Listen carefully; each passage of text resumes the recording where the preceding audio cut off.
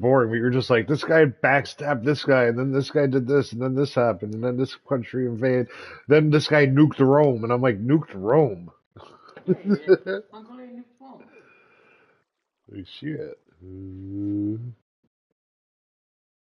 Nuclear ICBM hit Rome.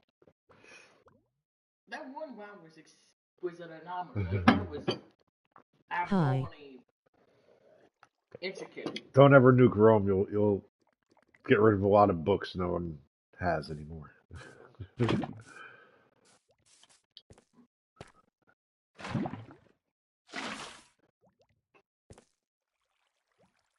Come on. And but really, in all reality, I really just choose Italy because I like Italy. That's the biggest reason I try to choose Italy.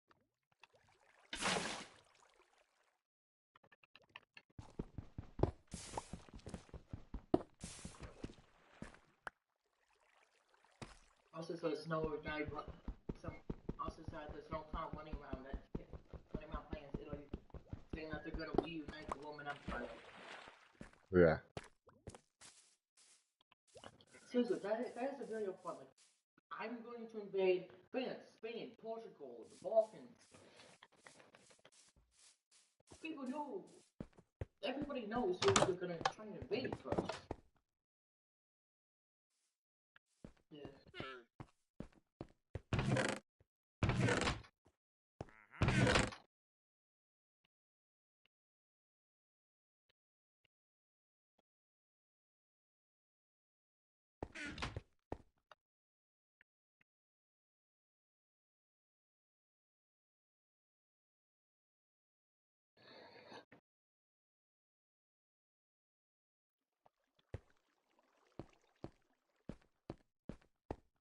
Yeah, and that one reason on so many coups against the coalition leaders was because of poor management.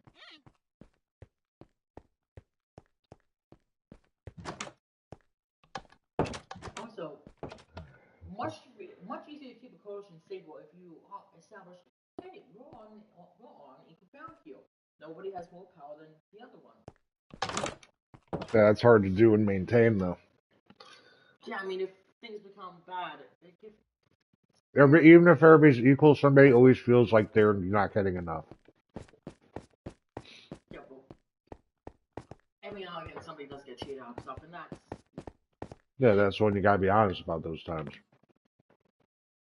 Hey, Onzu, can you hit a bed if you got one? Donuts fat ass.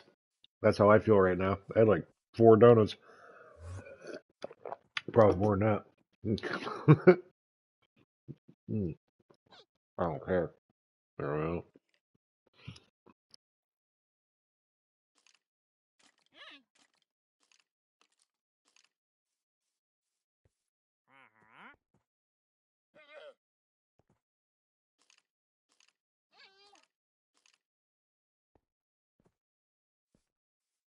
Fuck. I'm gonna end up getting lost in here. Shit.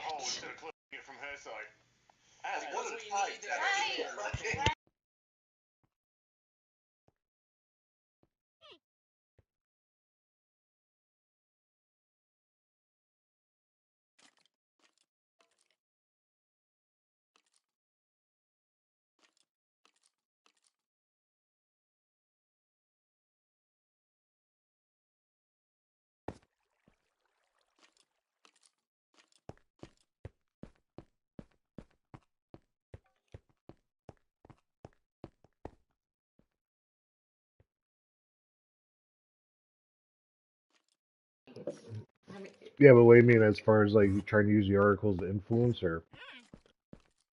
It's like it's not even like that most of the time. It's like just like a chat box to be like the way for the entire world to talk to each other and for everybody to hear what the other person's saying. Okay. One time, a couple of people were setting up the stage for a fight again about what should go on pizza. One between Upper Volta, Italy, Upper Volta against but Italy and communist Russia, with one person, I forgot who it was, just saying, I am a pizza, and then later, I'm a pizza on the floor in a different language. It was odd. Mm. Make me a coffee. I need it. Holy shit. That was good. So how long has this game been going on? Like your campaign.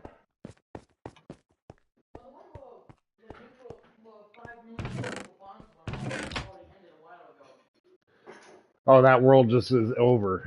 No, I mean, I guess Mongolia, there's a victor. After that long bloody fight, I came second place.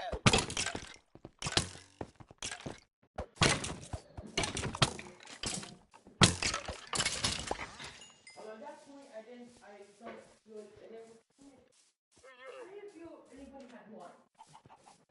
You know what I mean? That's how you're supposed to feel after a war. You're supposed to feel like that was I know, stupid. Or you're supposed to feel like he's so fucking relieved that the evil is gone. Dude, no! Dude, I can't fucking stop for 1 second outside in the daytime and I get blown up by a creeper and so does my fucking farm. Fuck you.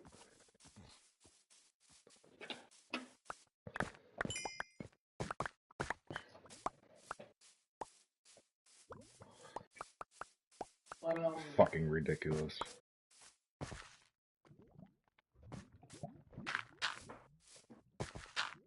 what happened is just, okay, you know, somebody clearly won, somebody clearly lost.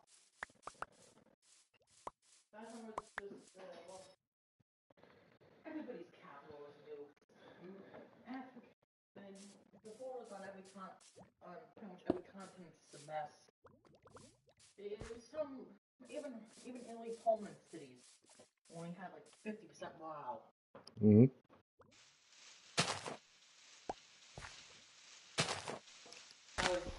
The lost everybody's wrong.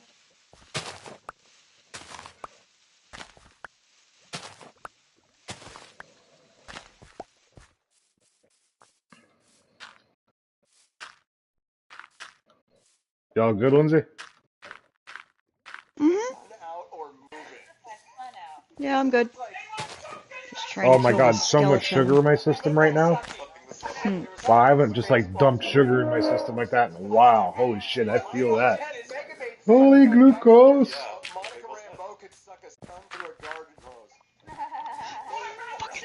Oh, I'm gonna kill you. Finally, suck it, Oh, asshole. I'll be fine. Alright, Just where are my wow. I totally torches? taste all that sugar.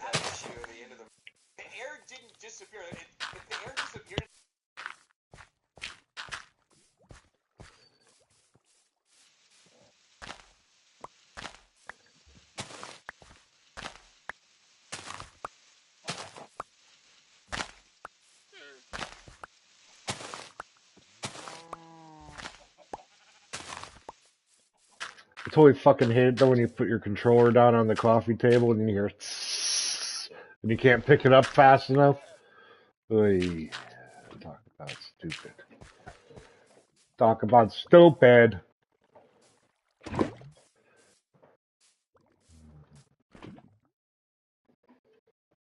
Alright.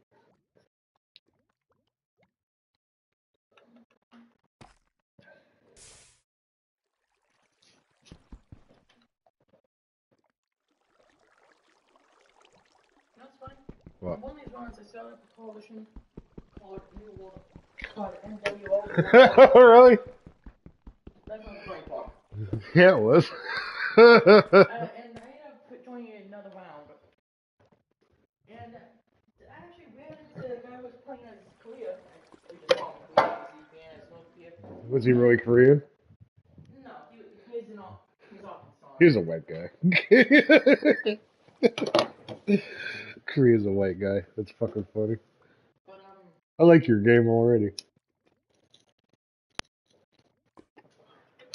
I created a fantasy game as NWO. And I went ahead and joined another one. And I found another NWO with the same name, with the same. Because everybody wants to be the NWO. Huh? Everybody wants to be the NWO. No, I thought that was kind of funny because it was remotely similar to mine. So I joined it, and it turns out the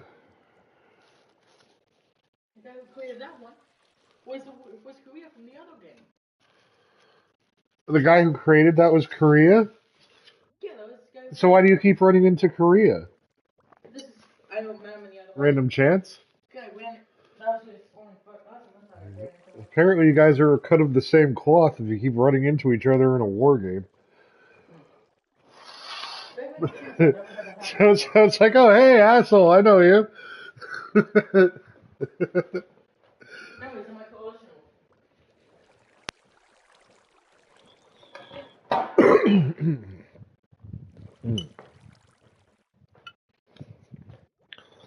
Ooh, I need some comfy pants after that one. I ain't gonna lie. Somebody's not in shape. I still feel fine.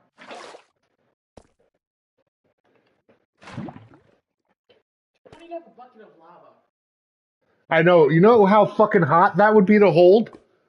I've thought about that. Like, where is it? He's not holding it by the lip. He wouldn't have fingers.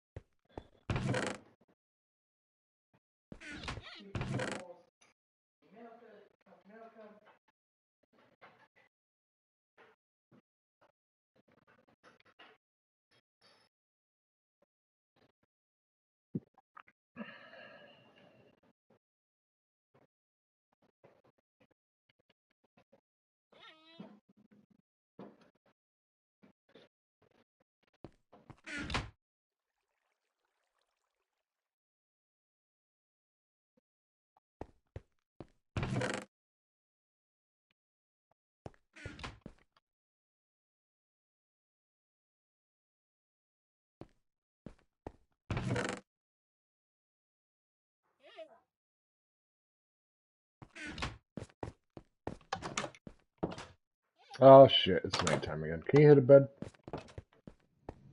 I'll try. Jeez, I'm pretty deep in this mountain. Holy whiz bang, that was hot. Oh wow. That is boiling. I know. What do you expect? It smelled so good. I just put it in my mouth. It was hot. That's what she said. So what it's shaping up to be is NWO controls it. I just can't believe they don't realize they're being played by a 13-year-old. See, I'm Norway, so I control Norway, Sweden. Who's that deep blue in Africa? Oh, that would be Chad. Chad, Mali. That's Chad. That's Mali. That's Nigeria, and that's Namibia. Who's the big one in Russia? Russia. Yeah, but do you know these players' gamer tags or whatever? Oh, well, most of them no. So you're not familiar with their personalities or anything? No, I barely. That makes it rough. I mean, I worked with Russia for a little bit, but I decided that they're not working. But like, they're nothing. they do nothing? I mean, they've really done anything. Well, that's a good thing because they're fucking huge. If they did do something, you'd be fucked. Oh, no. You haven't seen pretty much all of the troops are in Eastern Europe. Eastern Europe falls and Russia's done for. But,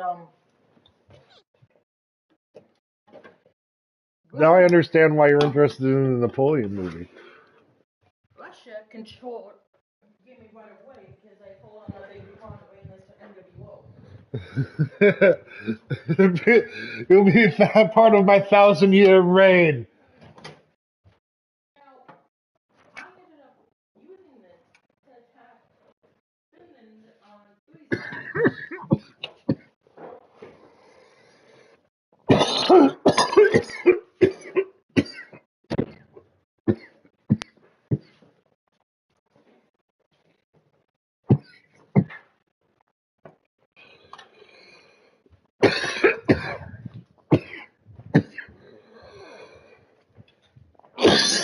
Damn.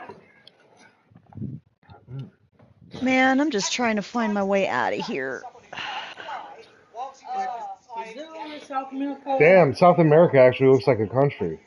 It is. It's Brazil. We should make an allegiance with them. They're in my coalition. Oh. Then Cuba controls North America. Outside Canada. Will control Europe once the fall, because once Germany falls, South America get most of Italy. Then I can also quickly open a front on Poland from two sides. I can attack Belarus, Ukraine, Romania, and then it just comes top right down like house cards. Then China would take over Asia. And You need to get Australia, homie. no, that's New Zealand going to. New Zealand's in your coalition? And they took over Australia and most of Oceania. New Zealand took over Australia? That's ballsy. The only real issue would be the African Colonies Coalition, which is... In risk, Australia is the people to be. Yes. They're very hard to invade because you could drop everybody at Siam and no one could get in or out. No matter how big and powerful you are, you get bottlenecked. But yeah, the only issue now is the African Colonies Coalition, which has the UK, which is UK, Ireland, France, Mali, which is Mali, Nigeria, Chad, and Namibia, which is basically Africa. So what Cuba's planning is to set up just a block of walls up surrounding West Africa to stop them from doing it, from attacking them. Hey, hit up Takata and Fugue.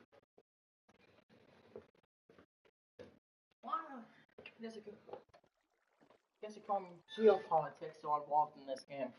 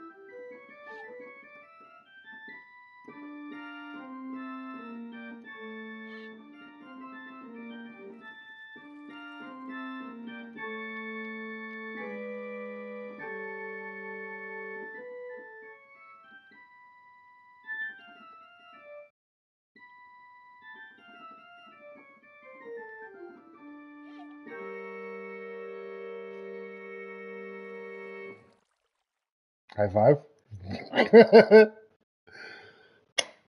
High five.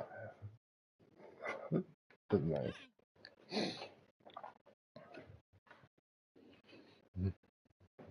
Not do it behind your head. Not do it while headbanging. Like just like the rock and roll. Do what my father said. Okay, that sounds great. Now do it while you stare at the wall. I'll give you a heart. Do it with your eyes closed. Yo, eyes closed is the way to practice. Gotta get like Ray Charles with that piano. See? Ray Charles sit down at the piano, he'd play something wrong back. Oh, I'm sorry, move his ass over slightly. He'd start playing again and be alright. You know to play piano.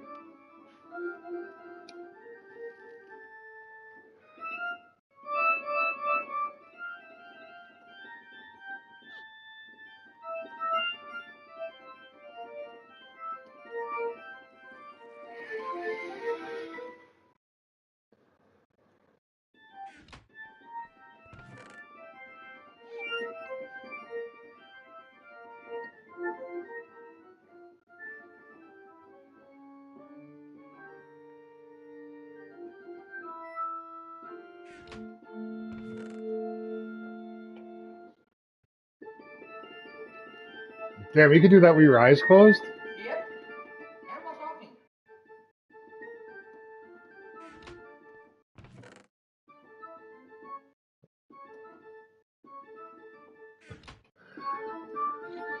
What? Isn't that feeling in your brain when you're like concentrating like that? Isn't that like an addicting feeling?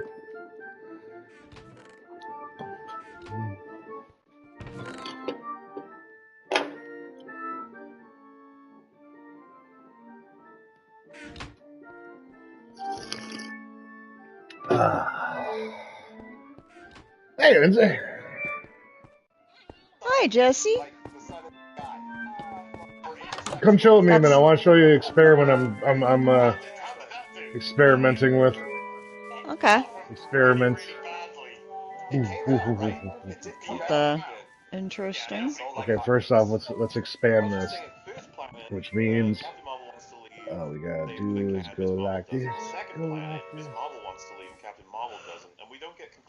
This shouldn't pour lava on me. Safe there. Put one more of those. Yeah, I think I'm gonna get pasta. I haven't had that in a while. Pasta's good. Yeah, I haven't. Yeah, I figured I Now, haven't had that in a while. bam, Could splurge a little bit. bam, bam, bam. You got any cobblestone on you? Oh, I dumped it in the trunk. In one of the trunks. I'll go grab some. I just need one piece, literally one piece. Okay. Here, hold on, I'll just steal this one, Lindsay. Don't bother going inside. Okay. Shit, now there's a hole there. Shit. Shit, now there's two holes. God damn it. Never mind. Can you just go get me a cobblestone? I fucked Of up. course. Hey, Josh Reed's a prick. I like this guy.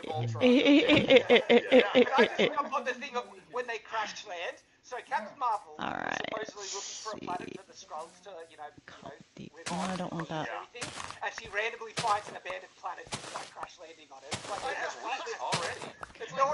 Oh, right. You do 1, 2. There we go. They really don't give a fuck about the scrolls. 2 pieces. We don't give a fuck. Alright, got that. They're immigrants. Why should we? They're immigrants. Why should we care? Yeah, we're on it. The original. This universe is full of habitable planets that no one's living on. Chaz, shut up, you stupid cat. I got your two cobblestone.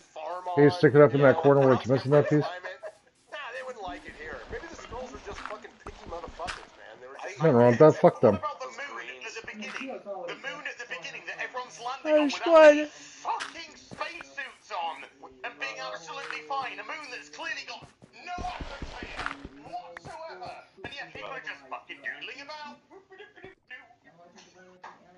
Well, I mean, like, as somebody who hasn't seen any of this stuff lately, so all the moving parts, I feel like you guys were just as confused as I was, because this movie was all over the place. So even if you've been following the shows, Alright, so the top is full. none of that really matters. Uzi, I'm going to try to make enough obsidian for a Oblivion Gate. Oh, okay. I don't know if this is going to work or not. It's going to take a lot of experimentation. Try it on the small scale. Oops. Totally, shut up. I'm having a fun game. Is that okay with you, child? Like, hey. Yeah.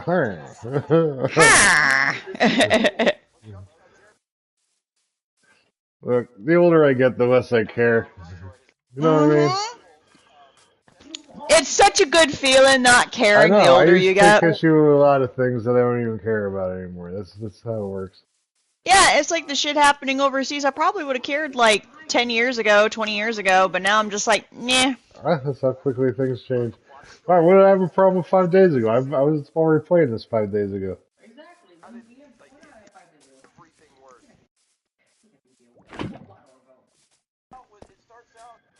Like, what? You don't care? No, I really don't. Sigh. Not sorry.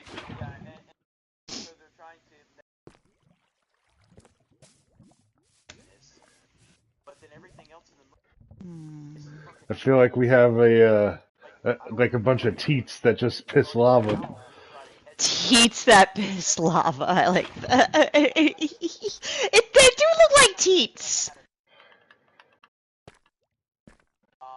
I need a little bit of dirt or something. Some dirt.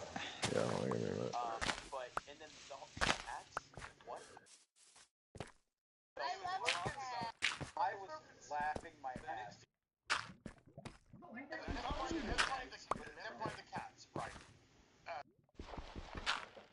This is Russia. Nothing there, nothing on. One city there, one city there. All of it's in that tiny block. Really? Really? But they have all that. How are they not taking over? Everybody chooses the US, Russia, and China because yeah.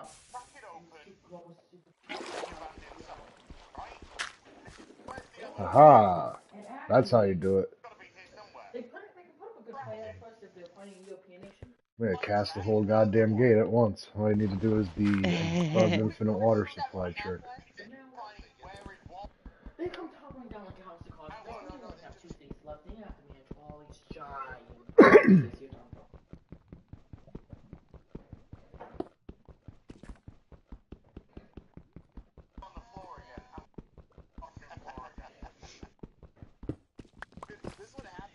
Jesus Christ, Italian food's so fucking expensive.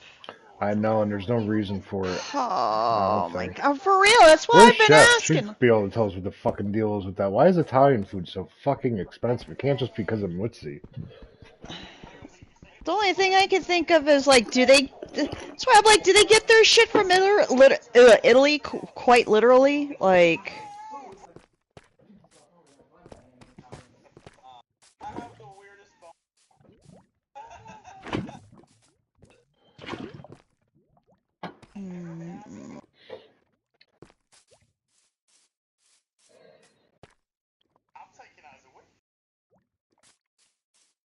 Alright, now I just gotta stand here.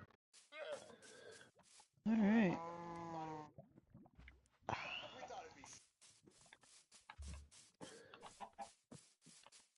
Jesus Christ, $30 for chicken parmesan? Get the fuck out of here.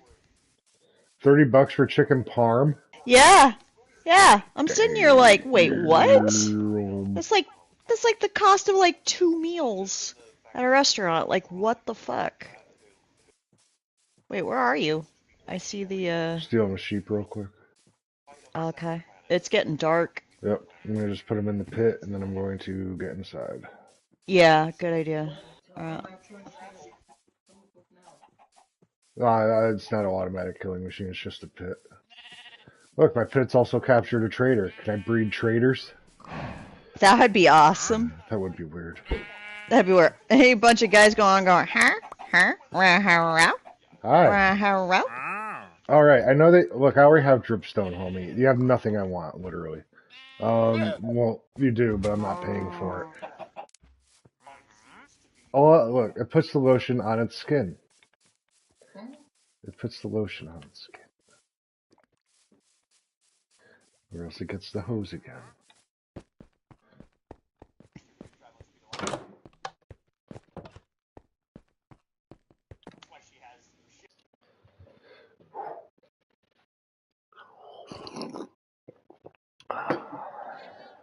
Alright.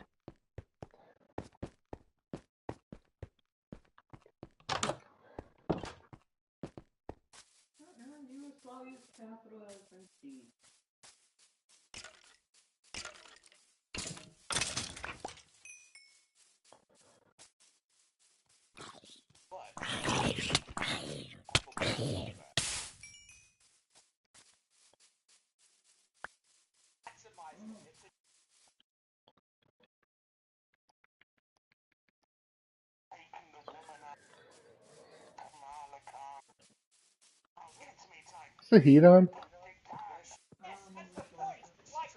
Seems hot in here. Yeah. Yeah, and now the heated floors make the house warm and make it stay that way for a long time. Yeah. Well, the system just holds the heat for a long time.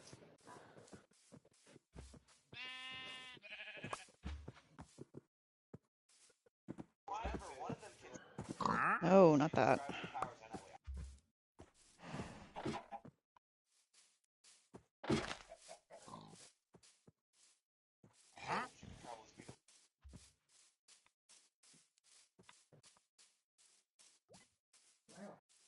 Yeah, indeed.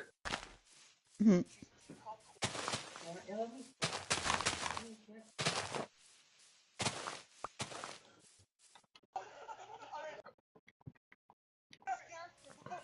It is cute how much that cat loves you. Because it's only you. He's just like all about you. It's weird.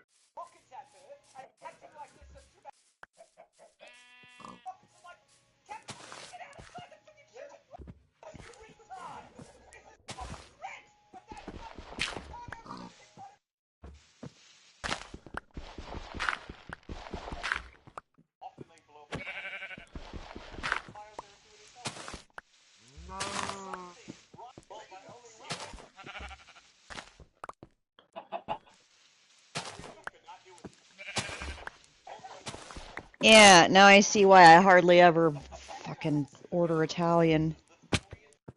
$30 for this. Jesus.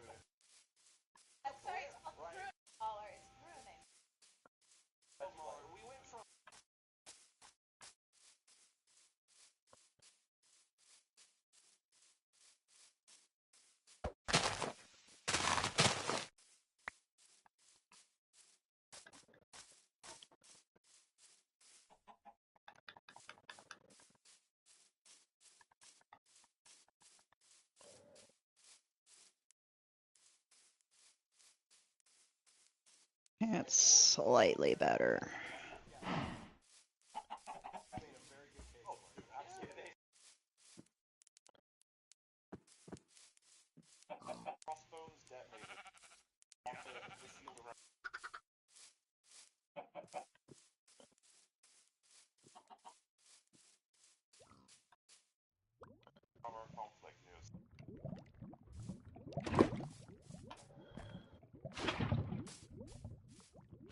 Now you have my whole civilization. Oh no, kid. Absolutely fucking unreal. We did that wall. Well, smaller. What happens in this case? Up there. Two phrases. The first way they Okay. at Carbon Towers was on the bracelet, kind of like. Okay, that's kind of like it was really dumb. Don't aim at the fucking bracelet, you retard. Not, but he actually does. He does puncture and hit it. Like, all right, you should have won. Very incompetent.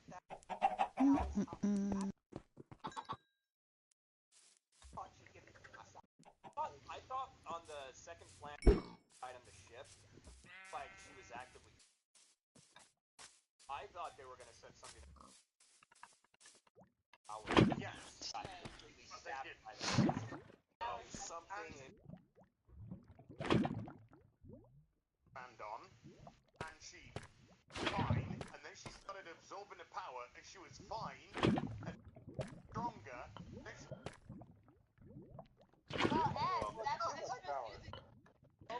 Alright, now I gotta pee again. This damn sparkling water.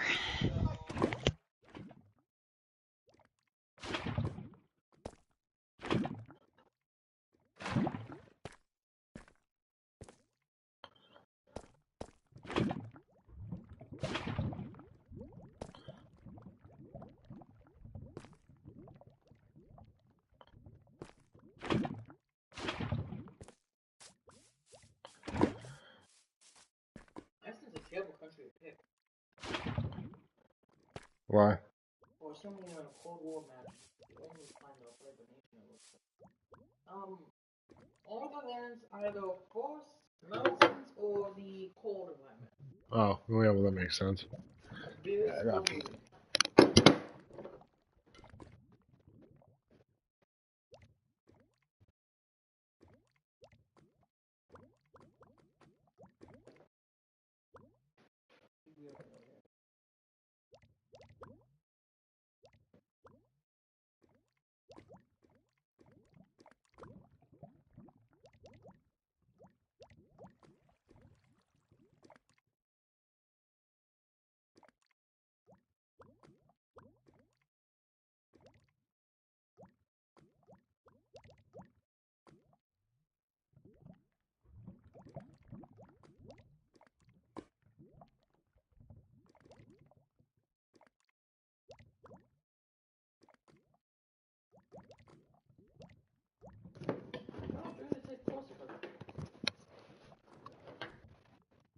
I've never seen France win. Hmm? You know, I've never seen France win. You know, I've never seen France win. Yeah, well, I love France, but they have a very loose history. That's the only way I can really put it. You know what I mean? Loose is a way of saying it's been a 40 years. Loosely united, but still always French. Very French. They're all very French, but That's why who's running them is another story. Oh, yeah, if you close to having one in 2000s, they're close to having one now. They, something in the 80s, 1990s, or the 1820s. So it's just 40 years of millions dead. Yeah, executions and Robespierre. Also, you know what? The Robespierre's committee that called was called? What? Committee of Public Safety. Of course. Makes sense. They killed 17,000 people. He got rid of every person but stood up crowding, and being nervous was a crime. If you're getting nervous about all the executions going on, you're gonna be the next on a chopping block. You know, it's for your safety, you know? Being hit off. Of course it's for your safety. Yeah, he went in. It makes him fun though. Was early on, he started the Financial Revolution. He was supposed to have done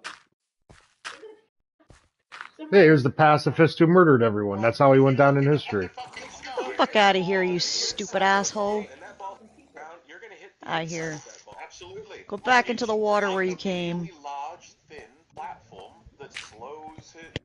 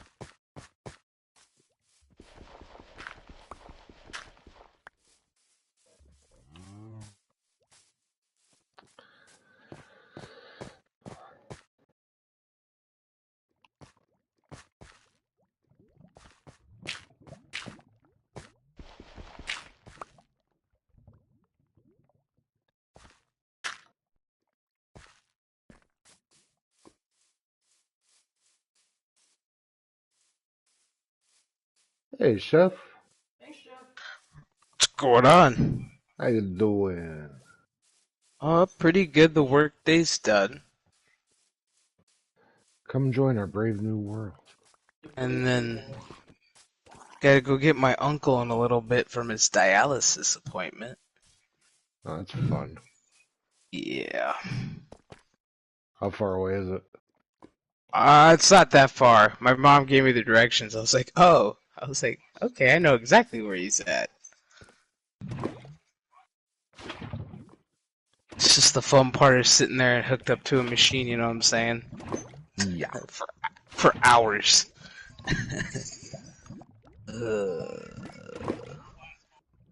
Not cool.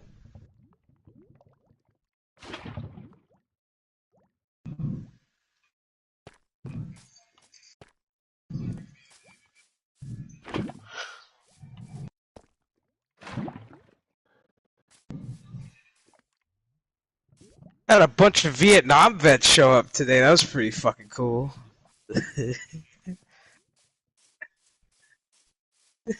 Were they a group or like? Yeah, they were a group. Yeah, they were a group. Vietnam group? Yeah, they actually served together. Oh. I was like, oh, yeah. I was like, oh, you guys. Food. Yeah, I was like, oh, you guys served together. He's like, yeah. He's like, when we got out, he's like, we never lost contact. I said, I respect that. So that's when you got to make him the extra special food.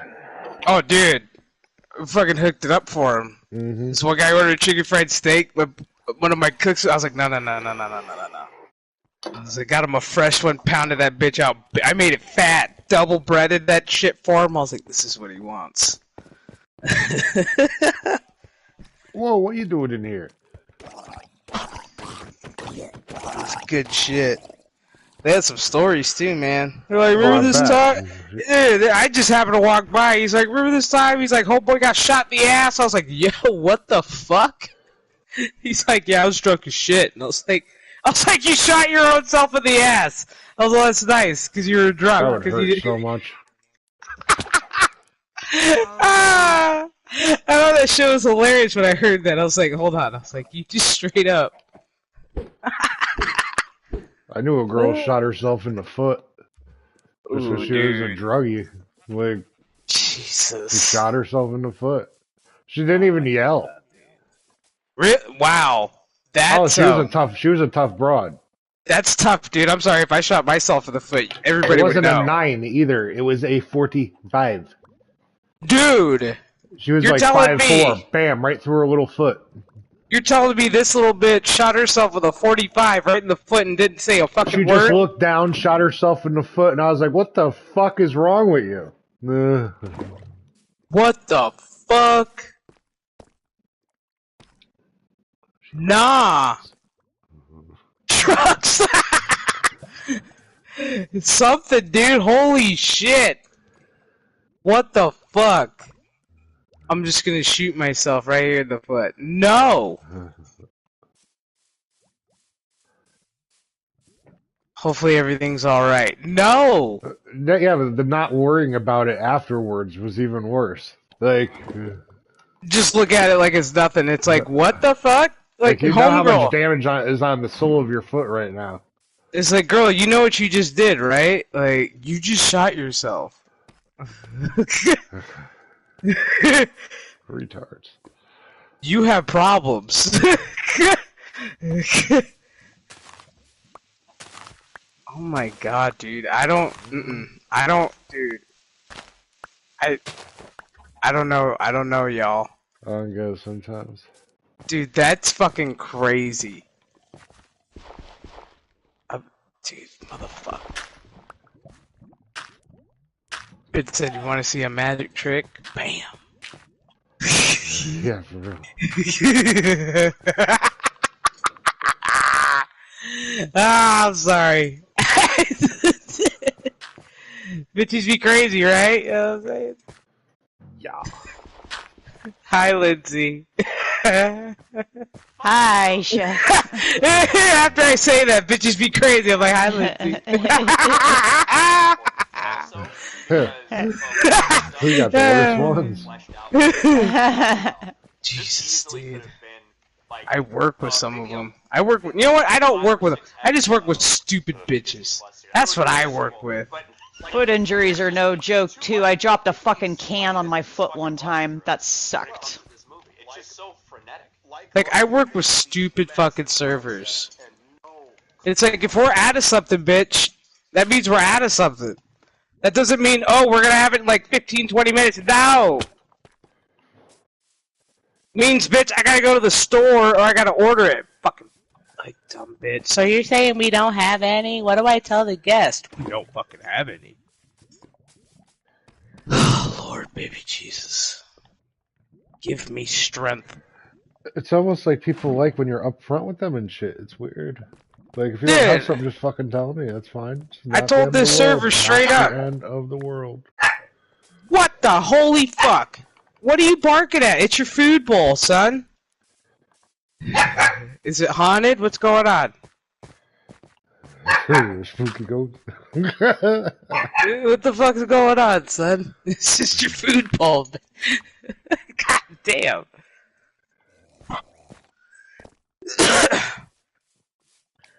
Alright.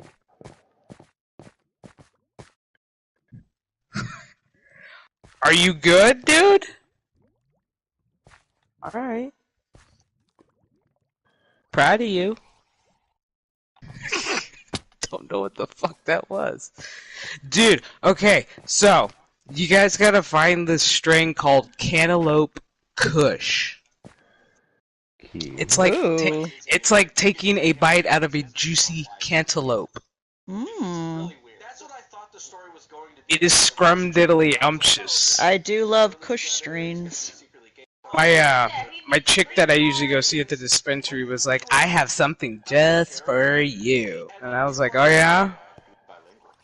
I was like, what's that? Chef is like, head.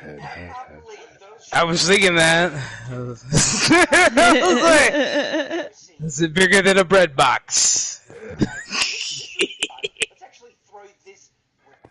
And so she got me that, and I was like, oh, so I just texted her, I was like, that's some good shit. Very yummy. Very fruit, it's like, wow. I'm just happy that the dispo I go to still has the pink SEI. Ours is always sold out. As soon as we get it, it's gone. So yeah, I wonder why. I wonder why. It's fucking good. That's why. It's very popular. So I tend not to fuck with it. If it's there, I'll get it. If not, then I'm just like, alright, whatever. But now the great thing is that my corner store sells weed, so like I found. Oh, they started doing. You guys started doing your rollouts. Nice. Yep. We start in January. They're just trying to figure out which stores they want to put them in. They're probably gonna start with Circle K. So I'm starting to see a lot more CBD shit. So I'm like, yeah. Yeah. I wish, and the stuff that my corner store has is pretty potent too. I was kind of shocked, like, oh, I guess I don't necessarily need to go down to the dispo. I can just stop at the corner store. Is it cheaper? Pretty much the same price. Oh, much cheaper. Much cheaper. You know how like the like I don't know, they carry the Stizzy brand where you're at, right? The 40s. Oh yeah. Stizzy 40s. So I get the Blue Dream ones at the corner store for like $30, $30, $40, something like that. And they usually go for like $50, $60 at the dispo. Yeah, my Stizzy 40s that I get. Out the door, yeah, pretty much same price. Yeah. Yeah, the corner store is definitely a lot cheaper. Their bongs are pretty cheap too. Like I got a new one, is like a 2-bung with 2 percolators on it, an ashtray catcher, and an ice thing that you could put at the top of the stem for like $50, and it looks like $100 bong. Because today they had buy one get ones all day. I was like, hey. You guys seeds, Lindsay? Nope, just saplings. I think there's probably seeds in the trunk. I use those. One of the chunks. Okay. Wow, I got a bunch of animals down in that pit. I see. Oh shit. Sorry, I got Friday Night Tights on in the background. Of course. Friday Night Tights. Of course, they're talking about the Marvels movie, which surprise, surprise, it sucked. We need another My cow. uncle and I are gonna go on Sunday. He really wants to go. He's like, I need a good laugh. See a cow. Oh, okay. I was like, all right, we'll go see it on Sunday and have like a really kick-ass laugh, Uncle. Look for a cow. Oh shit. Okay. Then we need another cow for the pit to breed. Gotcha.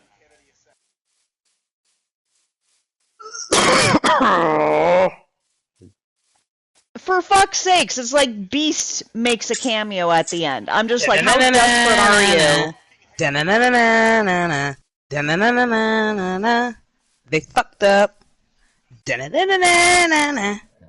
like, man, just the desperation is real. Please come see our movie, guys. And then, of course, in the fucking trailer, it's like they gotta insert like all the Avengers like clips and shit. I'm just like, my uncle saw that shit and he's all, they got the OG cast for this shit, and I was like, no, that's just to sell tickets. And he was all, damn, he's all, that's scraping the barrel. I was like, yeah. Hey guys, remember the Avengers? Remember Iron Man? Remember? You remember? Remember? You remember Robert Downey Jr. made a whole fucking, like, millions of people cry when he just said, I'm Iron Man, and snapped his fingers, and I'm like, sitting there going, wake up! Wake up! And then you got Gwyneth Paltrow giving a performance of a lifetime going, oh, it's like, it's okay, Tony. I'm like, you bitch! It should have been you! Yeah. Like, oh, so Tony dies, but Pepper Pot lives. Okay. But the best scene ever was watching Thanos just, like, one punch Captain Marvel in the fucking face. Oh my like, god, I'd watch that clip, like, over and over and over again. I was like, that's what you call justice. Starting to get dark out. Yeah, no, my uncle's like, I want a good laugh. Let's go see it. I'm like, okay. I was like, we'll go see that shit. Like, I don't care. God, it's what's the projections? I think like 300 million. I think domestically is It's what. Blue Beetle is projected to do better than this movie. And so is The Flash. So let that fucking sink in. Two really shitty fucking movies are about to outdo this fucking film. Look, How the mighty Michael have Keaton fallen. made The Flash decent. Exactly. That was the only reason He's the why only I reason enjoyed why I the see. Flash. But I gotta say, there's absolutely no reason to continue on with using Ezra Miller as the Flash. Like, he adds literally nothing to anything. Well, the thing is with he's James terrible. Gunn. Like, anybody else in that role would have been better. Like James Gunn, he's looking for a new Flash because he doesn't want any ties with Ezra Miller. You know what imagine I mean? the negative Reputation and shit. connotations. Exactly. He wants a fresh face. He wants He somebody fucking- who actually kind of looks like Barry Allen or whatever type of Flash he's going for. I'm like, alright, I get Bitch it. choked a pregnant woman for fuck's sake. Bring so. back Henry Cavill, I'm just saying. Yeah, I liked Henry. Henry was Kal-El. He's That Superman. motherfucker was Kal-El. I'm sorry. You can say what you want. That motherfucker embodied Superman. If Christopher Reeves was alive today, he would he would be it, but nah, he would have passed the torch to him going, that's my dude. Fight me on it. that would have been cool.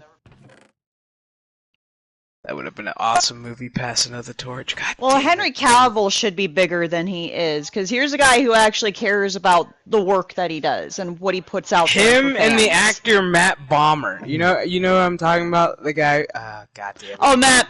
Oh, wasn't he in Yeah. a TV show? Yeah, he was in White Collar. Yes, that's what it was. Yeah, I know Like, who he is.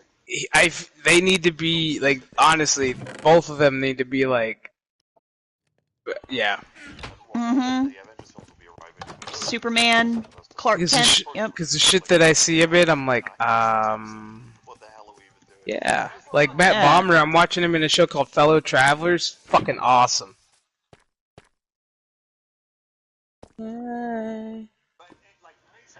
Hello?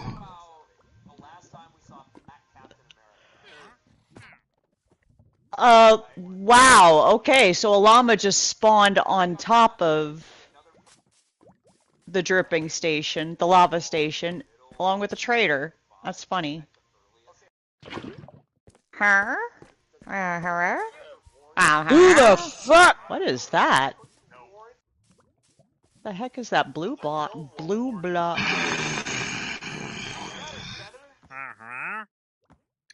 Nice. Mm.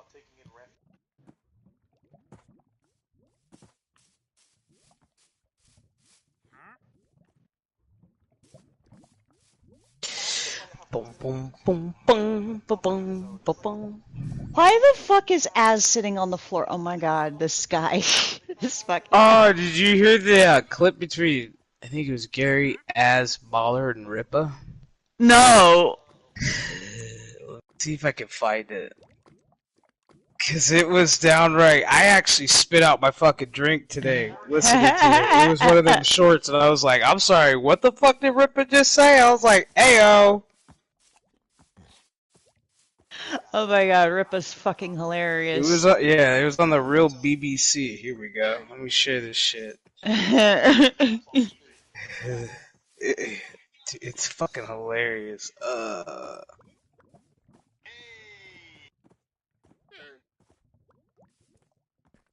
There it is.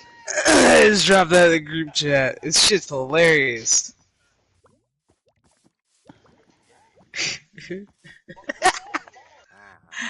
Ripa being Ripa. Love it.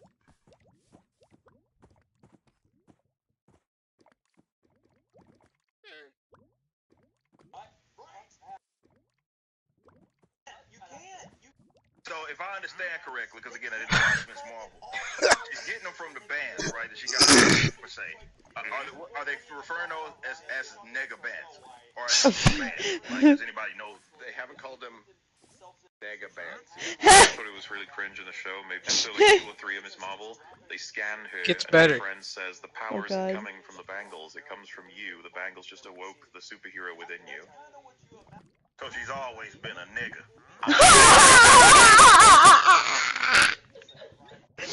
Oh shit! He's always been a nigga. I was like, yo, I'm dead. Oh my god, that was awesome. And I like how Mahler's like, well, and then he realized what the fuck he said. He's like, this is what you oh get. shit. This is what you get from it. Okay, that's your takeaway. Whatevs. For real, right? I guess we all experience things at different levels. Oh man, that was good. I was like, yeah.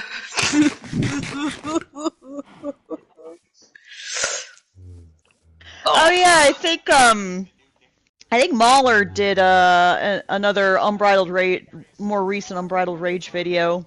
You know what? I was like, Gonna take a shower. wow, hell Alright. froze over.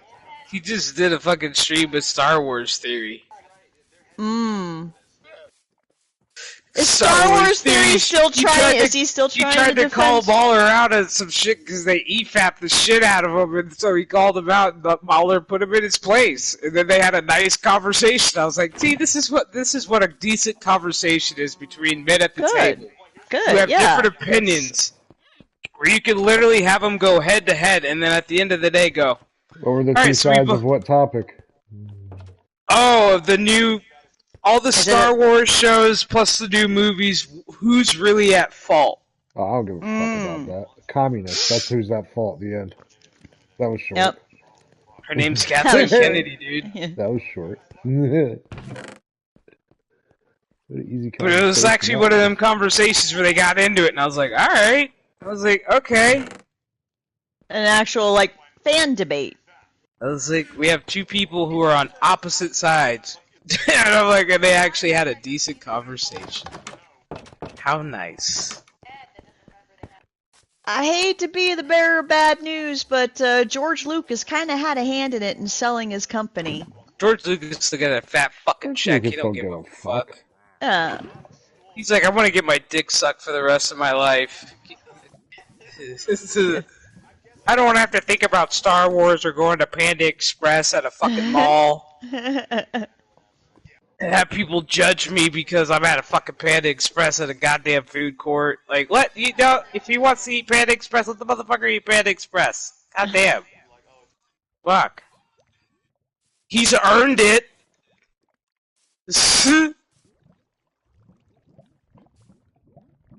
Like, fucking A, people. There's another one. How the mighty have fallen. Poor Star I love that. I Wars. love that when they show pictures of him and they're like, look, he's at a Panda Express. I'm like, so? Leave him alone. Let him eat. So what? He's at Panda Oh Express. no, George Lucas enjoys Chinese food. It's food. Who would have Yeah, guessed it? he's like one of us. Let me guess. Does he also take a piss when he wakes up in the morning? Like, I'm gonna assume so. He pisses excellent. Mm-hmm.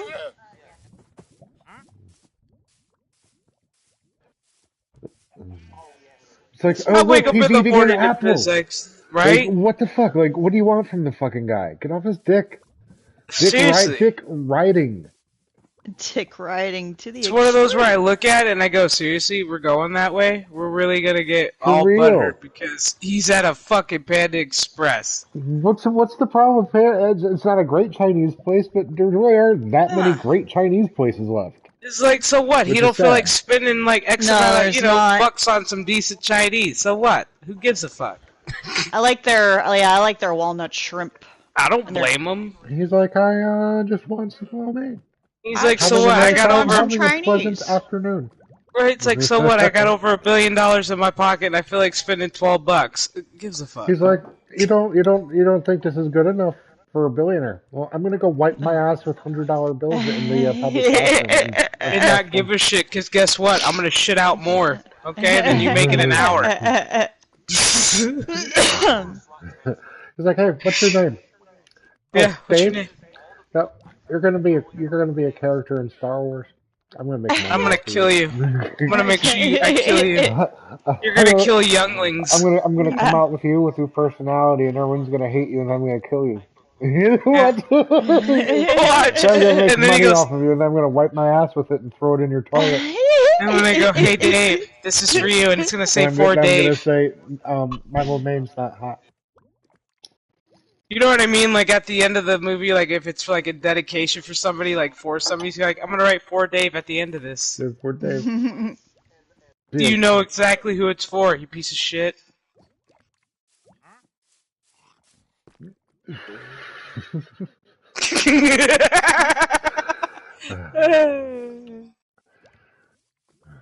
I like George Lucas. He hasn't done anything wrong, really. Exactly, he just came out with a really cool trilogy. I am so glad they didn't touch THX 1138. That's all I'm gonna say. When you're like, well, the prequels or this and that, it's just like, yeah, well, you can't just like write great shit all the time, you know. But even the first one, it's great because of the idea. It's not great because of the execution. Right. It's full of fucking plot holes. Oh my god, but it's a cool universe. Well, the original trilogy, yes, with its flaws, it's entertaining, it's fun. I thought it ended on a great note. I mean, there's a reason why Star Wars became as popular as it did. And then Disney had to come along and just take a massive dump all over it. I mean, I quite enjoyed fucking Darth Maul. Oh yeah, he was a badass. He was like the one good thing about the Phantom Menace. And then they decided to bring him back for no reason, even though he was cut in half, but whatevs.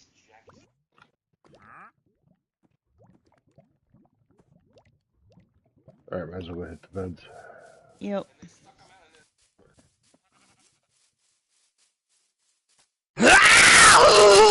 Wow. You sound like James Brown sometimes, Chef. Swear fucking down. I feel good! It's only when you're scared. Hot tub! It's only when you're scared or Actually, I do say that shit when I go into a hot tub. Hot tub! My hot tub! I feel good! Go make you sweat! Oh shit, that's right, I could just jump out here. Too hot for me! Hot! Oh. Wow. Cut the cake!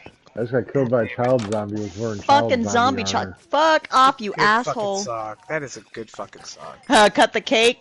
Done by white dudes. Give me that cake. Average white band. Go cut the white cake. guys from Scotland. Give me. Did you drop any armor? Cut nope. Down. I would say melt it. Stupid ass zombie child. Just saying, good shit.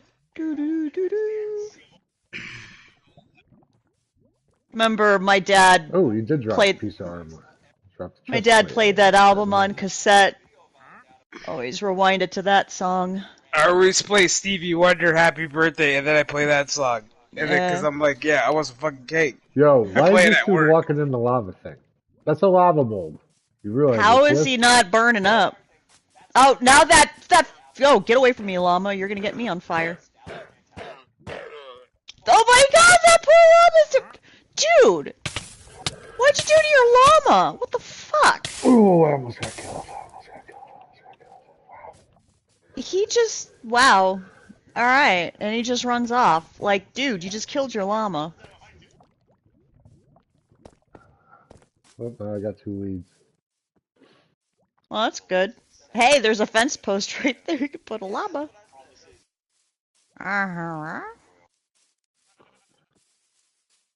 Hey, it looks like Squidward.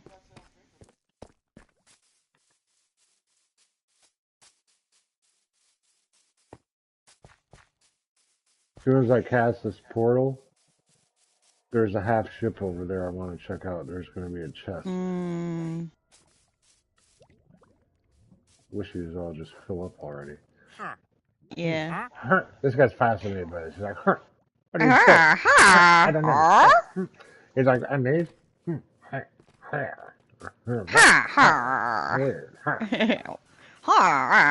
cool. Oh, we got pillagers. What is pillagers. Oh, fuck me. Where'd he go? I just seen him. He was right here. We gonna go fuck him up? No, because there's nobody here now. You're seeing things. No, I wasn't. He disappeared. He despawned. Pandas are still over there.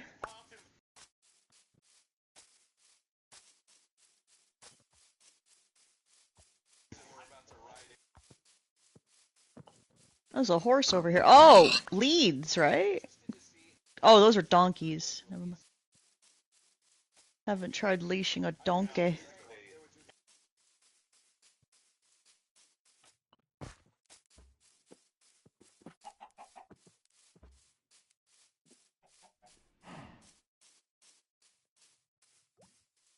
I almost fell in the hole.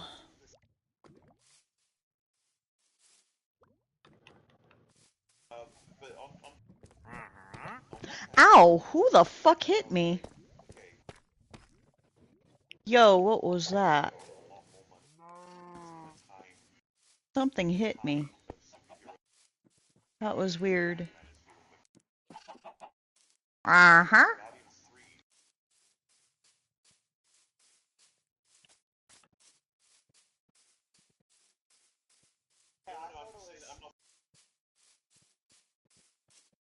Does this hole go down? Oh! There's a coal block over here. Take that, I guess.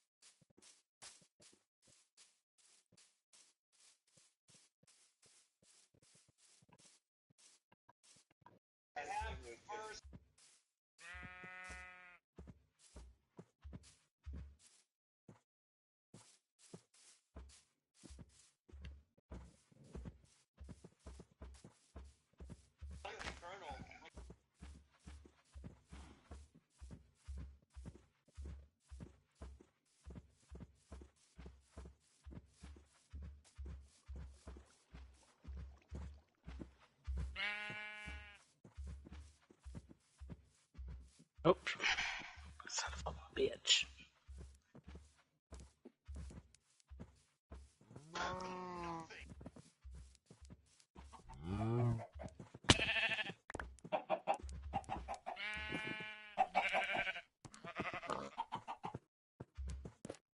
Guns between their legs, fucking ass.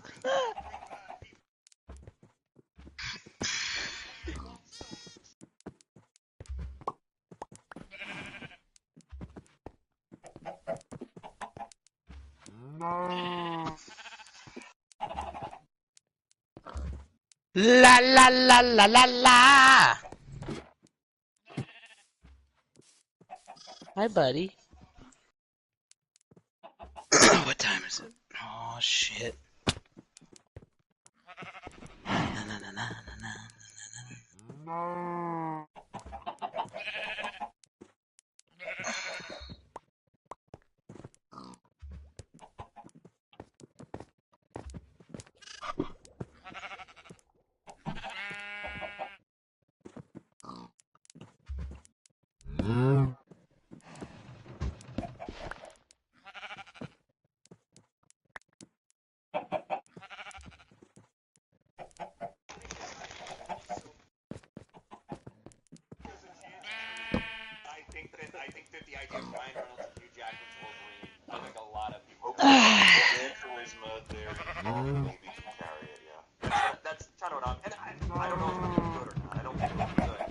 it's gonna Well, be I big. think they were still working on the effects and maybe some previs. That would be interesting for Marvel during this time because they can work. Drowned out there.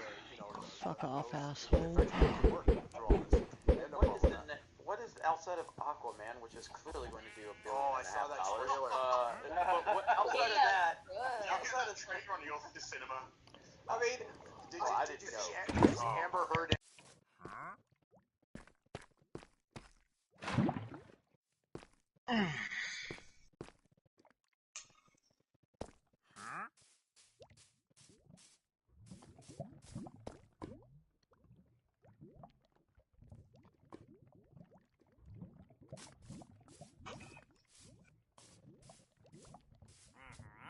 Yeah.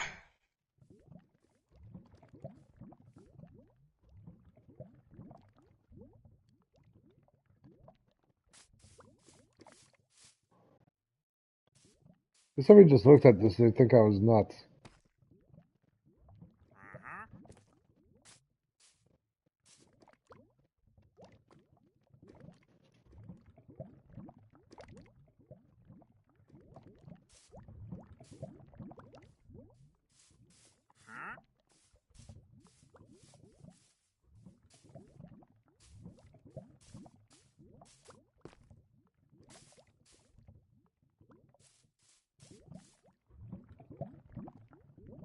Should I push him in the lava? Who? Do it! Bolts and maybe something else originally. Maybe You talking about the traitor? He killed his llama, so yeah. All bets are off. Yeah, but Killed the lava bitch. You gotta die.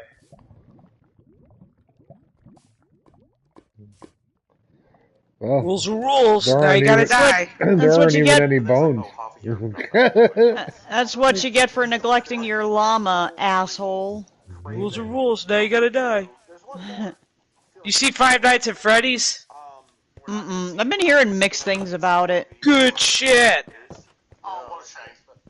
Preacher Commandos got pushed. Commandos got pushed back. I already saw it while Nicolas Cage was in it. No one's gonna let Don't you believe that movie True. was pushed back? Yeah, I know there's they only one wanted Five to Nights at really Freddy's push that it. That stars was the really king. good. I did enjoy that. They're gonna have to. I think they pushed it back as far as they're probably going to. I think they're gonna rush Like, it out. for one, Hugh Jackman has to stay in shape throughout all this. Yeah. So he's not getting any younger, and I think they have like him and Ryan Reynolds have insane. I'm sure Disney can work double time and slave drive all of their effects workers. I think it's possible. I mean, they did Venom. They shot Venom. Principal photography for Venom, the first movie. Not saying it's equal.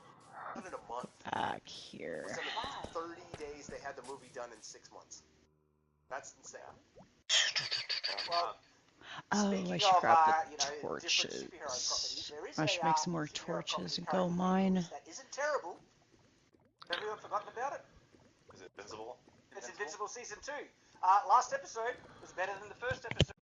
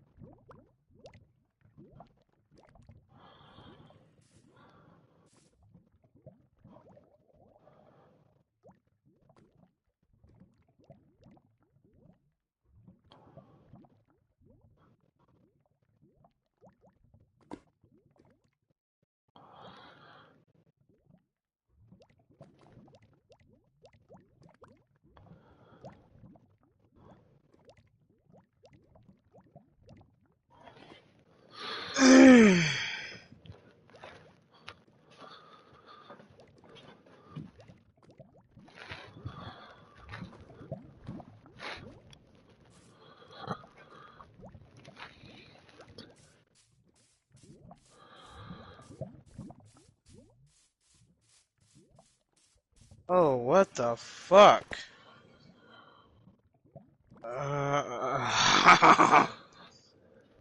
Yeah.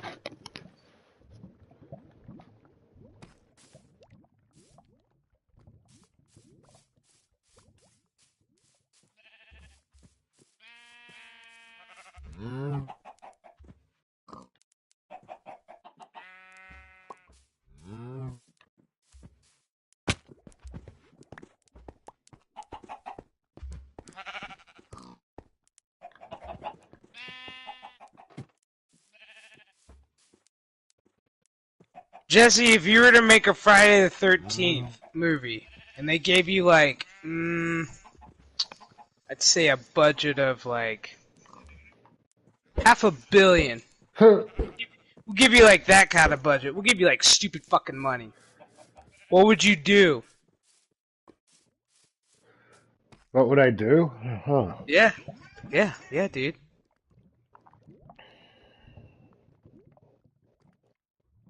I would Oh, cut. one I would like cut it one I off would talk after to Kane part Hodder. 7. Yeah, I'd Like- talk to Kane Hodder.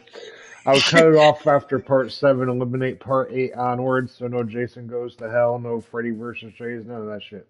Gotcha. But yeah, I would pretty much just keep going from there. Just keep it going. I wouldn't even go. I wouldn't heavily rely on OG characters either. I'd want Would a you new kind of character. go with I'd the want a never new hike main. alone route? Would you kind of go with that route? You have to, but like you also need somebody who's going to be the new Tommy. You need a new Tommy, whether that's a male or female, it doesn't really matter.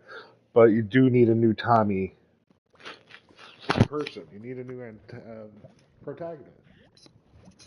Yeah.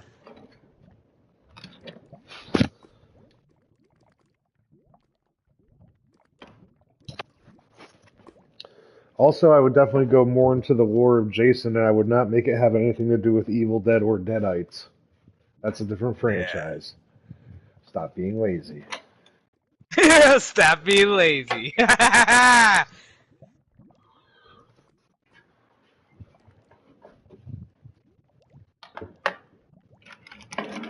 For real.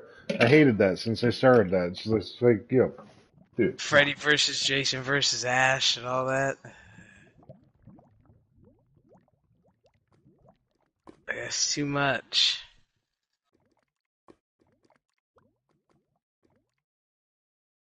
Okay, Chef, here's a question for you. What would you do with Halloween? Yeah, I mean, That's easy. You just take it from the second one and you just fuck the rest. Yeah. You literally, that's what you do.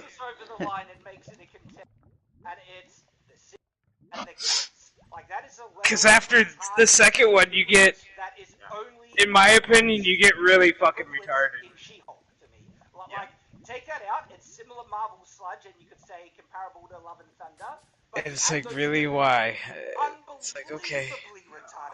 No. To me, the film already jumped the shark, but it just went off. And it's like, would you continue with Laurie, or would you go with, like, different characters? By then, she'd have a kid. Mm. By then, she'd be all married and shit. So I'd probably pick it up with, like, her fucking kid. Mm. It's like, oh, there's a new one. I wouldn't have it like where they did with Halloween. What the fuck was it? H2O? No, H2O was a good blueprint. I thought of that what was they could fairly have done. decent. And I was really hoping that they were going to continue with Josh Hartnett. Mm-hmm. Because I was like, well, you've already established, like, what the fuck's going on. I'm like, and then they decided, no, we're going to do Resurrection and Which kill was her terrible. and have Busta Rhymes coming up there going, trick or treat, motherfucker! I'm like, yo, it's retarded. And then Rob Zombie said, hey, I could do that. And it's like, I could do better. No, you No, can't. you can't. 'Cause I was not entertained. I think he benefits from Ragnarok's storyline. Not entertained. If anything, I was put off by it. I don't understand why there needs to be an explanation as the type of person that Michael Myers is. It was pretty established in the first movie. Motherfucker killed his fucking sister. What He's else a do you know? murderer. Yeah. He's a What murderer, else yeah. do you need to know? Motherfucker killed his I sister. mean, Dr. What else Loomis do you need to perfectly know? explained the type of person that Michael Myers is. The so- blackest eyes. He's The the darkest devil's eyes eyes. I've ever seen. This kid needs to be locked the fuck up. He didn't stutter when he said that. He said, hey, this kid needs to be locked the fuck up. Monster I'm that not ain't stuttering. going toe-to-toe with Thanos. Shit's gonna go down between those two. And then Don't give a fuck about the Marvel movies. annihilated it. Why Meanwhile, Annihilated I have so many absolutely comic books downstairs. everything. This guy who had been You have built so many up, comic built books, up, yeah. lost his eye, built up, lost What the his brother, fuck? built Why Is up, that can't I fair? watch? turns up at The fucking fuck is this? Wakanda The fuck forever. is this? Fucking bring Yeah. the head of Thanos. Yeah. I just look at this as the first And then time they did more fucking superhero annihilates movies. all the fucking shit You know what I in mean? front of him. They're gonna Uh-huh. redo this whole universe over and over and over. Oh, they again are. to the end It's of time. well, they got the fucking multiverse, which is the most retarded thing I've ever heard. That's why I'm Well, not selling sadly, my they comic just- books. Despite the fact that Marvel is happening, like, I understand the tonal Well, they just pretty much established between, really fat, losery, and playing I guess, with the Marvels and what happened with the end of Loki season 2, that the timeline is reset. And stuff all the way up to the end, where then we find out literally at any point in time could have just snapped and Yeah. like electrocuted himself. I swear to God, dude, ESPN, get your shit together. Yo. It started in phase 3. Now we're pushing the game back. Why are we pushing the game back? Shut! So now it's at 5 instead of, like, right now. You guys suck my dick right now, dude. I wanna watch some goddamn college hoops. And I can't watch it because y'all decided we're gonna postpone this game an hour. If they had done it, Suck my I still think it would be dumb. Huh. If they had done it from the first, they go to get him back in the dick. little cottage and he's playing for I the What happened to Jazz. Michigan? If they'd said, hey, we think we can change things. Okay. Harbaugh He would have is... fucking stood up and Oh, then he's... transformed and be like, let's fucking He's go. banned? Okay, right? Ooh, what'd you I do? think that would be Ooh. alright. And you could have You done were something. sign stealing. Joke throughout the Well, you're fucking fired. I remember watching that and So let's see if maybe your brother will give you a job with the Baltimore Ravens. Holy shit. Gotta pee, and then it's time to spark a joint. Dude, you are fucking... Why you gotta steal signs from another team if you're losing that bad? That just means you just suck as a I coach. thought you were supposed to try to figure out their signs and that was part of the game. To a point, but in college they use like these big ass signs with like different fucking like verbiage and shit like that. But you're not supposed to have somebody on your staff sitting behind the opposing team with a radio giving you their calls. That's a no-no. That's some Bill Belichick shit. I'm not gonna say anything else on the matter because it just pisses me off even more. Anywho. That's insane. Like, you gotta be a piece of shit to go, oh, I'm gonna... Oh my god, dude, seriously. Oh well. Oh, effing well. That's what you get.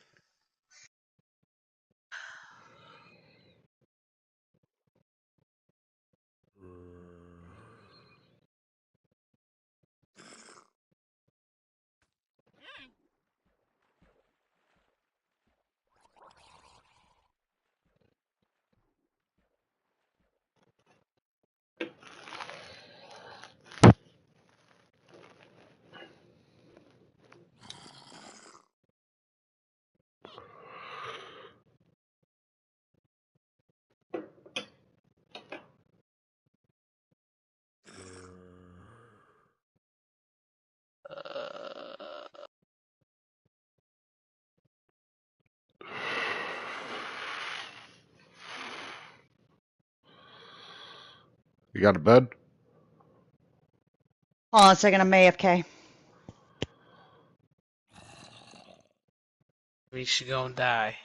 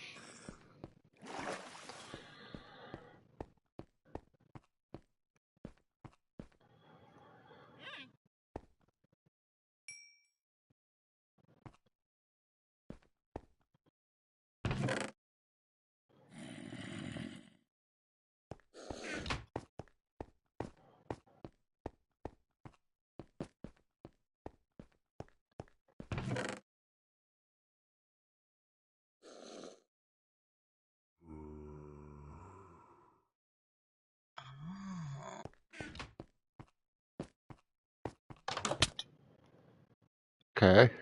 Just got killed at the front door.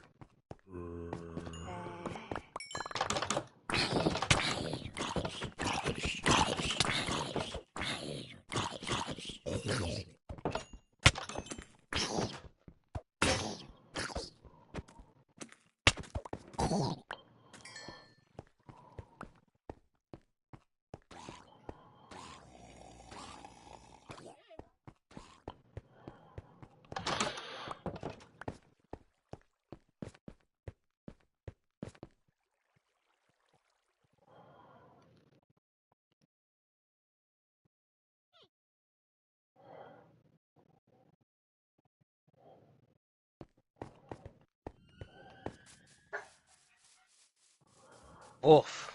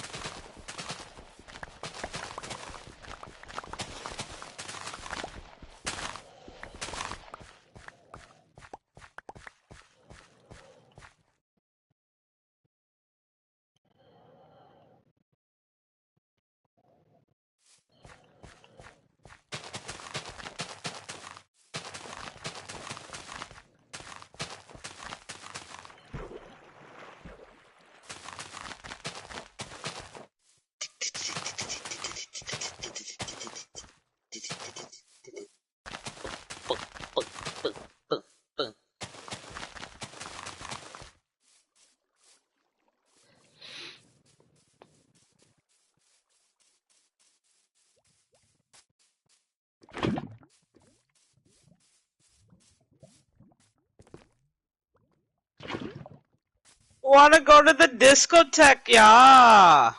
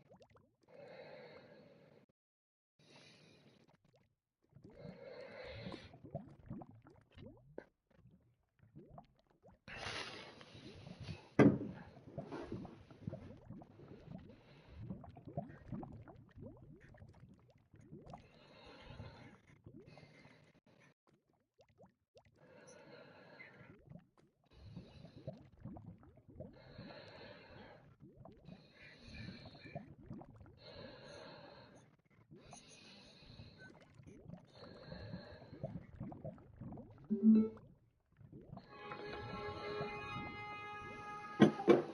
Batman. What the fuck? Good thing I caught up with you. I kept yelling at you to slow down because my slipper... Konnichiwa! I told you to stay in the car. I'm glad he's here. I'm going to enjoy ripping out his spine. Holy mumble mouth, Batman. Somebody's got a mouthful of marbles. What's the matter, Bane? Bat got your tongue?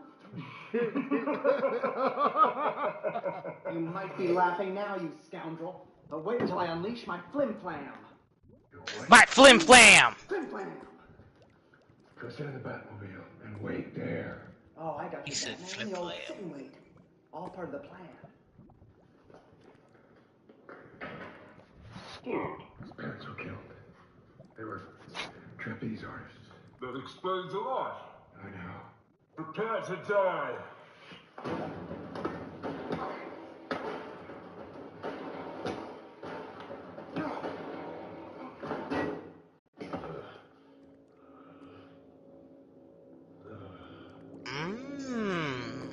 Batman, quick! I need the keys to the Batmobile. We're parked in a red zone. So, Holy meter maid, Batman! That's like a $90 ticket. the cops don't ticket the Batmobile. Plus, I'm a billionaire. Gee willikers, Batman.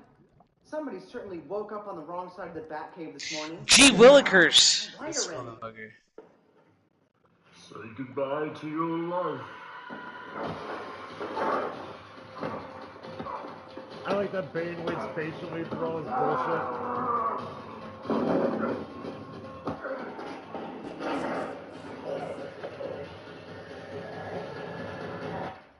Triple SoCal! Oh. Before you mess with Batman, you gotta get through all 109 pounds of me! Robin, the boy...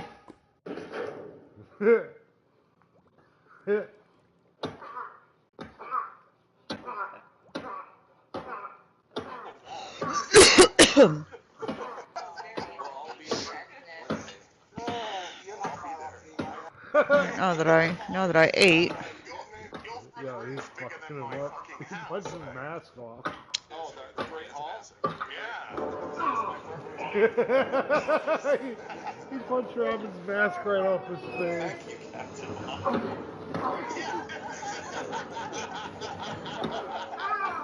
At least you did something with their lives. Oh! That kid is really distracting. I know. Sorry. Did she actually stop? She stopped His through. voice is so grating. Another house. I got a bunch of Just stop. I give up. I started. I'll leave Gotham. You win. Shit. Sure. Yeah, you obviously have enough on your plate. Where you go? Florida. We'll start a protein shake bar.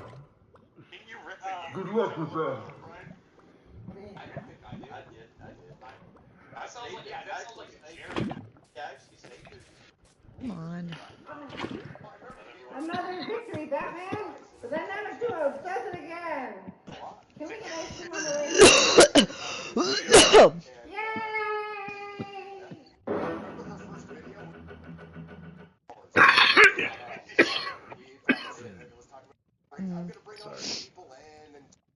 Sorry. There are no more iron pickaxes? Oh, there is one. Okay. Take that. She says she doesn't care what 40-year-old white guys think. Yeah, she does. Like, yeah, you care. They never would have done that in the first movie because What's something I could put on? that's the thing. Like watching fucking red carpet when he's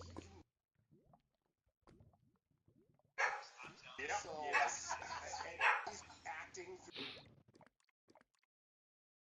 still seeing some of the same. Frankly, not what it was. But they're still out there trying to run. Was I'm going to paraphrase because I can't remember. Almost nighttime again. Just go out and enjoy the movies. Toxic week, and I think of that. That is a fucking. I want it to be Toxic Week. Let's go. This really does feel like a victory lap for everything. Well, it does feel weird to be like. Yeah. From like 2 years prior to it coming out. Well, I mean, you look. Story quality to acting quality to the. Oh, my ass has gone numb. Because you're sitting on the floor, as. I know. I didn't realize. Molly, you're right. I don't think I didn't think we'd be. Well, Gary, the thing is, we've seen it. Everyone else has decided to be like, this whole MCU thing, not very good. Crazy. Well, Ryan, what were the box office numbers? Captain Marvel, like the opening day. Yeah, so like in China.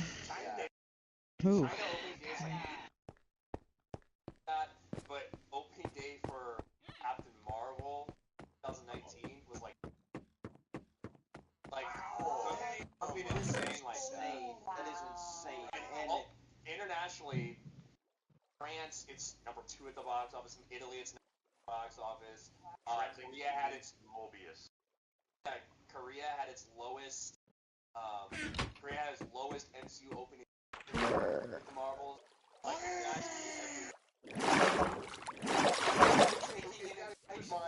it's not taking an inflation.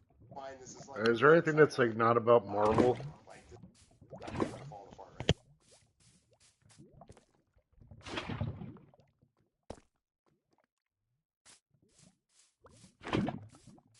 Jesus Christ.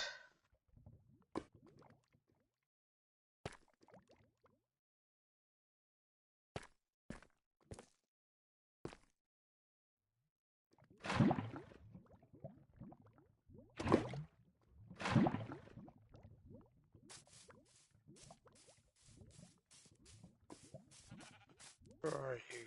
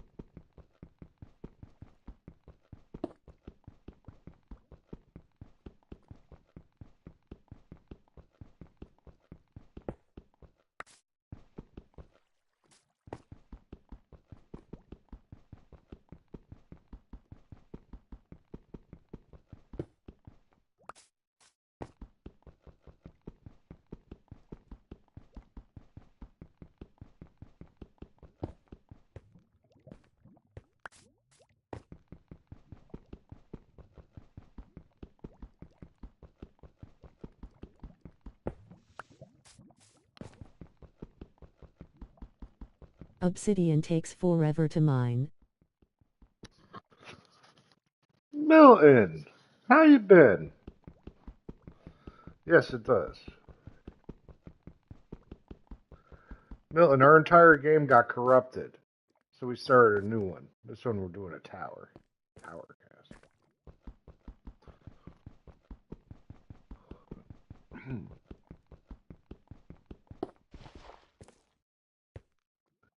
So.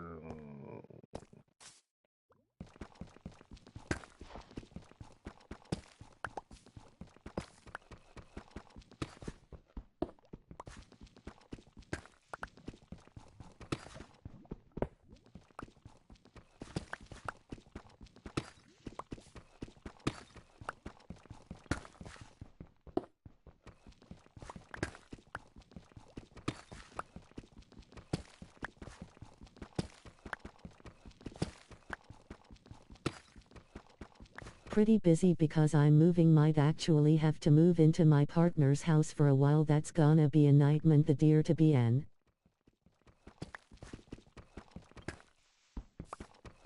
Interesting.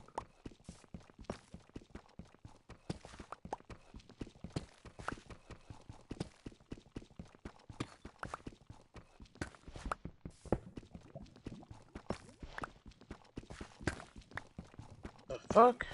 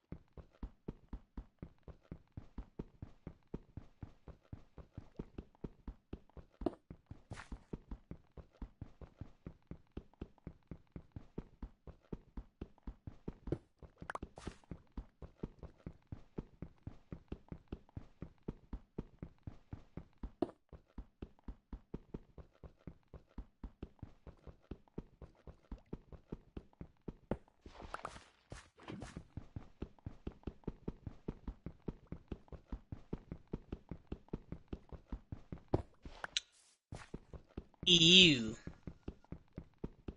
You indeed.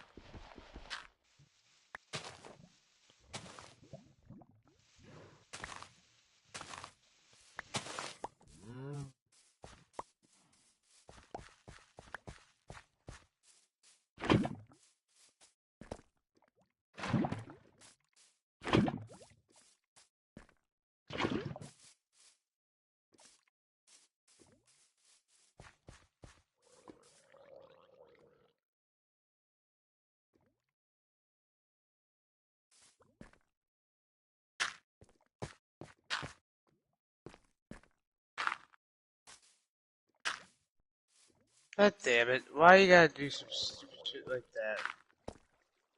Like what?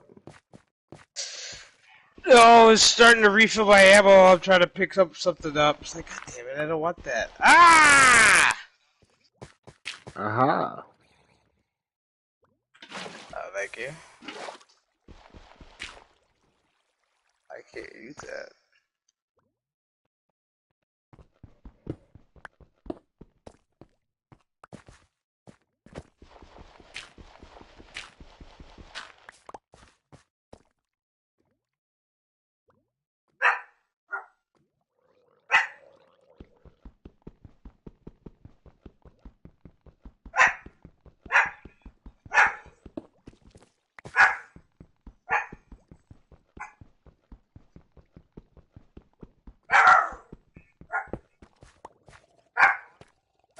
I don't know how to do it, but if you make a lava generator, you can take buckets of lava out of the center and make it sitting that way.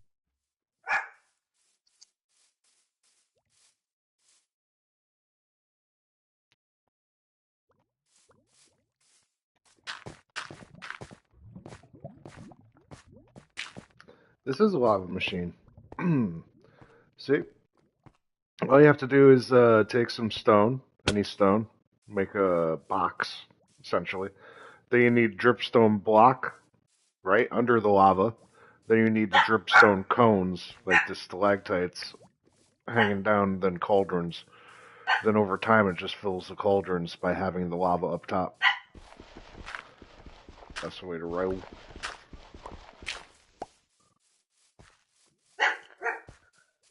Oof.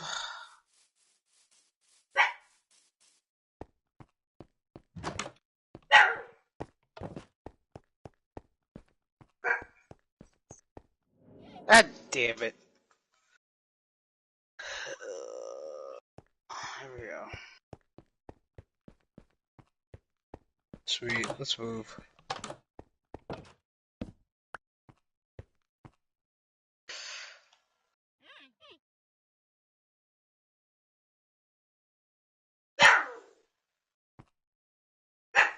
I should probably do that with thousands and thousands of cold drinks, Andrew Stone, then I can lava cast my whole game world. Dude, lava casting is worth it.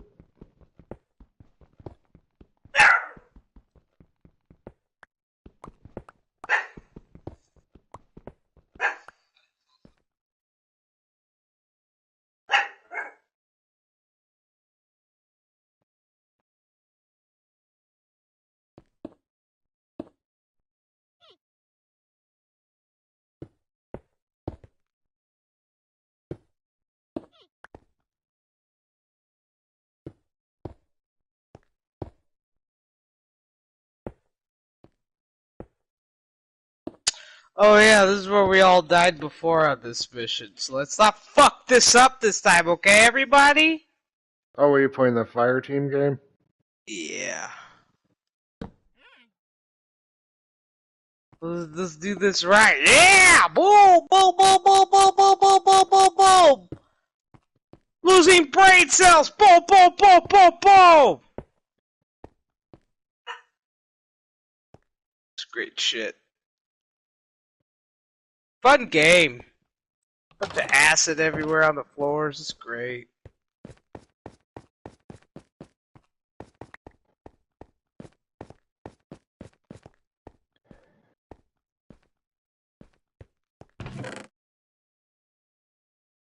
Damn, that sentry gun is awesome. Fuck you.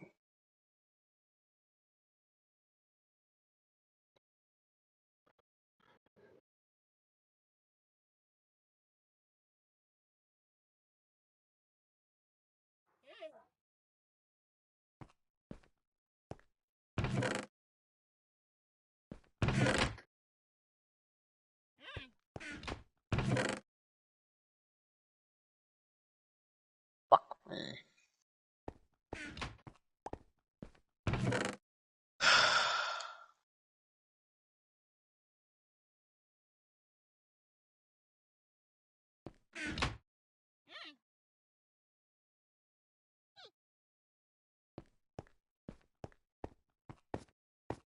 Is there ammo up in this bitch? Cause I need ammo, dude. Like, we are all fucked on ammo. Just putting it out there. We're fucked. Oh, well. Moving on.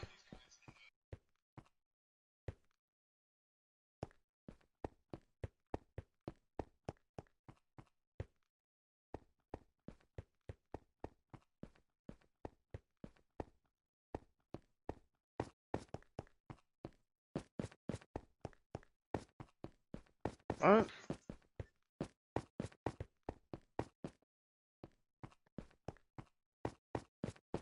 Hey yo, where the fuck is this shit?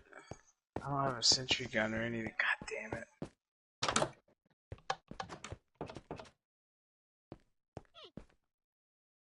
Oh, ammo! Sweet baby Jesus!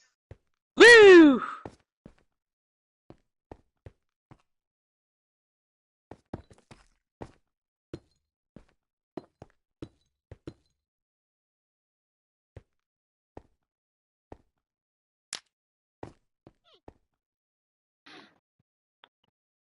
Fuck off.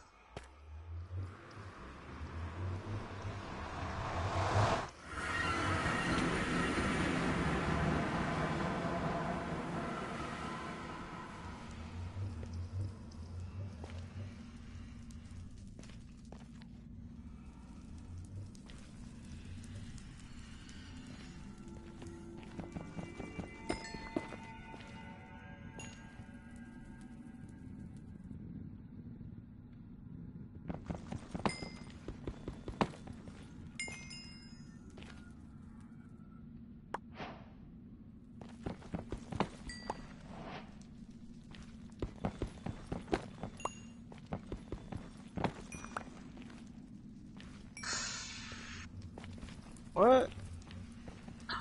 Are we all about to die? Oh, who the fuck is this bitch? I'm down. I'm fucking down. Marine down. I'm dead. Homie's dead. He's fucked. We're all fucked. Okay. Damn. That's intense.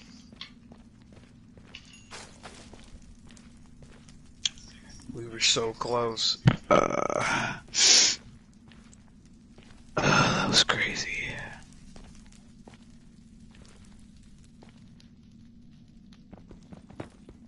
Don't put a bed down there, it will explode.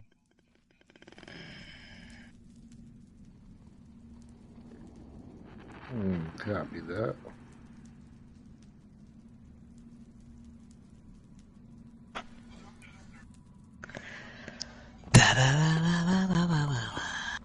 Fuck, man, I can't believe it.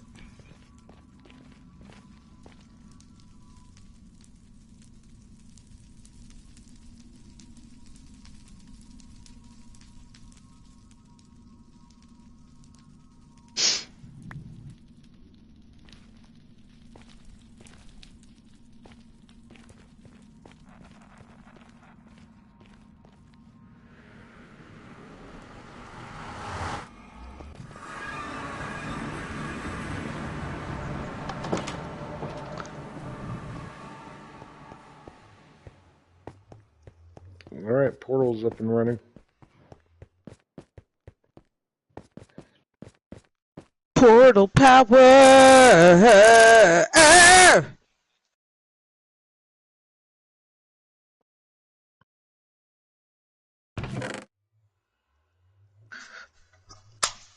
The fuck was that? Was that a fucking fly? Jesus. But Jesus.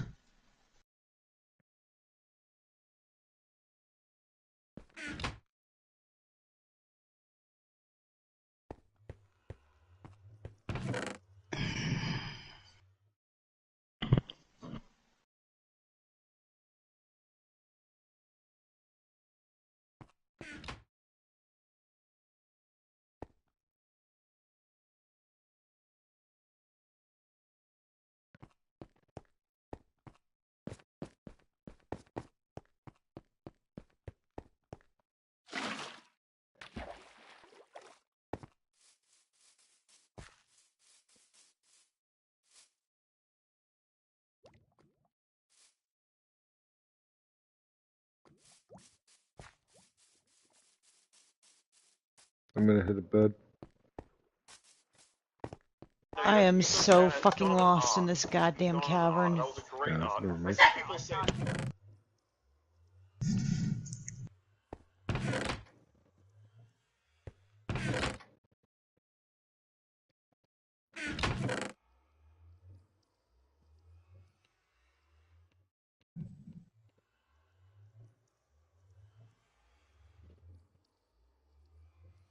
Somebody wants Sissy in a bikini for fucking Texas Chainsaw.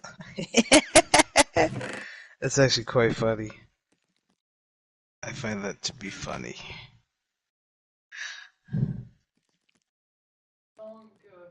Covered song in history is Gloria. second most. I think that's Gloria. Let's go for my Phoenix. Oh. Gloria! So what's the first one? Yesterday by the Beatles. What number is Gloria? I know it's on the list. This is Gloria.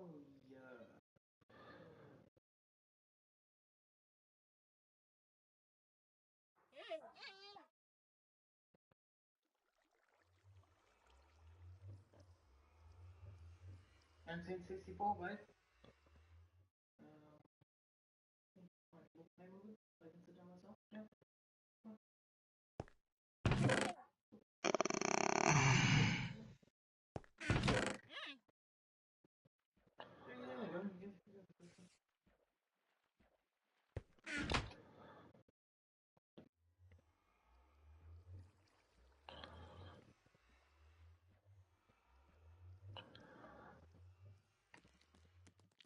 I can't find.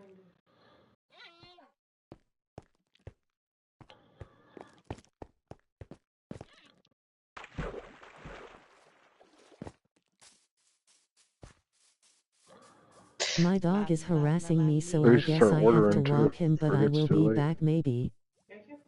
Alright, Milton, it was lovely seeing you, of course. You're always welcome, no matter which channel we happen to be on. Yeah, I can't find an answer for Rolia. Where's the Beatles? Yesterday I walked into this. The second monster folder.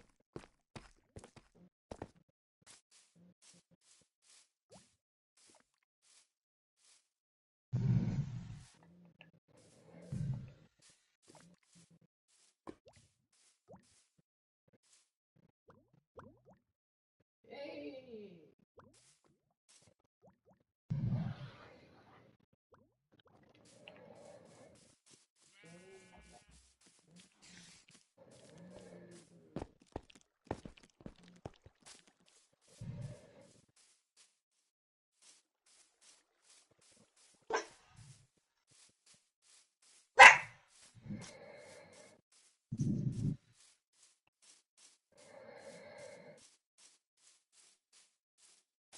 I'm surprised you guys believe any of it's the second most code one.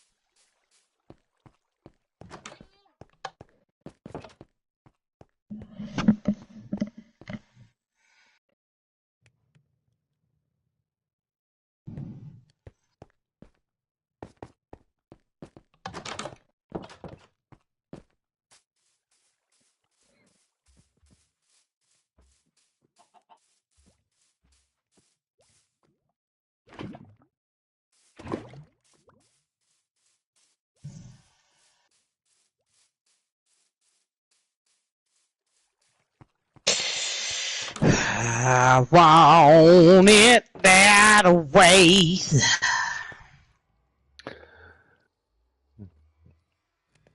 You know, there's a reason they never say which way in particular that happens to be.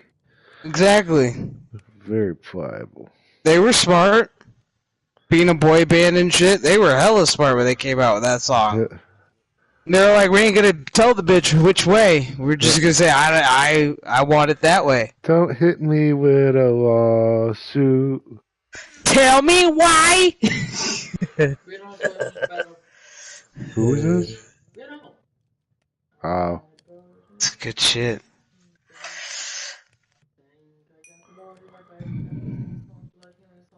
I'm just saying. They weren't specific. Ladies didn't care back in the day. They were just like, you could do anything to my body.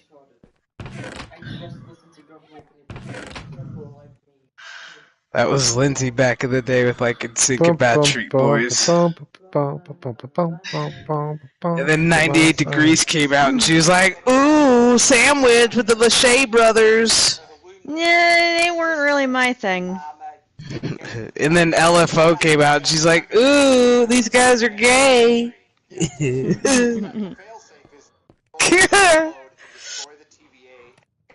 Just saying.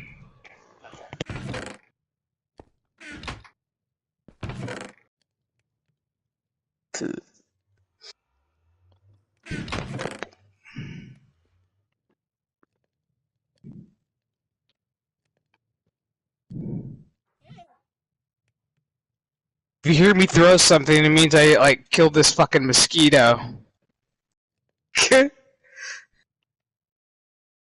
Fucking annoying little son of a bitch.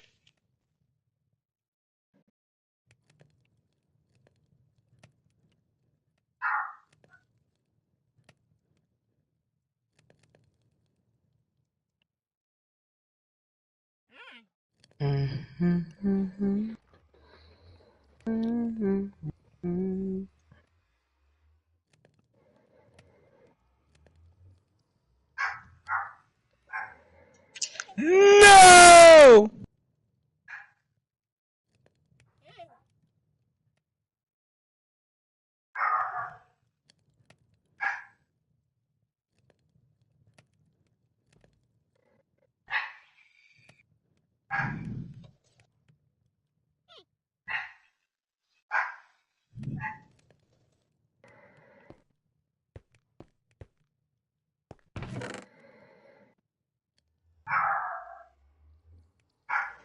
Hey, I swear to God, dude.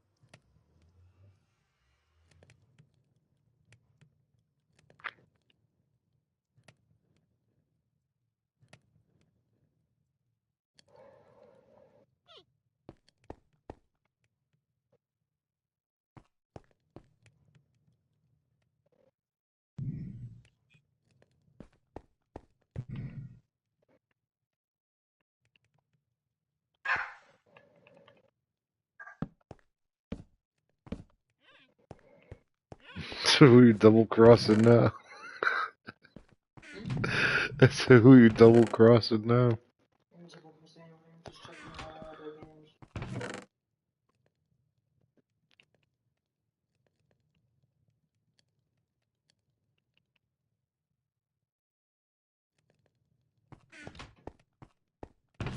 Double crossing doesn't really happen all that much unless somebody becomes too untrustworthy or too. Unpredictable. Yeah, I was gonna say erratic, but yeah, unpredictable. Or can't be trusted anymore. Generally, betrayal sounds going to happen. Isn't anybody else who's becoming a rising power is going to see that and go, oh hey, you know what? That coalition's having a lot of infighting. So just go ahead and stick them, divide.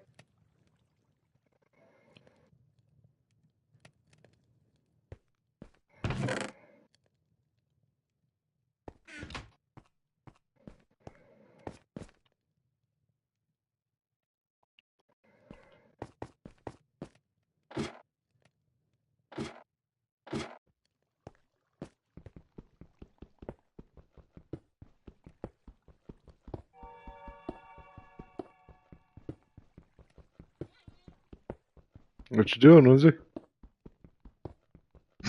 Trying to figure out how to get the fuck out of this cavern. I can't remember the cut, but I couldn't stop laughing for like 5 minutes. Follows Phil's, carve a new stairway up. You'll hit the sky eventually.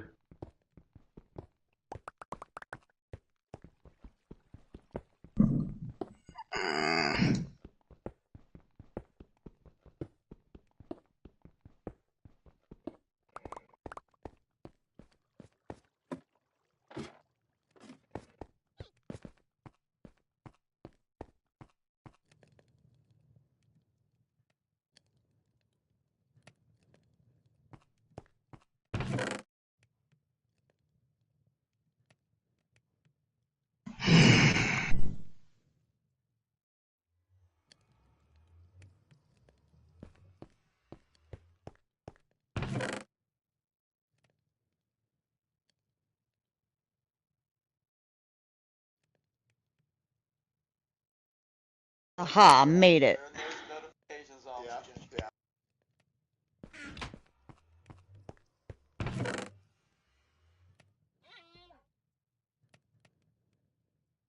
Yeah. I bring back some diamonds. We got diamonds? Mm-hmm. Alright. Don't die. I'm on my way back. I'm almost at the front door. Oh shit. Go to sleep real quick so it's daytime.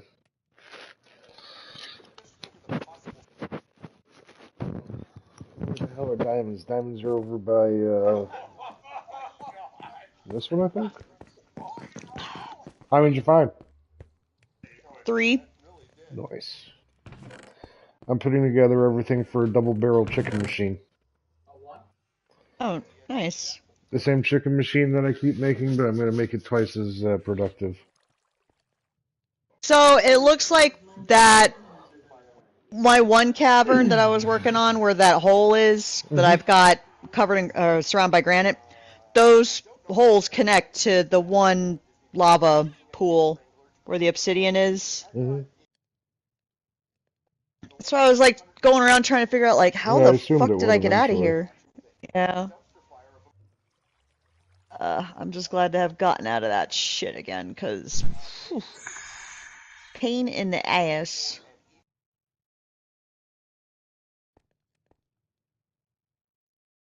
Sadly, I lost a bunch of torches, which makes me mad. But it's not like I haven't been finding a whole lot. It's not like I've been not having difficulty finding coal, so it's not like, yeah, make plenty more.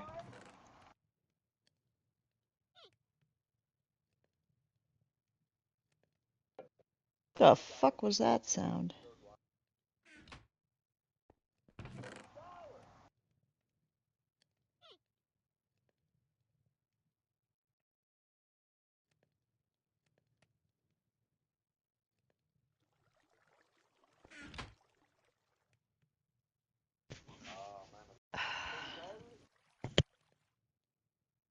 Do you want rangoons? Do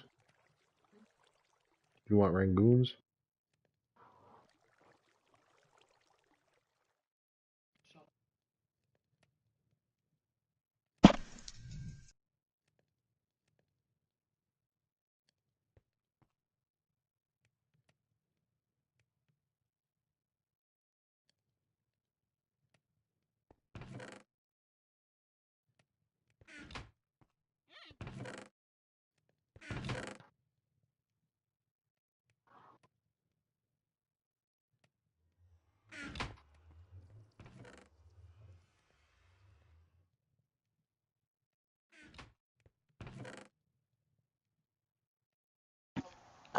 Got some more redstone dust too. Good. Another portal's open upstairs, by the way. Oh boy.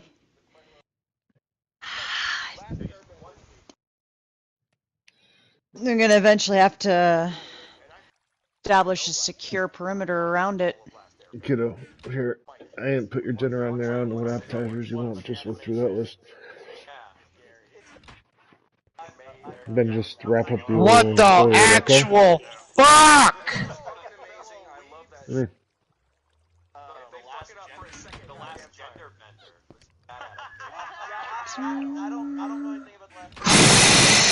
Make more pickaxes. What's wrong? Gimme, gimme, gimme, gimme!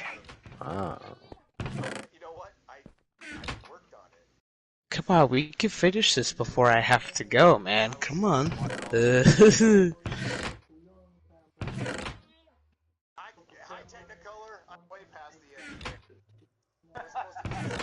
So I'm gonna have to make more pickaxes. But I'm a huge fan of this. The trailer looked pretty. Of course, it's Netflix. The Reacher trailer looked pretty fucking good.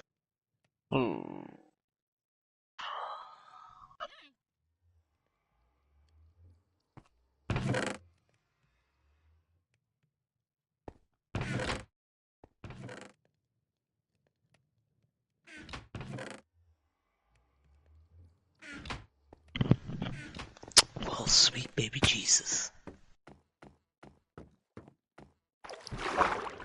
I didn't know he was sweet. He was probably ornery little bastard. What? Baby Jesus. Probably was. The chef said sweet baby Jesus.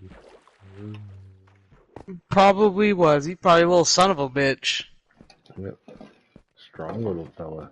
It's like, I see your future, little dude.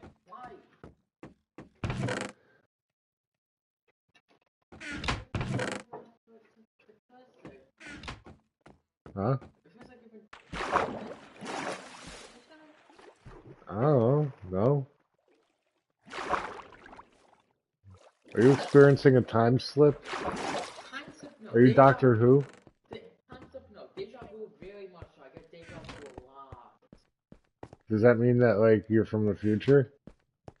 What does it mean if he gets deja vu a lot? Is he okay? Yeah, he's fine. I get that a lot too. Could you use it like a superpower and then react differently? Like, you know, dodging bullets? Why? I don't realize it's deja vu until it's already happened. Until it's happening, I don't get deja vu. I get preemptive deja vu. So you don't see the future? No, I remember seeing it, like same thing. I need string. Look it up. What? Look up deja vu. Make sure you're not, I'm not time traveler or anything.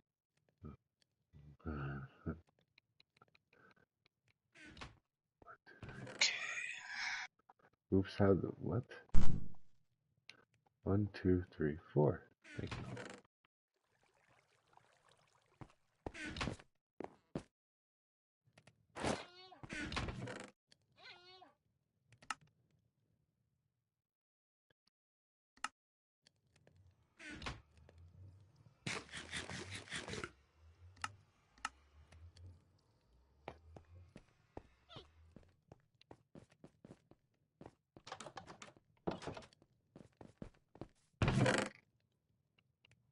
Wow, I just ate some rotten flesh and it didn't do anything to my food bar.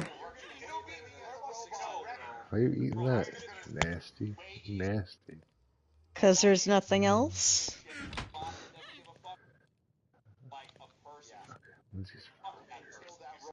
What? Because he ate rotten flesh. He's like, what? So I eat the rotten flesh out of him. There's no food around. I had no choice. You could just, like, starve to death. Oh no, none of you eat poison pills. And why would I starve to death? Because. Because. That's his answer. Uh-huh. It has poison and what in the name? That's true. Okay, so that's how I am. I have to remember this way.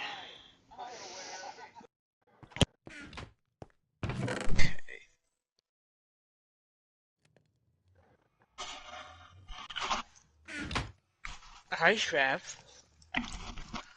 Dude, you're in my face. Personal space.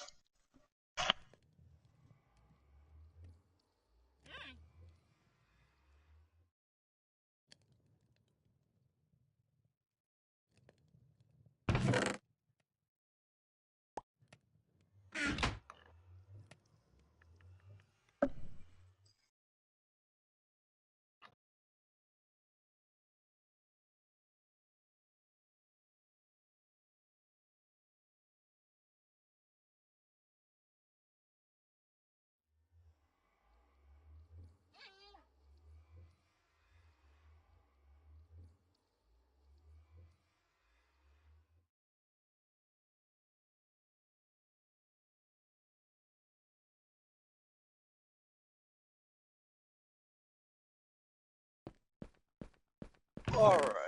Oh, time is it? Okay, I gotta go. Hey, we'll get to my uncle. Alright, see you later, Chef. Yep. I'll talk to y'all later. You have a good night, Chef. You gonna come back later? I might.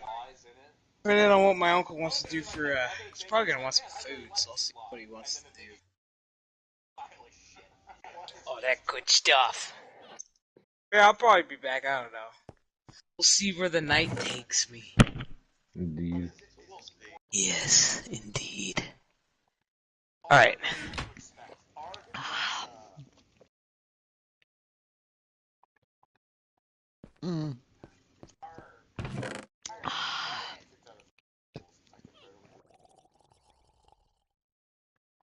Is that skeleton still there?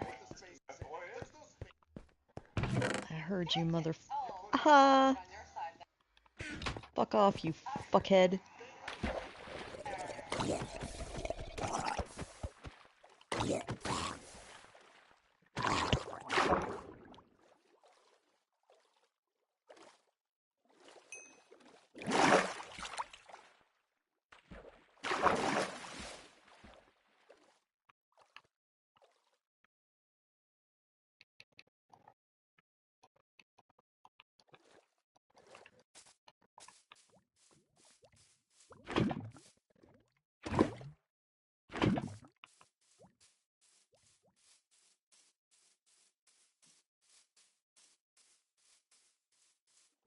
Did you submit the order?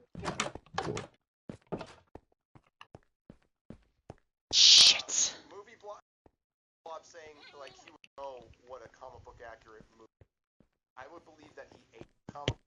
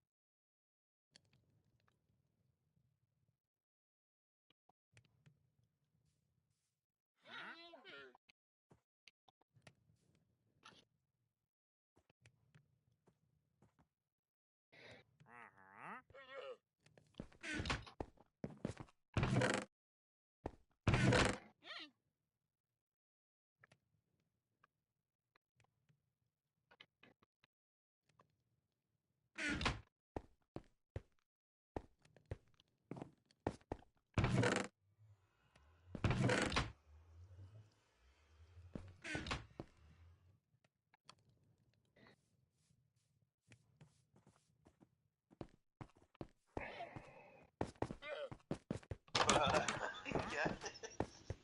It was all from like some leaked chats and an absurd drama. I tell you what, What are we looking at was now? like, I'll send you her ID, I'll show you it. I'm looking at my phone, and he was like, weird that it's in your phone. So what are you looking at now?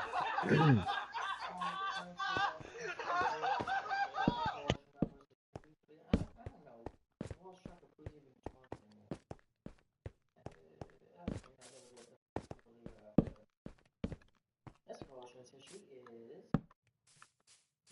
Who joined? Not who joined. Who joined? Who joined? Canada joined. Priscilla. She came to the coalition of Brazil.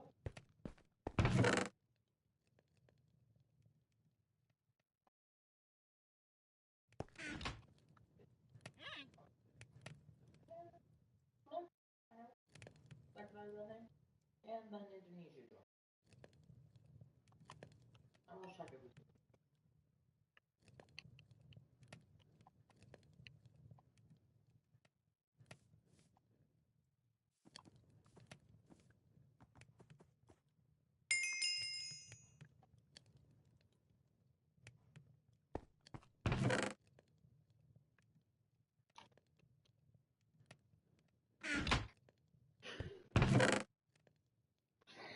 I think it's funny that that's such a realistic type of war game. Can you make me one more coffee? And put on something fun that we listen to? Ooh. Your phone okay? Yeah, case is dirty.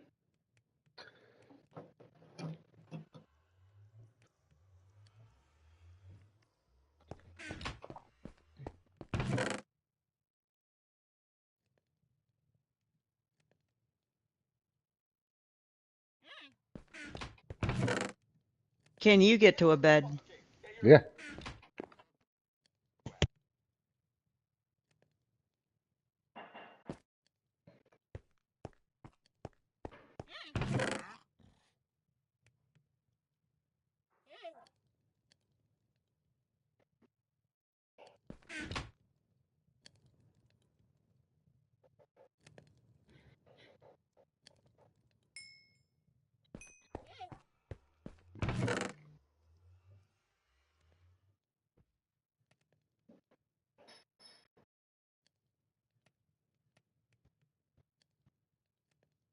Okay, put the light on too.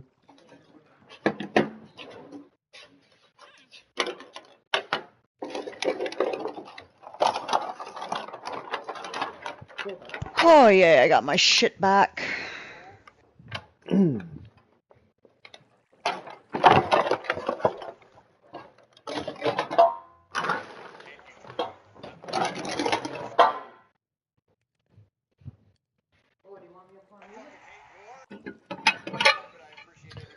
Or something fun to listen to. I don't know. Whatever you feel like. It's up to you.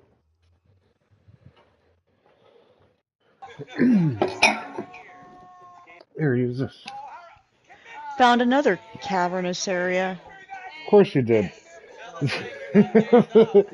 It's finding your way back up to oxygen. That's the problem. Mm-hmm. Yep. Oh, another cavern. Caverns on this game are sick. Out they are. So I'm gonna get this area lit up. I hope I don't get lost in the process like I almost did there. Jeez. Oh, of course there's a fucking skeleton down here. Oh. Iron will kill him. I still have that clip of her.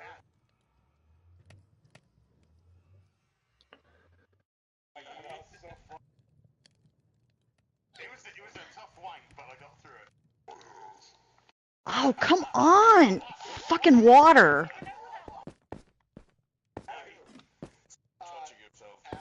Alright, I think I have an idea where that is. Fuck my life. You're like steps away from Fred. Chris, is that you? Show us your hands. Where are your hands?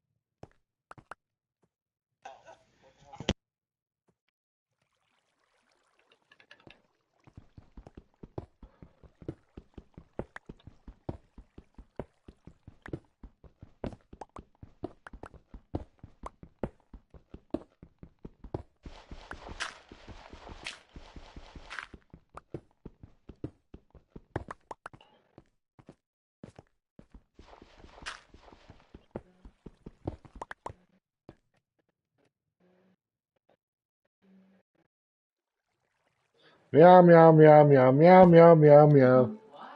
What? I know. Because I thought you were humming that too, and I was trying to go meow, meow, meow, meow, meow, meow, meow. This one thinks I'm nuts.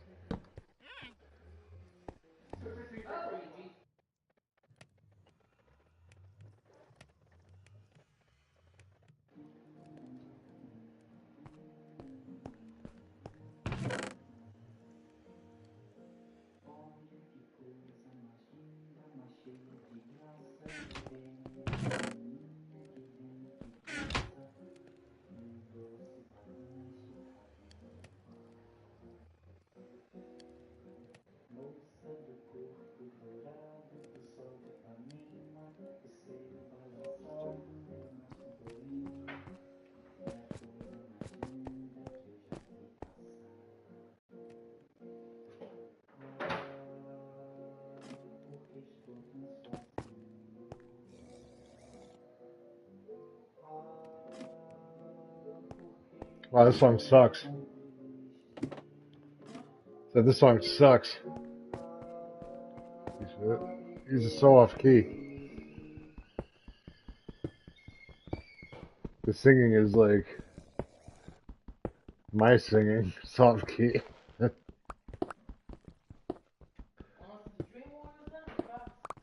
Dream Warriors! Never was you to derp derp derp.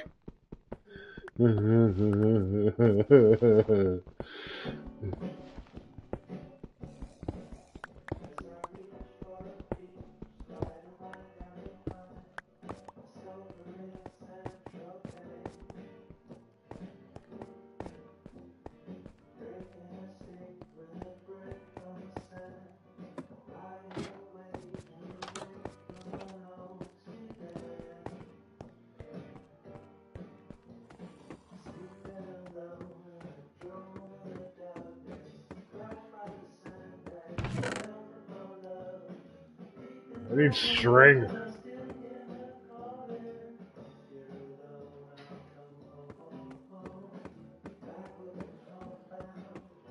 Well, go kill a spider. Yeah, gotta wait for nighttime. I need a few of them.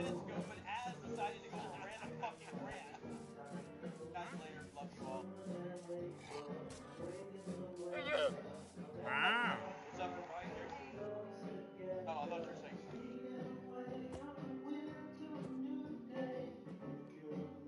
That's when it drags out. As did drag out.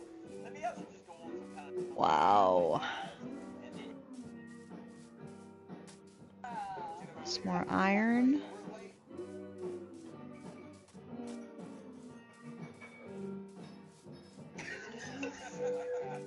I gotta be completely honest. Brian told his story funny as fuck. As tells his story, we're all like, Thank you, sir. Well.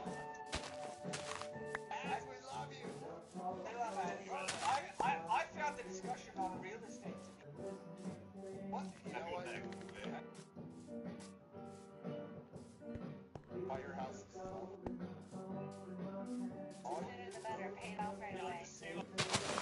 This kid's got good taste.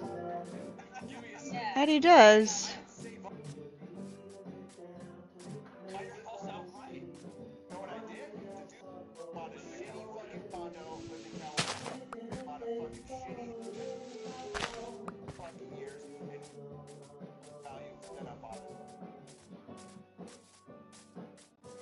I'm gonna sell underpants. How are you in like guns here in nice? 5 years of family.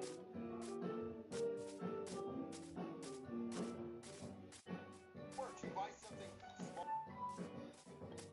Fucking life. There's no way to find it. My first house was.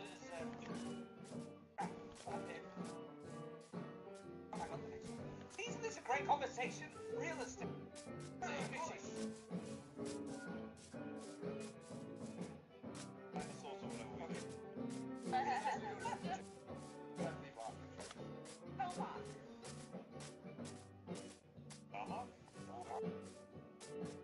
Wow. Yes, you read it. Okay, tell Mom dollars. How do you feel about the bell?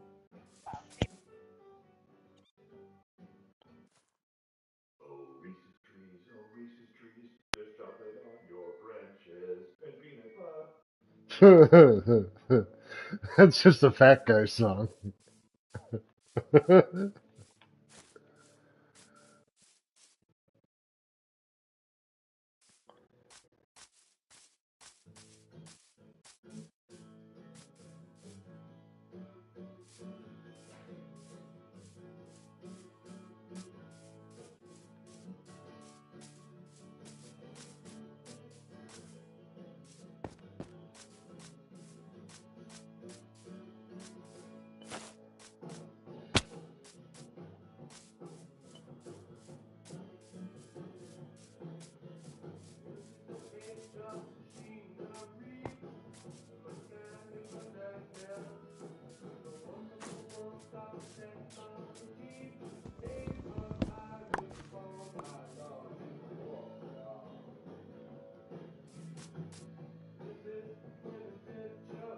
Well, where I'm at, there's spiders.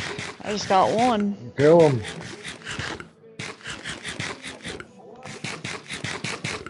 Son of a bitch jump attacked me. Now I'm down to 1 heart.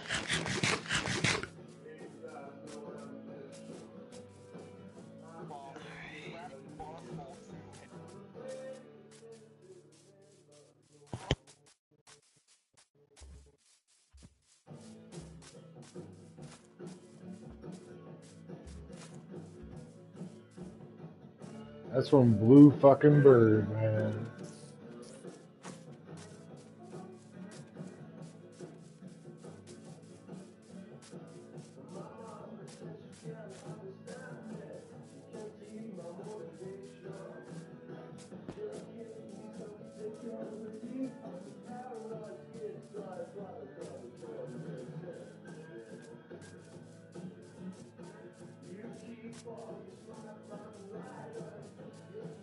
These fucking panda bears really don't have a care in the world.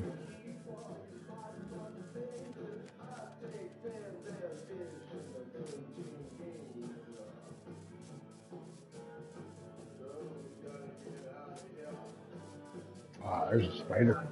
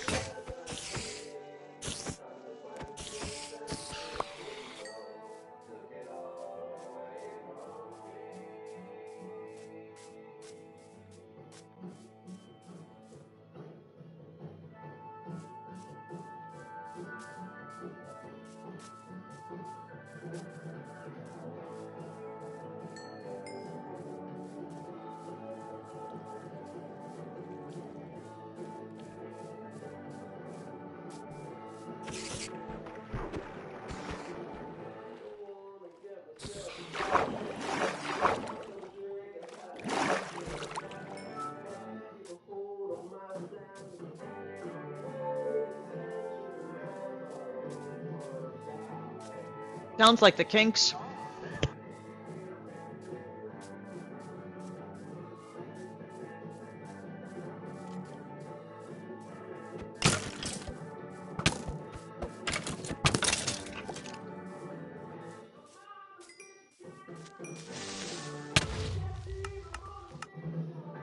In your bed. Nope. Alright, fair enough. Trying to figure out. Okay. Ooh. This way? What's this way? Okay, I think.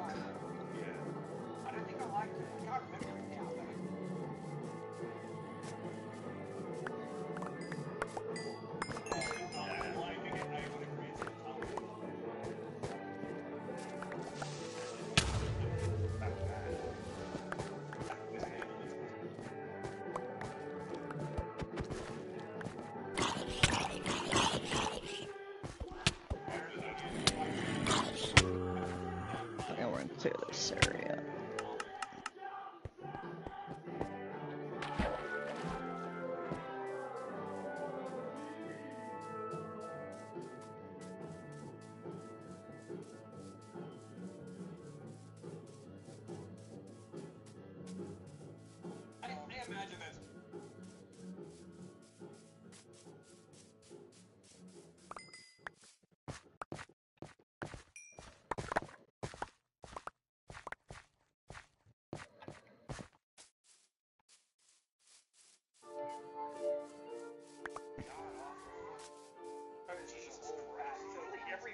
Oh, it's a good thing I noticed those lava blocks. I'm surprised that they haven't poured down on me. Holy shit. Got a repeat song. Smartest retard ever. So we got Jesse's just like, not more MacArthur Park, no! yeah, I can only listen to this song once a fucking day. It's not that good. Yeah, I never understood the appeal of this song either. That was bad. Only good thing is that out of more like a beat. Do do do do do. Fucking just like cruising. That was my favorite part of Guardian.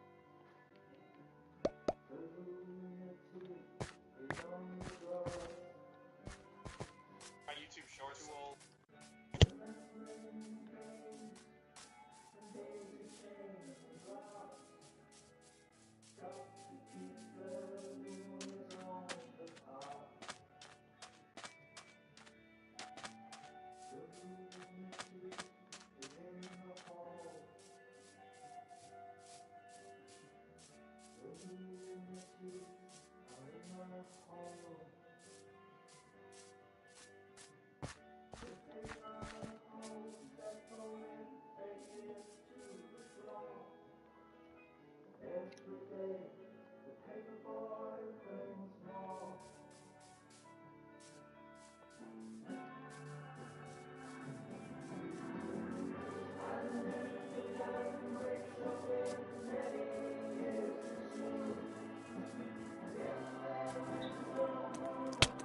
Ah, brain damage. One of the goats.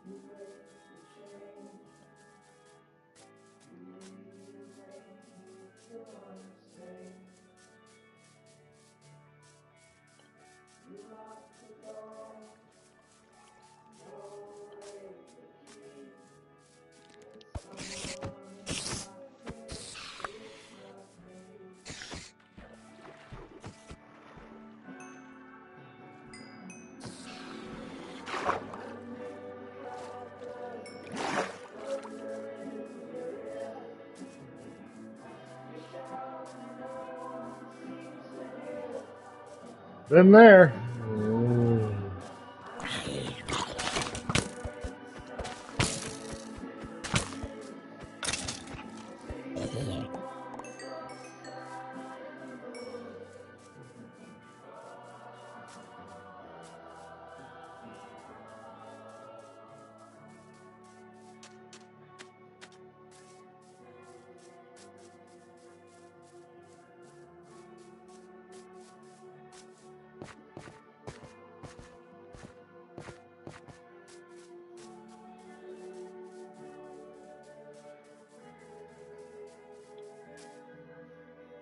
Oh my god.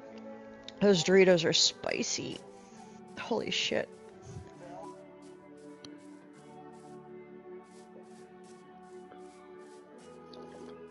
My mouth be or my nose be watering. Jesus.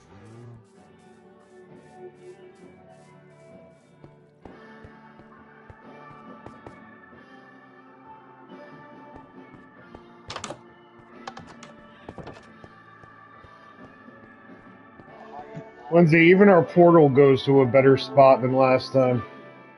Oh wow, really? Yeah, it just goes into like its Nice. own room. Nice. Ooh, if I'm not mistaken, this leads up. Oh, I know where this goes.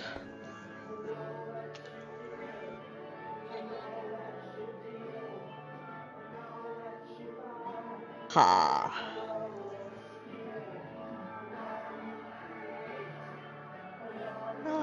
destroy. Never. Just now. And all that you spite, and everyone you fight. Soft.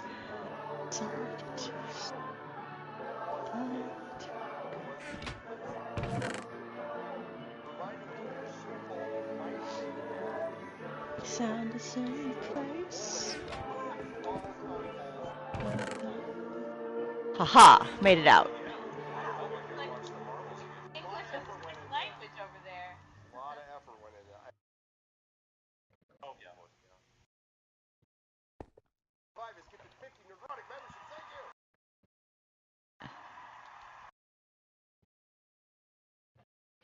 Thank you. Grab any more stuff?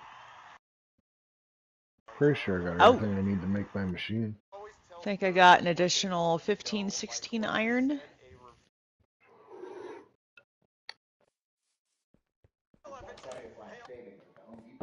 everyone knew that. You have to test me out. Exactly.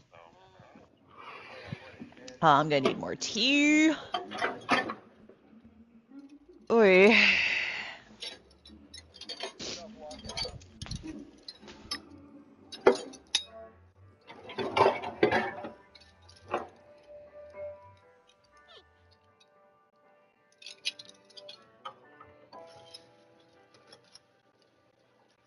Oh, wish you were here. I am here, man. I know you're here, man. Despite the best forces in the universe trying to stop me, I'm still fucking here. Damn right. Now I don't even smoke cigarettes anymore. Yeah, I'm proud of you for that. I'm fucking proud of me for that, Jesus. Because that is not a habit that's easy to quit. Especially the way I was with it. Oh, I know. I asked you how much you smoke, and you were when you told me, I don't even want to think about it. Like, oh shit. Cause it's like my dad, when he would smoke, he smoked like a pack and a half a day. Oh yeah, I smoke more than that. Yeah, it seemed like you'd be pulling out a cigarette like every 5 minutes. Like, damn, boy. I get it though. Like, that's especially if you're drinking. Oh my god. Like, when I smoked, oh yeah, I'd go through cigarette after cigarette if I had a drink. Heaven from hell, that's from pain. That whole album's good. I mean,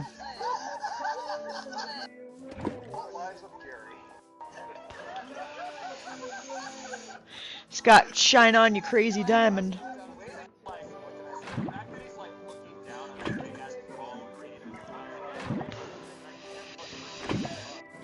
Shit. You know, put on some Floyd, put on some Animals.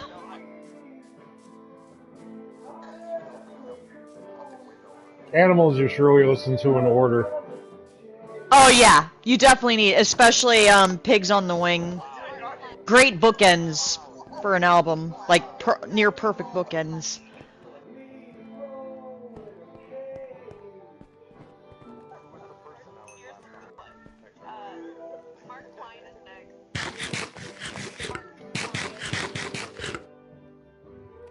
Where you at? I'm right behind you. Right, Hi, bye. Oh. Want to do the Animals album?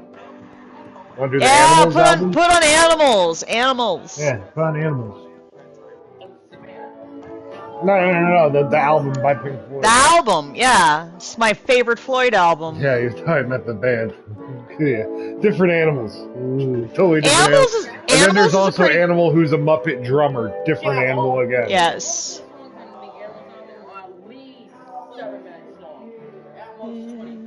Yeah, I know. Fine, I'm gonna be here. Soul swimming in a fishbowl. Huh? Year after year.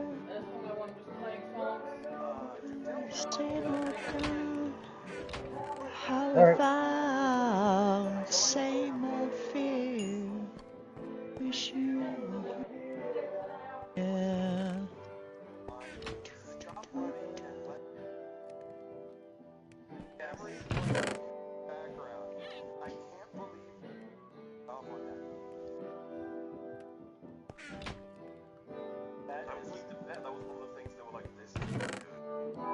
dripstone block. Ooh, I got a pointed dripstone. There's a lot of shit down in that cavern. It's not even funny. Somebody getting fried. I heard that. It was loud. That was funny. Sounded like a child zombie. I think that was a child zombie that got... Fuck that child zombie. Fucking bastard.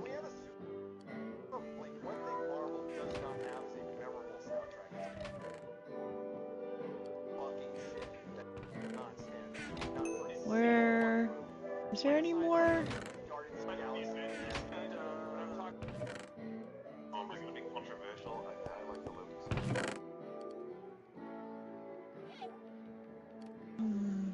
Oh yeah, I could put that arrow away.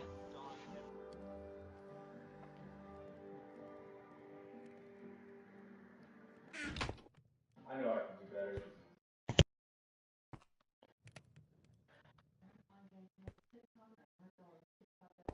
Alright.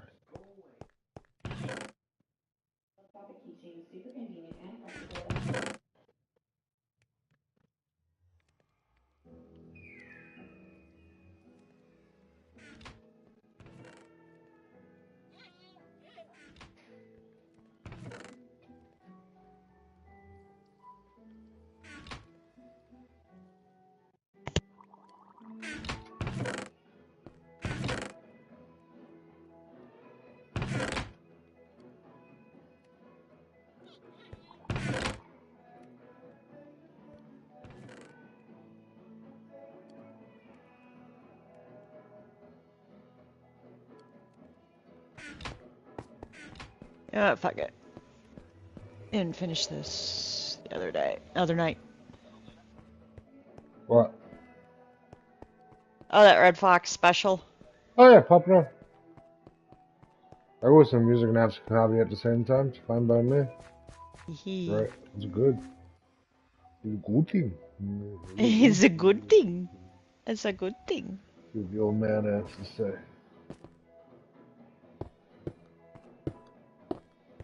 I have to turn the volume up a little more. Once more. All the good-looking people.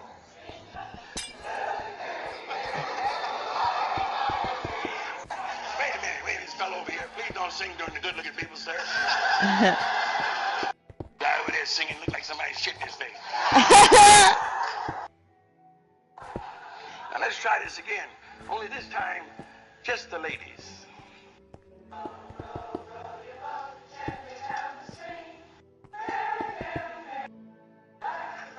Men, row, row, row your boat gently down the stream. Merrily, merrily, merrily, merrily, life is but a dream. Now you others.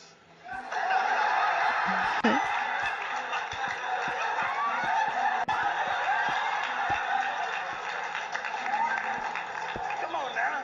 I know a crowd this size got to be one fag in here. Where you at, baby? Where you at, baby? Bend over, I'll drive you to the dunes.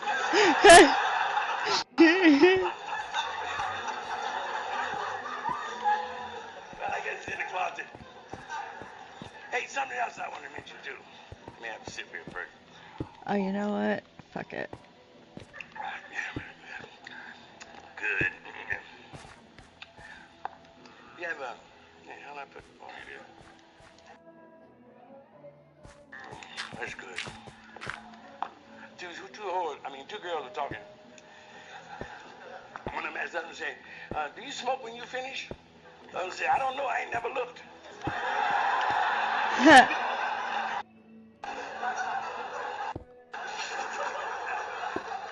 I had mixed up. See,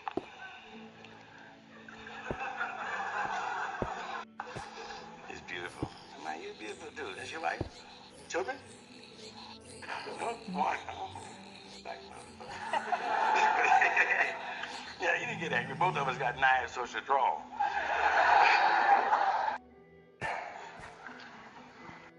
We want to do another tune. I know you all know it's my own composition. It's a love song. It's going to be recorded by Frank Sinatra. It's called I Love You, Darling, if you never have any cash money in your pocketbook during your entire life in this world. But I won't be with you, darling. If you never have any cash money in your pocketbook during your entire life in this world or anywhere else you might go with nothing. Because I don't need nobody to help me do bad. I can starve to death by myself, sweetheart. So try and forget me. And always remember that I love you more than any woman I've ever known in my life. Because that night I went up to your house and got drunk and fell out on the couch and went to sleep. You didn't mess with none of the money was left in my wallet because you must have known deep down in your heart. If I'd have came to and found some of my hard-earned money gone, I'd have went home and got a 2x4 that I've been soaking in motor oil since 1939. And I'd have came back searching for you. If I found you anywhere on earth with any portions of my money in your bag, and I took my greasy 2x4, knowing that it wouldn't break, bend, or splinter, try to cave your skull in with it, blues. Maybe King might do it too. Hey, brother, is that a gold tooth in your mouth? Don't you go to the ghetto with a gold tooth. One of them niggas will dig a mine in your face. Nigga tried to rob me in New York 3 months ago. Can you imagine that nigga gonna stick up a black man? Wasn't that dumb? Nigga gonna rob Zorro. This nigga jumped out the alley, didn't have a gun, a pipe, or a brick. All he knew was karate. Jumped out there and said, stick up. I got a black belt. I said, they're gonna need it to lower your black ass in the ground.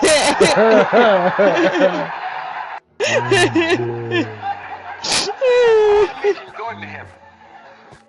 That's important to me. Going to heaven. I was find some Red Fox. Religion is weird. I was a Catholic. Yes. Spoke Latin phonetically. But it was weird. You know, if you're going to heaven. You'll need it to lower your black ass to the ground. If you're going to heaven, let them hook your ass to a balloon, take you on out of here. They got facilities now. We don't need graveyards. We need condominiums where people can live. You know what I mean? You know what I mean? I could have been a preacher. Nice diamond ring you got there. Rufus.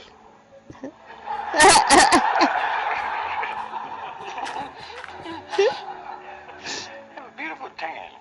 My goodness, even too. You could go to ghetto by yourself. High yellow. High yellow, high yellow. What difference that make? You know what I mean? Hey, I want to plug my latest album. And my only album in the last 15 years. I'm not going to make another until this one sells.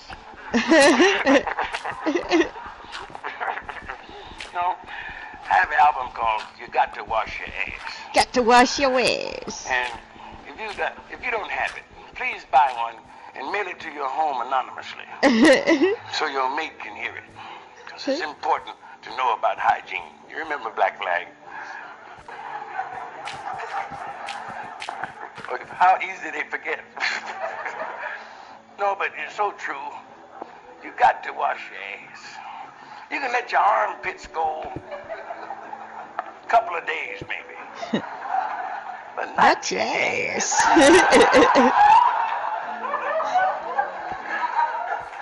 How could you tell somebody, I love you, darling, knowing in your heart you haven't washed your ass?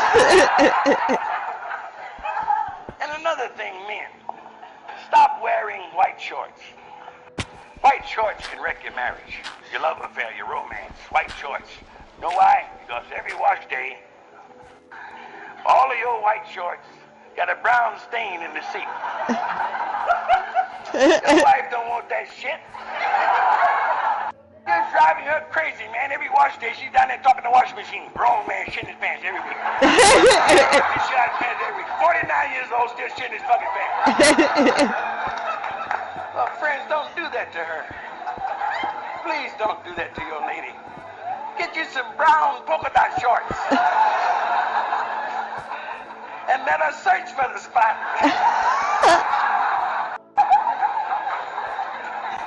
But never again, white shorts. Another thing is important. When you've been out in the street 4, 5, 6 hours, you can't go home and jump right into bed. You got to hit that thing with the washcloth. You've been walking, going to the toilet, in the restaurant, back to the toilet again, on the elevator, in the cab, in the club, in the toilet, in the club, back in the cab, up the steps. You got to hit that thing with the washcloth. Don't lay down dry anymore. Come to bed damp. Only Yule Gibbons would eat in dry bush country. And fellas, jump in a hot shower and wash them wild hickory nuts. And your cucumber. For you unfortunates, your gherkin.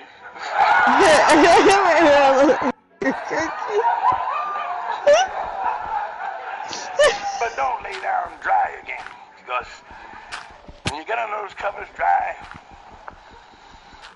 you get to making love, and it gets hot under those covers. You can start sweating your armpits out, and your ass and nuts and everything gets to sweating. Funk begins to grow. See, funk builds in those conditions. It gets to be turning and spinning. Pretty soon you got a funk typhoon under the covers. You hump it, and pretty soon you roll off. You try to catch your breath.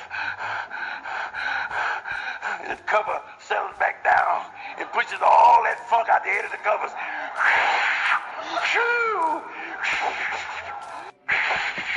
God damn. Hey, honey, get your raincoat. I think it's shitting. Oh, no, it's you. No, your monkey died. Oh, wash your ass.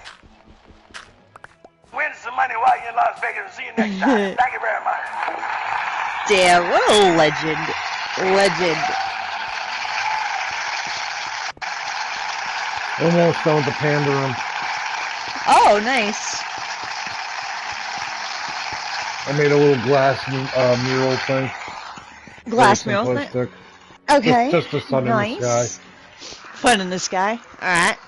What am I looking for? Wish I had one blue dye, though. Mm. I'm gonna need more glass. Doesn't that lapis lazuli, can you make blue dye out of that? That's correct, you can. Oh, there you go. Oh!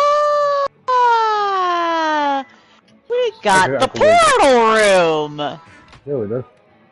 Wow! I must explore. Not yet, though. But soon. Very soon. You're safe to go in there. Oh, okay. Cool. Yeah, get a trunk full, get a new chest, and get a chest full of netherrack going. Oh. We're gonna have to make a proper workshop eventually. We're getting to that point. Yeah. Well, we're gonna have to expand at some point. Like, very much. Build we're gonna upon. have to figure this out. Yeah, because we're gonna have to. Because it's just a tower right now. We need to actually build the castle. This might be even more epic than the other one. Mm-hmm. What am I doing? Oh yeah, I want to look at the panda room. That cavern, though, is no fucking joke. There's a lot of shit in there. Ooh. Oh my. This is very nice. Yeah, not liking it. I have to fix this. Do this. That'll have to be good enough. That'll be good enough. Just fucking panda room. Exactly, it's awesome. Symmetrical.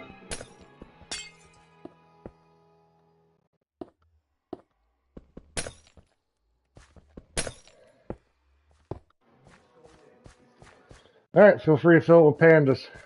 Alright. I shall go get them. 1, 2, 3, 4, 5, 6, 7, 8, 9, 10, 11, 12, 13, 14, 15, 16, 17, 18,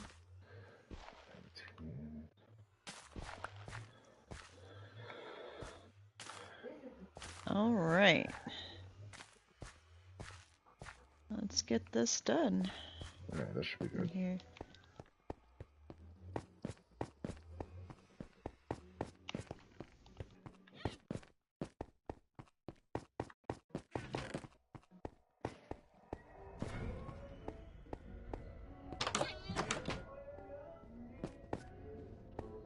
Alrighty then. Hi guys, come here. I got treats for you. Come on.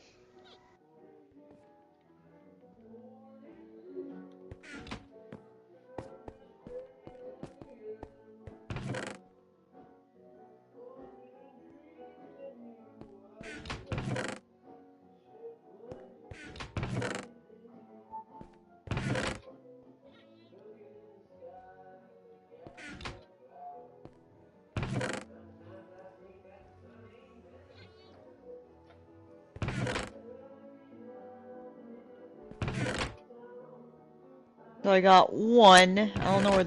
I guess the other one's still back in the room. Come on.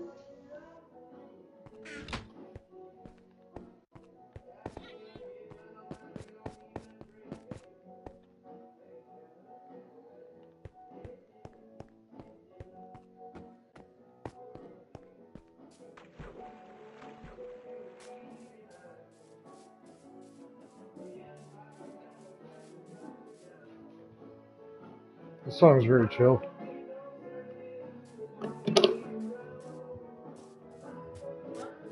So this song is very chill. I don't know why I can't get him to go up the stairs. Push him. Push him. Oh, Pans good are idea. stupid. Push him. Pans are stupid. It's like moving a fridge. There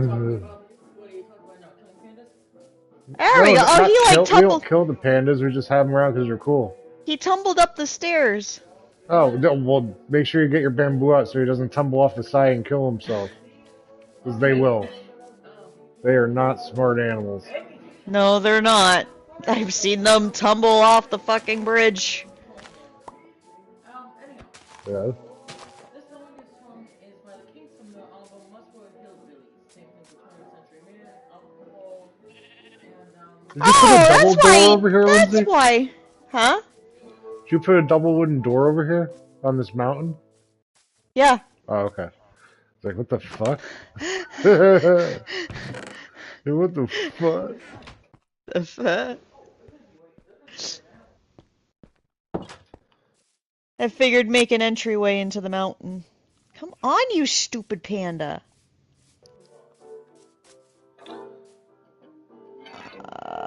Okay. We're gonna do this.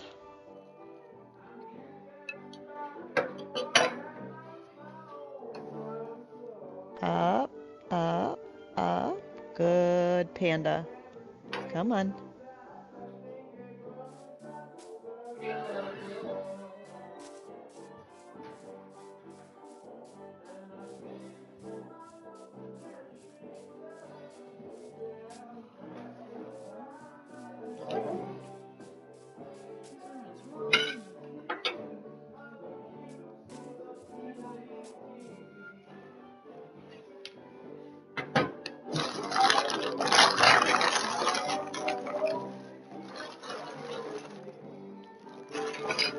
Oh my god, I hate how these happy pandas are so fucking slow.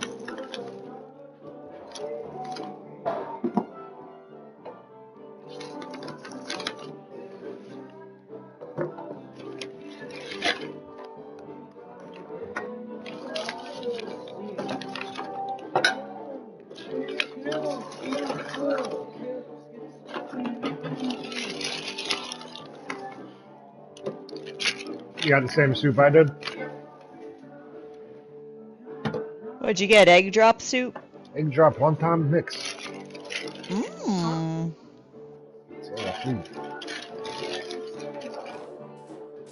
Alright, I need sand. I had pasta.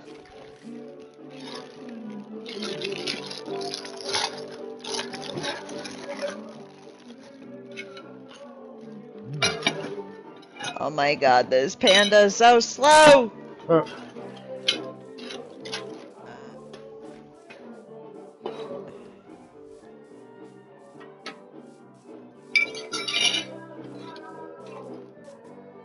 I suppose I could push him up the stairs, but then I don't want him to fall over. That would just be bad. Come on.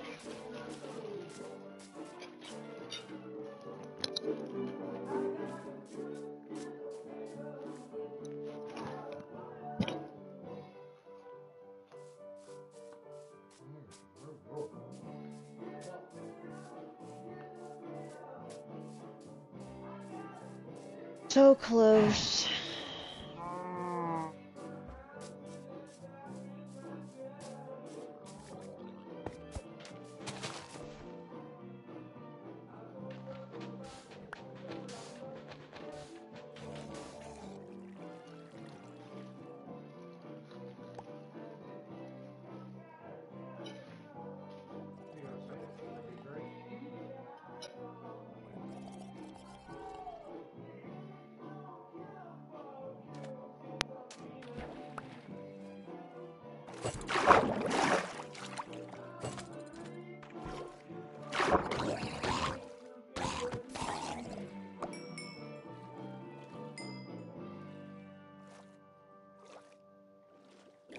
Alright. Got him in. Yay.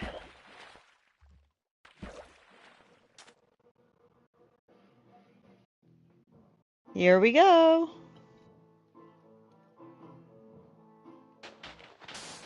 Do we got baby? We got a baby! Oh, the little baby!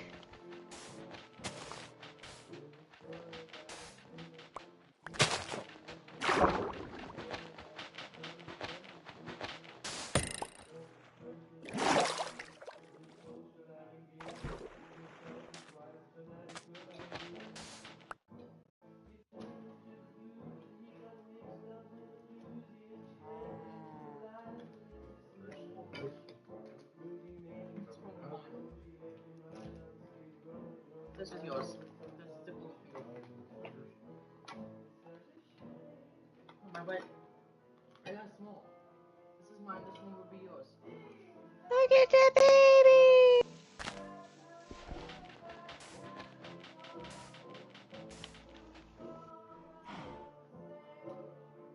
Alright, we got one baby so far.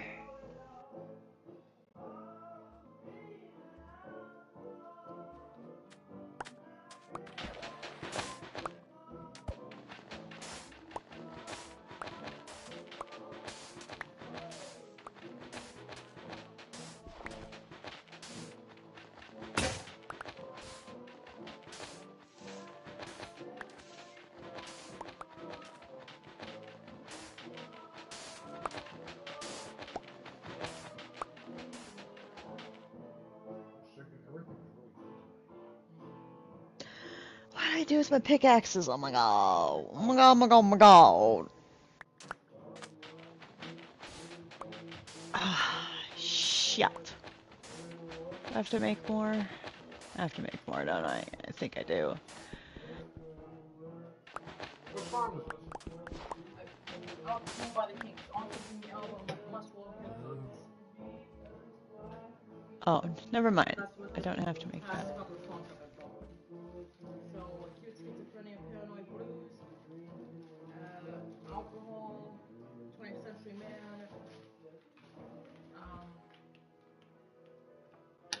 and I'm not sure what the second one played. It's on the album.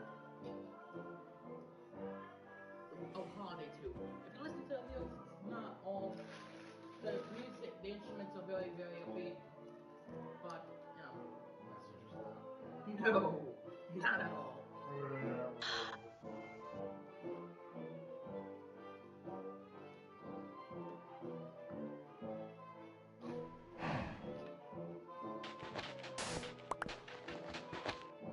And this one's about a guy who enjoyed pure comics being almost into like Boozy got him an alcoholic back, all those money, his wife, and got left on skid row, got left without any money, trying to solve his money. Hi, Clementine. What are you doing there, sweet pea? Huh? But the music doesn't really. Oh, yeah. I was gonna go get. I made a chest for the nether rock.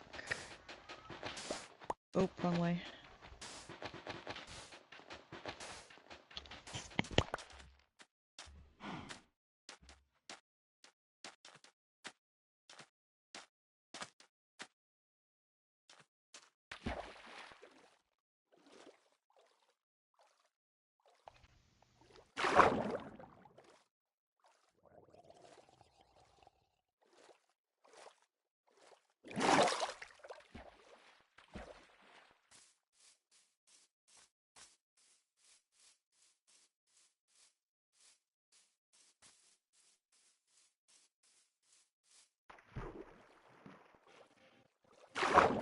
Oh, oh, neat.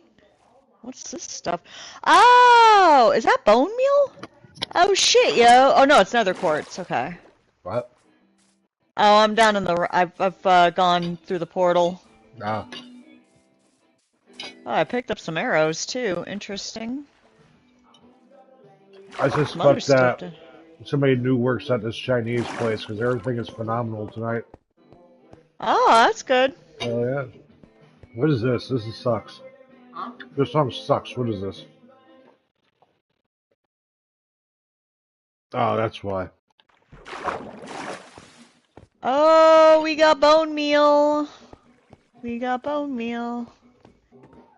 Or another quartz. Or is that another quartz? What is that? Oh, another quartz. Another quartz.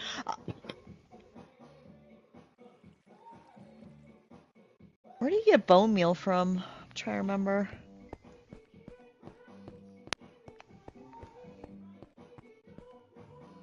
They actually put us in a spot that's not like dangerous like the last one.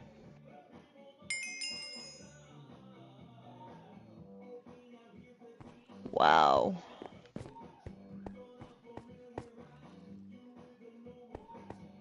Oh, and this is gonna make lighting up the caverns that much easier.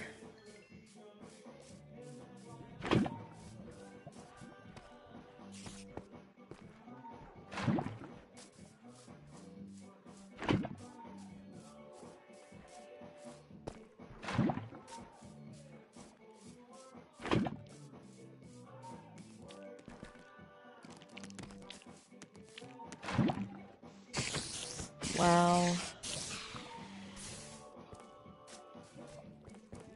I like that one. I could care less. That means you do care.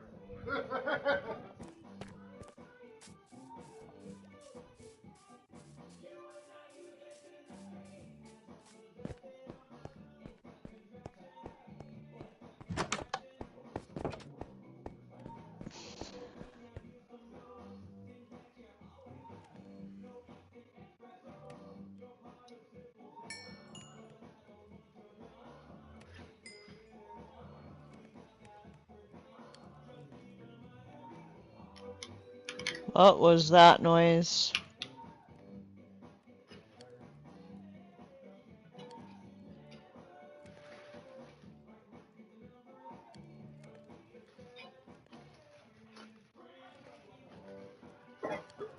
I think that thing that looks like Boo might be down here.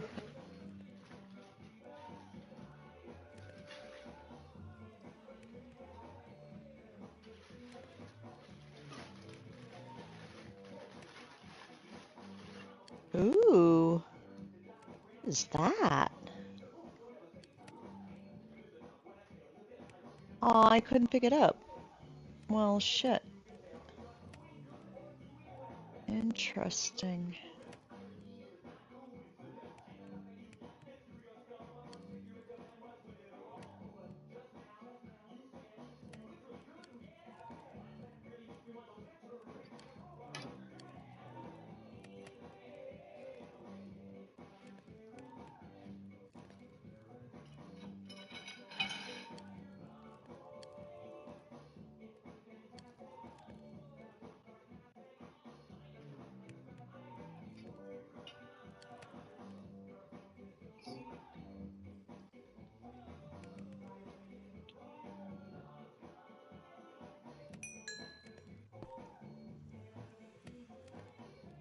Yo, I'm hearing some freaky sounds.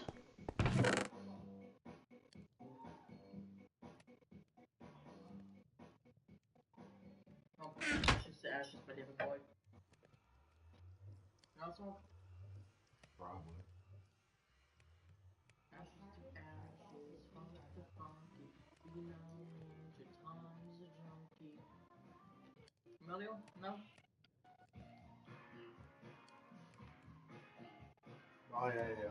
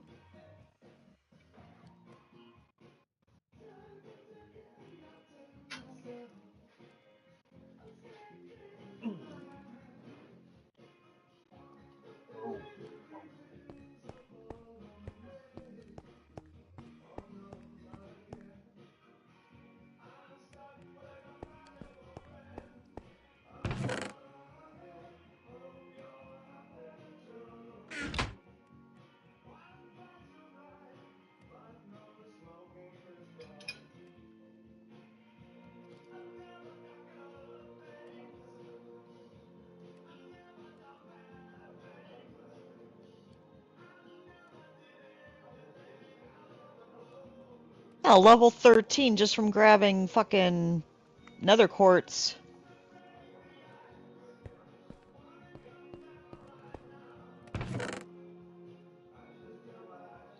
Ooh, I can get to that.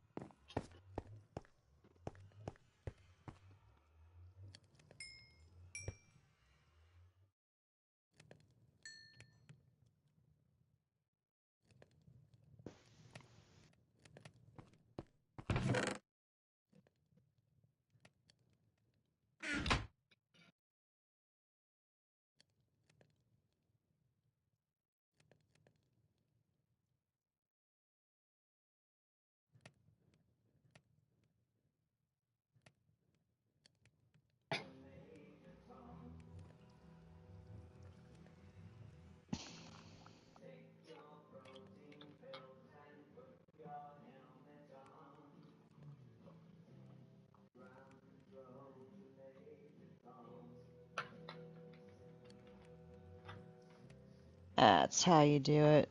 Nice.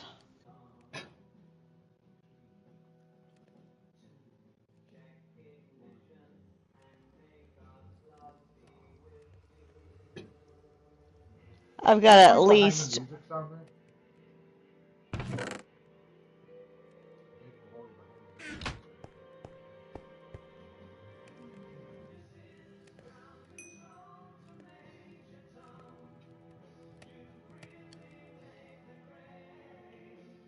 No behind the music. Just make just some videos about behind the scenes for a couple albums and a watch mode video, which no more, which no watch mode, no watch mojo. That's all I'm gonna say about the no watch mojo.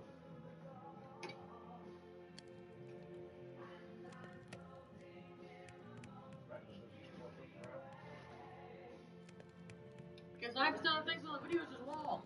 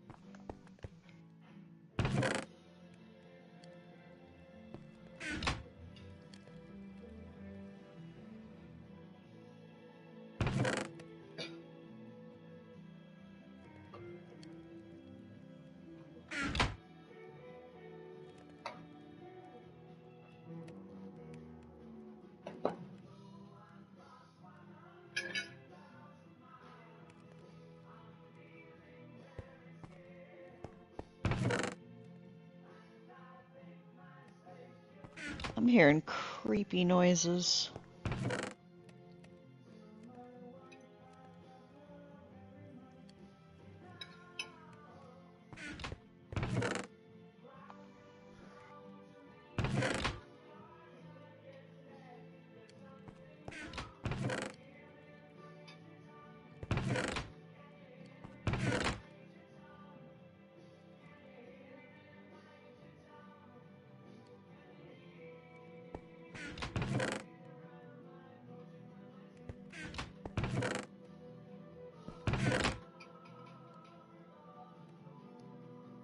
Boy was a very weird person. Huh? David Boy was a very weird person. Oh, yeah. Totally unique. He certainly got his persona thing. What is that?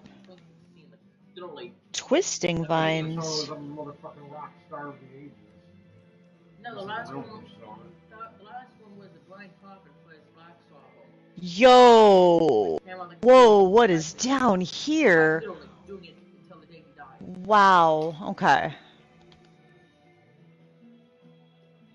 That's awesome. Also, you know the Rolling Stones had a new album this year? Nope. What he did? Holy shit. That's what else I can say about it.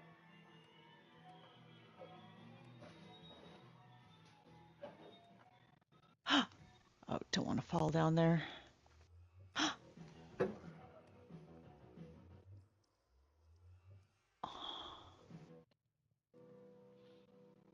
feel like I'm missing something. I feel like I'm missing something.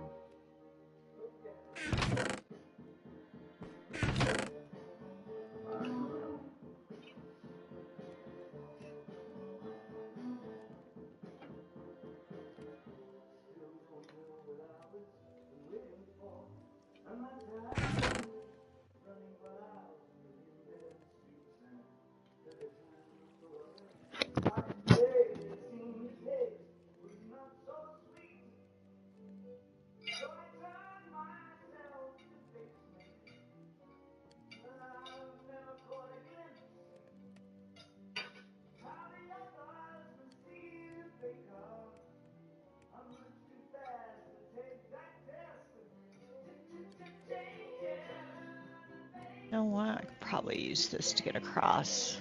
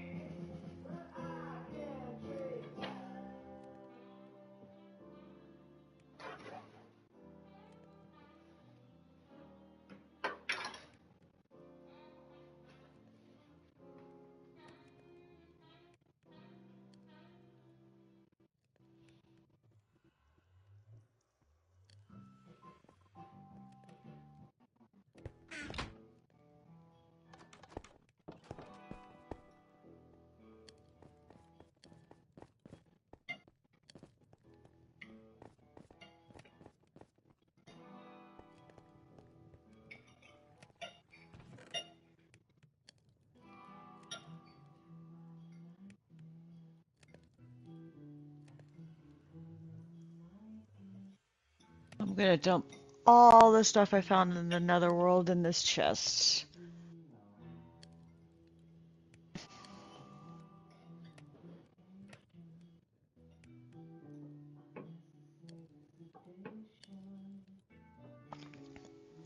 Now to go pee.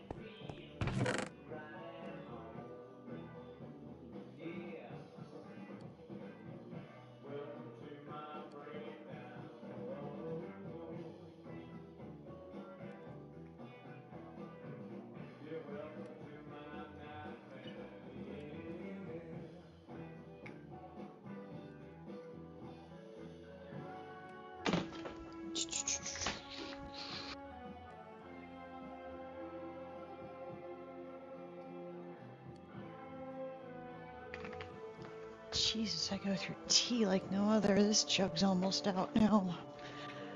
Oh my lord. Oh, I should drink the rest of my coffee. Mm.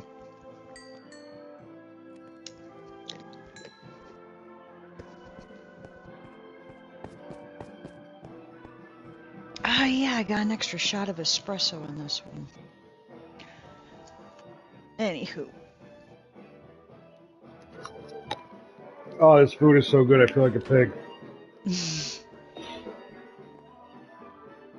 Oh my god, this spot in the netherworld is like prime spot for. I found quite a bit.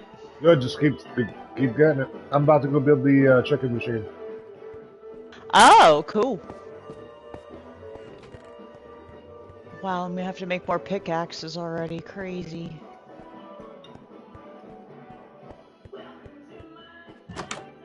Nah, you're gonna like it.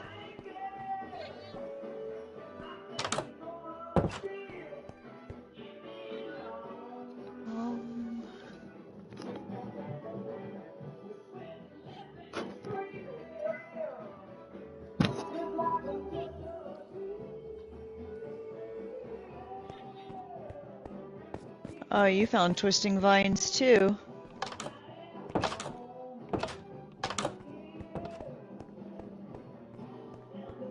It drips to where's? I know there were more sticks in here.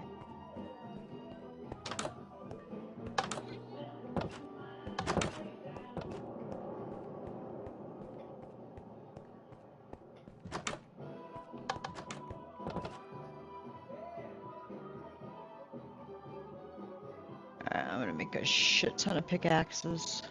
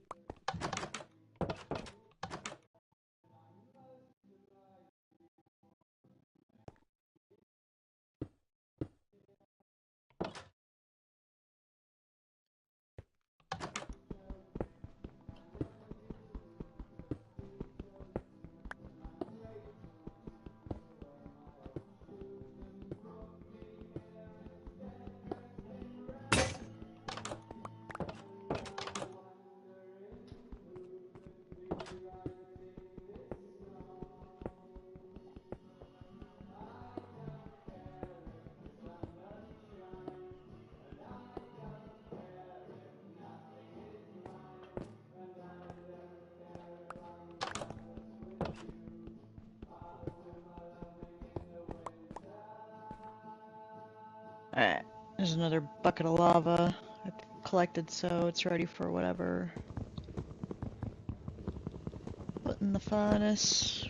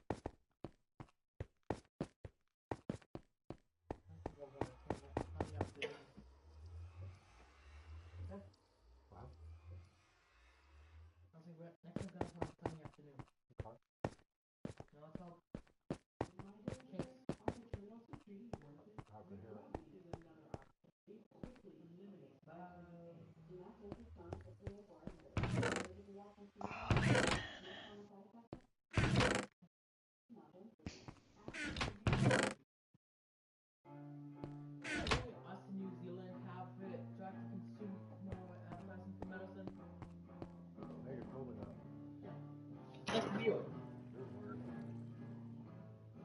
I wonder why in some continents, when two countries do it, five of them don't have it at all. All this food is fucking amazing tonight.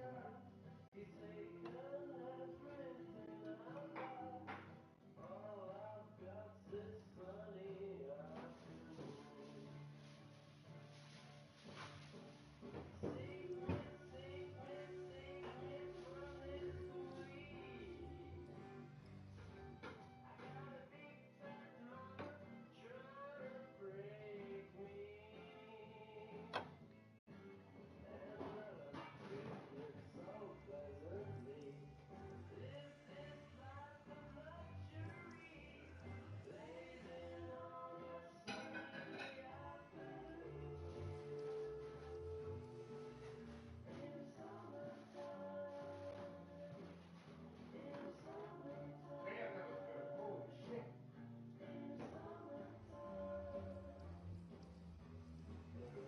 That place is usually like mid-range. Man, it's really fucking good. Fucking language for that.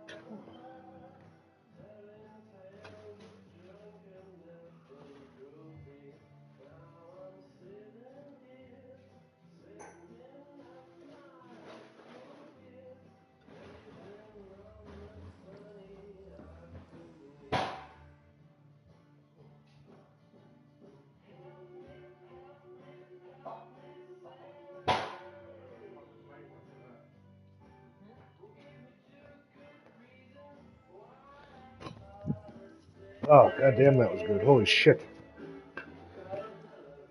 Whew. What are you up to, Lindsay? Oh, mining for more stuff in the netherworld. Good. You know, honestly, usually this place I'd say is like mid-range. But tonight is just fucking phenomenal. Everything was top notch. Oh, for real? Like, I am so I hate to glad say that this, but either they got a new chef or they cleaned their shit out. Like, I don't know, one or the other. Ah. That's what this is chef. Yeah, because usually, like, I mean, I like Chinese food, but a lot of the times I'm just like, I don't like this. Yeah, well, now you notice almost every Chinese place is like a strip mall joint. Mm-hmm. Back in the day, they were like standalone restaurants, and they were good. They're higher quality. Yeah.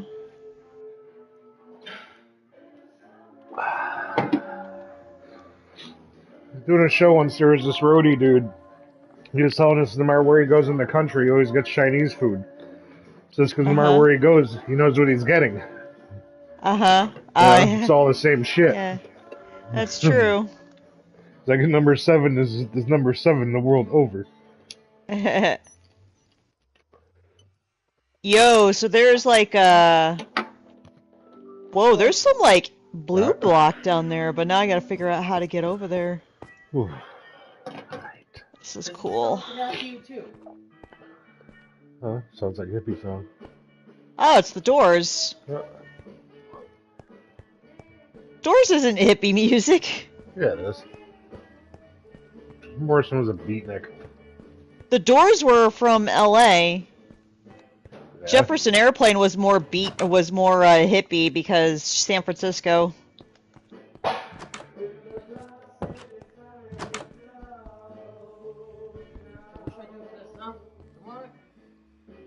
Why, you didn't eat, that wasn't for you?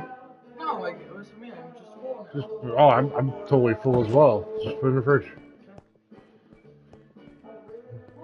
I can't eat another bite. You kidding me? Are you kidding me? You fucking kidding me?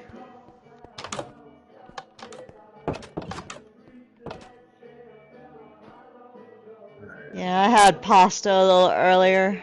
Ooh, some more nether quartz. It's just crazy to think that we wouldn't have gotten this if the game didn't get corrupted.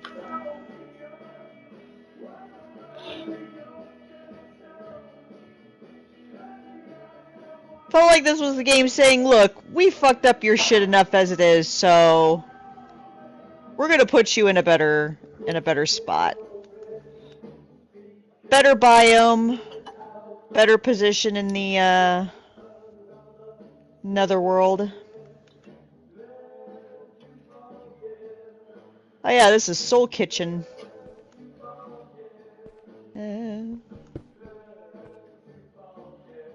Hey.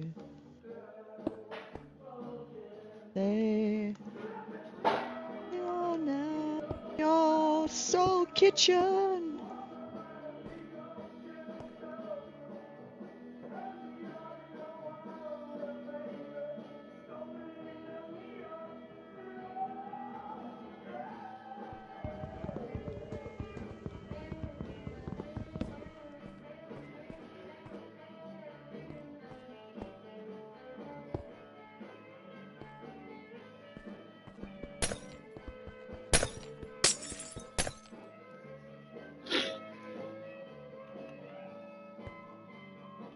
Oh, there's no way.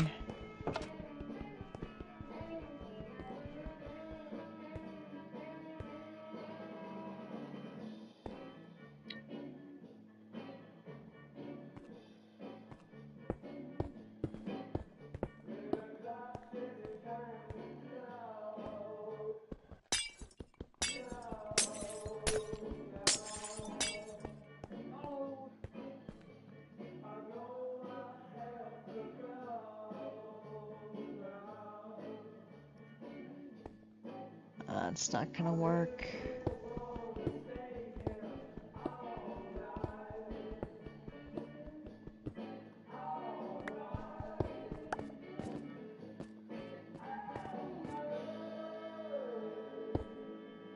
Way.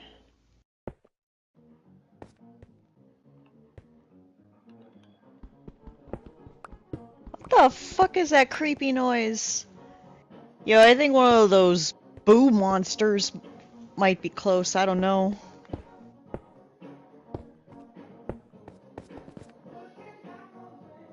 The fuck is a boo monster? I don't. It's a fucking boo. You know. You said that there's Oh, that from one. Mario? Yes. I forget what the fuck to call him on here. Yeah, I'm like, hey, it's boo. So now I know that my once you get yours, I just have to play Albuquerque. Oh yeah. Ah, here we go. Ooh. What do we have here? So good information. Oh my.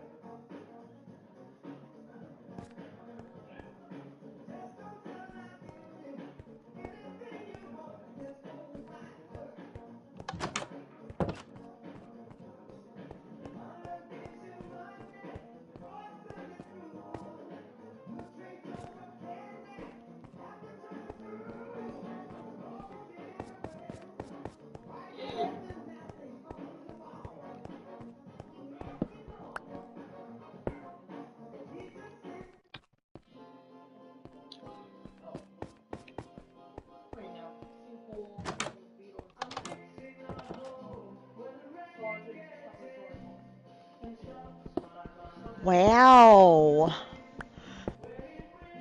Oh, this is incredible. There's like a whole bunch of shit in the netherworld. Like, this cavern just opened up to something. Now it's just a matter of trying to get down there.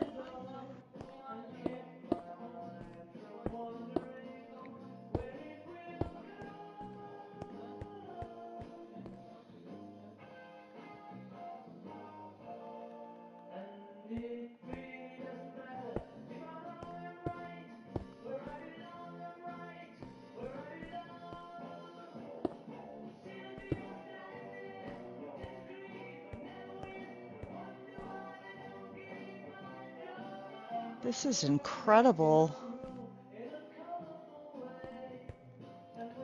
How did I ever think this room was going to be big enough? Yep. Well, maybe it is.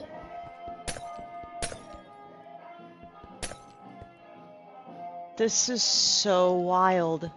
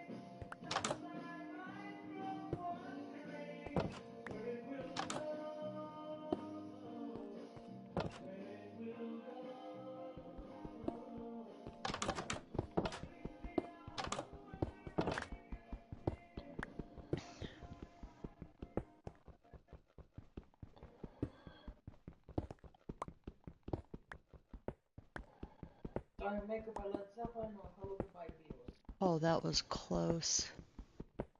Zeppelin. Ooh, Zeppelin.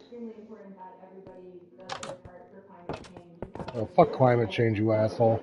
Oh yeah, fuck off with that shit. It's communism.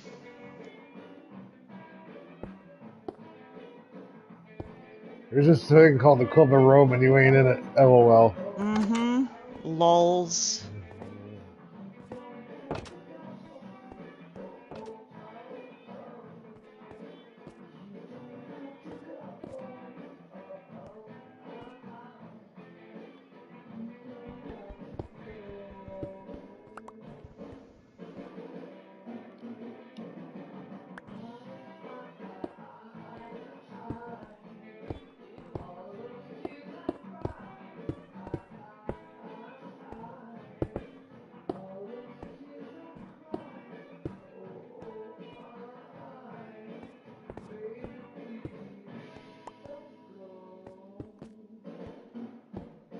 Ah.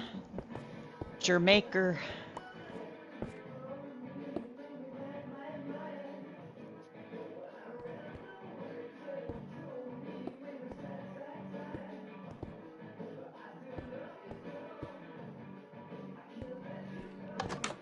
Oh. Love ya. Ooh, ooh. That was a good dinner. That's good. That cat looks like Garfield when he hangs out with you. Because he is. Hmm.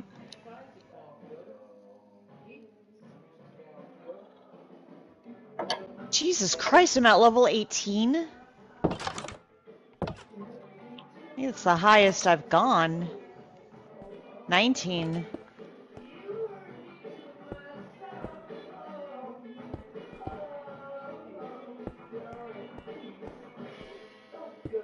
Go.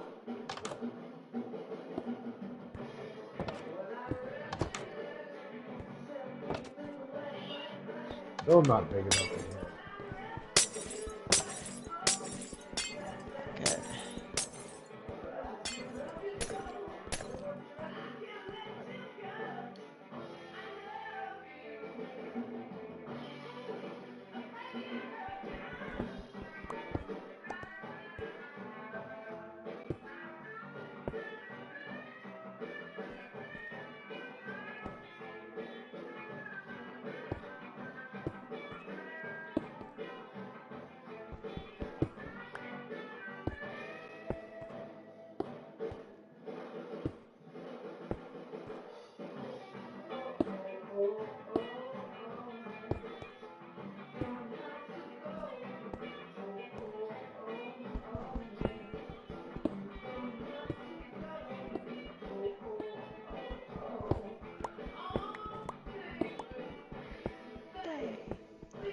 Please. Please. Oh.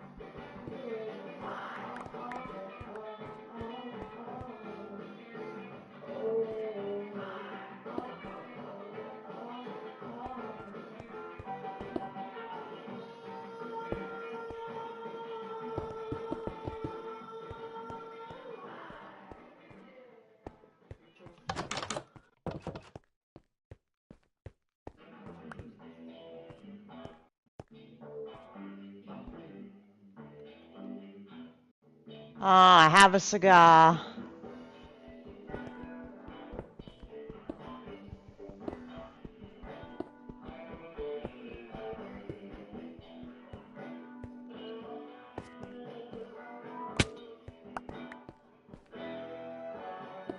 Doo-doo.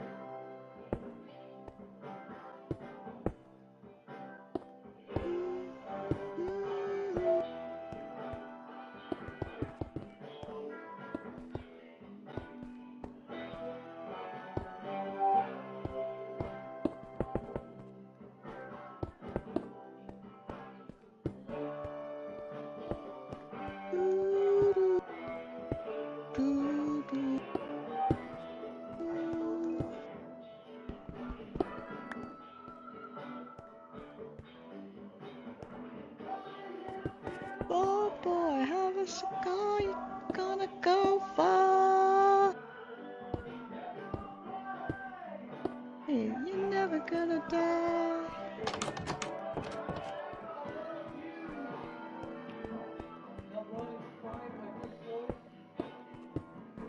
Huh? I have no idea. I probably heard every Pink Floyd song, you know what I mean? But I never paid attention to Pink Floyd, so I don't know one title from another. Huh? I said I've heard every Pink Floyd song, I've just never paid attention to them, so I don't know one title from another. It's never hard enough for me. Never hard enough? Yeah, like Pink Floyd's just like, oh. Too mellow for your taste, eh? Yeah, the farther you go, the more it just sounds like lost water solo music. The further you go into the final cut album, and it might as well be water solo. I mean, Yomo with his cousin involvement, wants me to play guitar with his on the attitude. White is out of the band, and Mason, almost the same thing as Yomo. Oh, it's one of those guys. Hi. Hi. I better get out of here. Oh my god, I'm on fire. Shit. Run.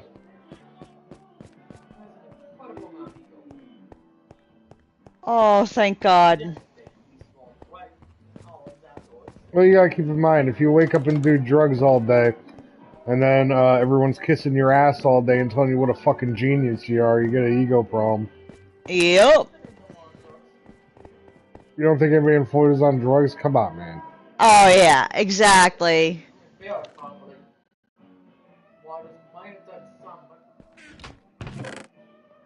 Shit, Sid Barrett tripped out on acid.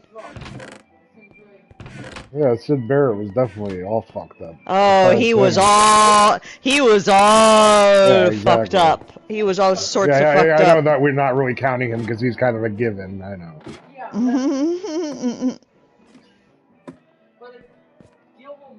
It's like saying Andy Dick loves drugs. Oh, God.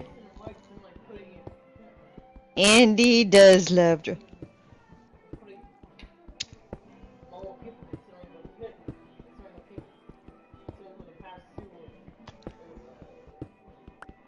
If karma is real, why is Andy Dick even alive?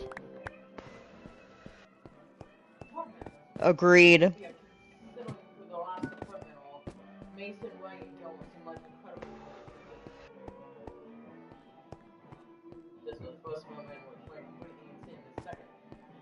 Much the same reason it's like, why is Bill Gates still alive? Why is George Soros still alive?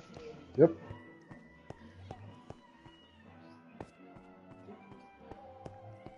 Yeah, people are saying that Momentary Lapse Music released after a while was better than the final cut.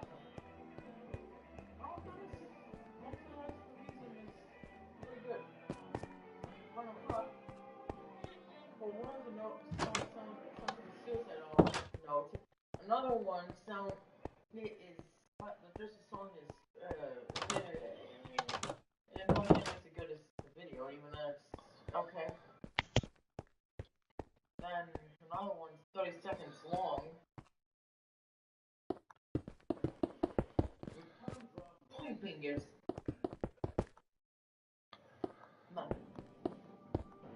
this song. Yeah, you know the song. Yeah, everybody knows this song. Come on, man. This came from the same people who just stated, remember the drug band blues, remember a day.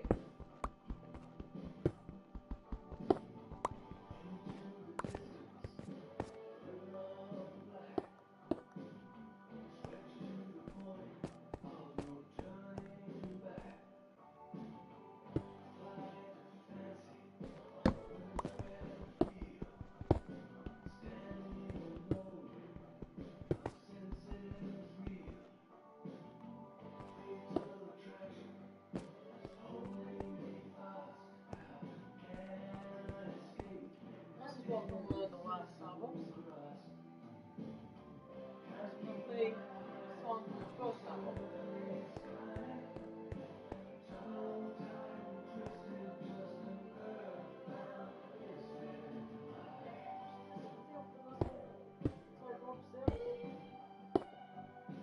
Yeah.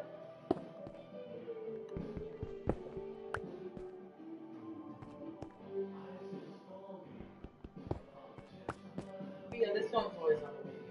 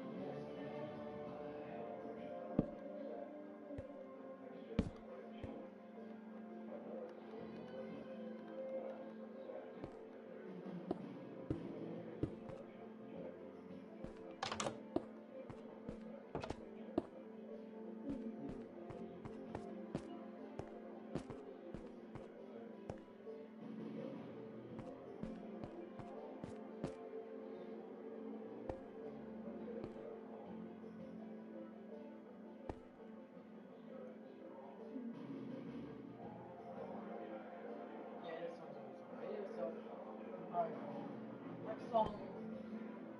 Do you remember the album Piper at the Gates of Dawn? Strong Enough to Dominate? Strong Enough to Dominate? No? Honestly, I didn't think it would. Piper at the Gates of Dawn was Floyd's first album. Back when Sid Fair was still ahead of Floyd. What are you making? Chicken machine. Trying to remember everything.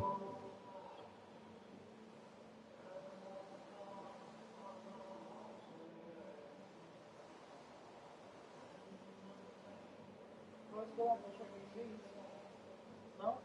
No, I know what I'm doing.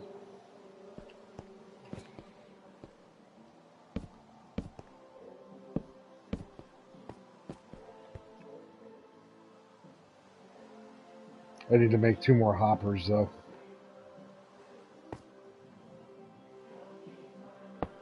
Hoppers. That's a hopper. No, like the ring things? Now look. See how I threw those things out there? Now see how they're in the box? They're collectors.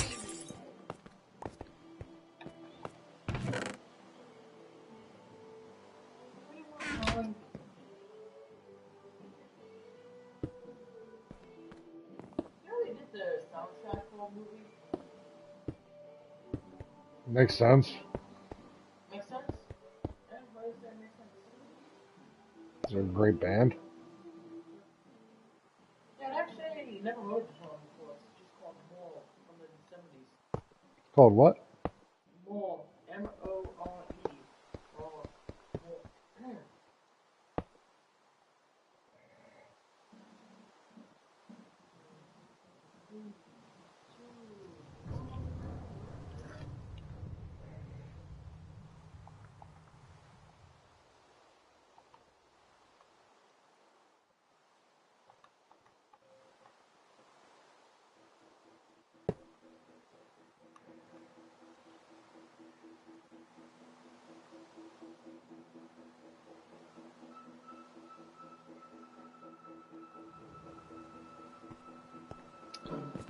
It's not what I want to do.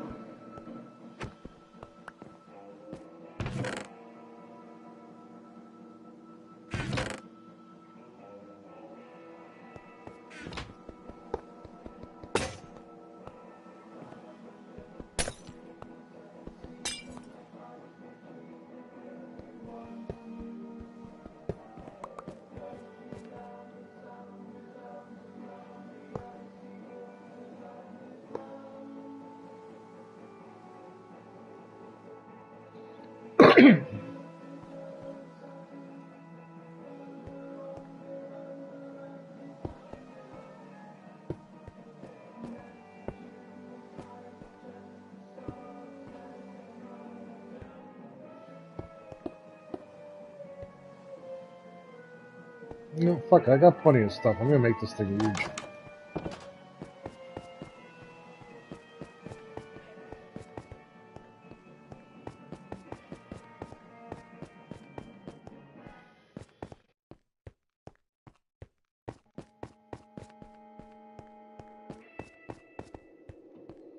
You don't care if I waste some materials to make this thing bigger, right? What, are you talking about the chicken machine, or? Yeah. I don't mind. More food's not a bad thing, Yeah, right? we need more food. Yeah, exactly. Alright. So what do I need? Need some wood.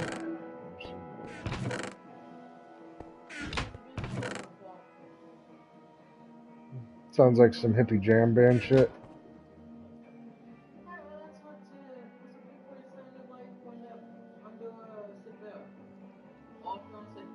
Did kind of pick out one of the better ones. It's like Intisol Overdrive. It's just feel like you could have been a couple minutes shorter. It's okay. Some of them are good, and some are like, man, some just drag on for some reason. Yeah, this is one of the Is there a bed near you? I hear an Enderman.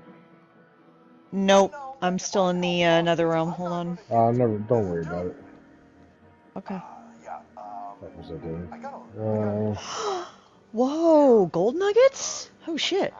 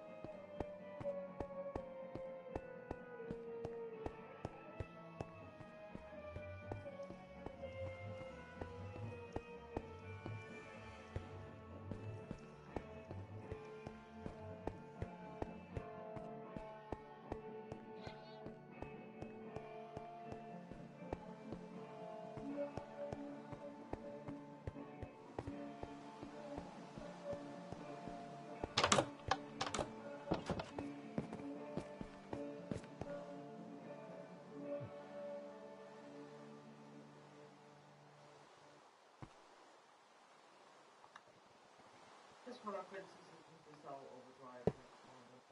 Part of it. Even I can't sit through the entire thing.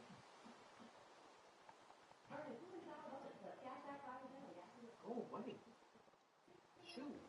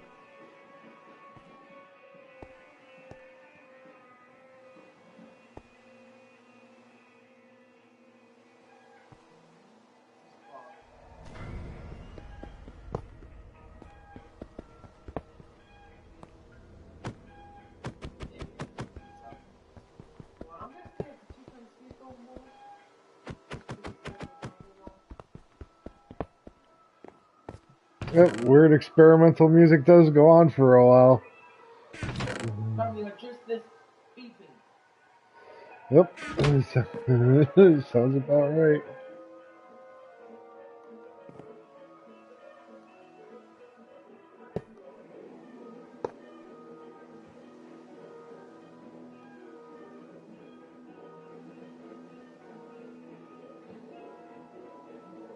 Strawberry Fields Forever makes more sense than this.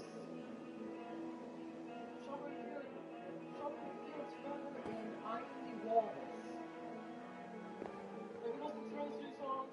Mm-hmm. Yeah, you know what I'm talking about? I Am the Walrus and Strawberry Fields Forever. Very good songs. More coherent than this.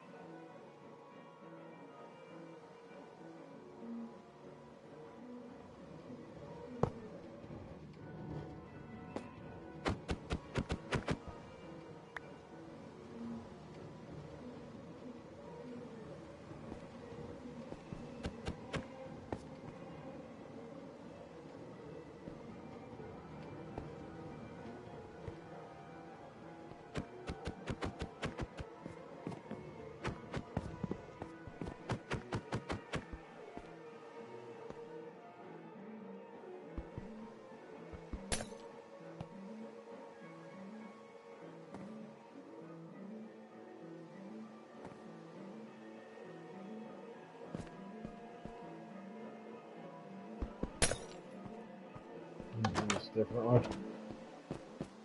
We'll do this slightly differently. Mm-hmm.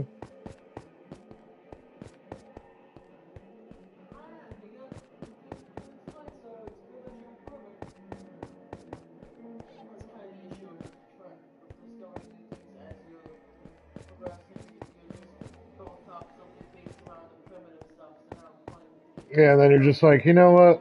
This is stupid. Let's fix this.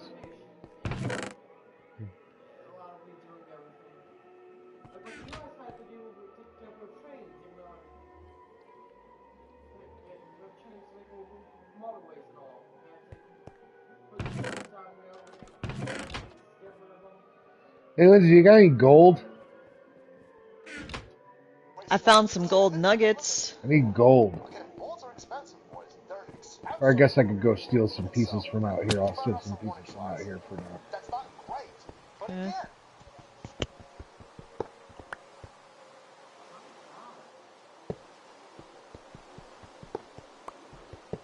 There we go. Good to go. Back at it.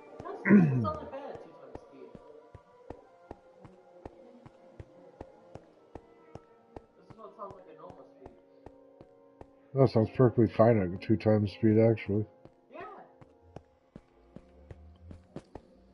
Okay, put that bottle of soda in the fridge. Thanks, sonny boy. Yo, put on water for coffee while you're over there, would you? Ah.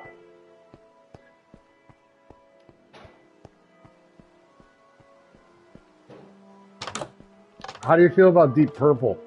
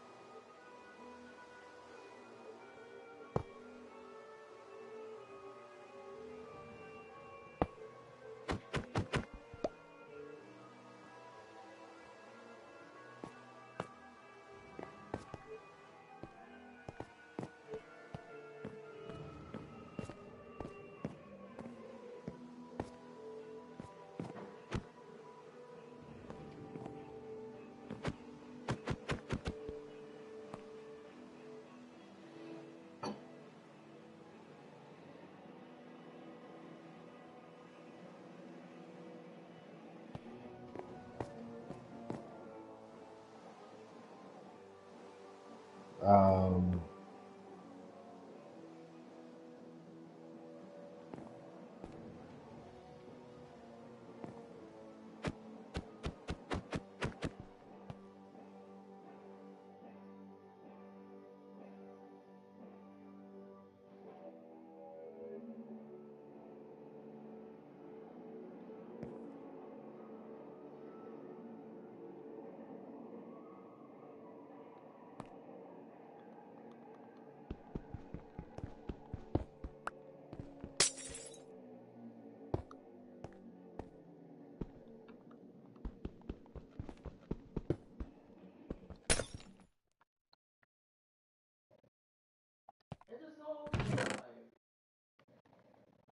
huh? Huh?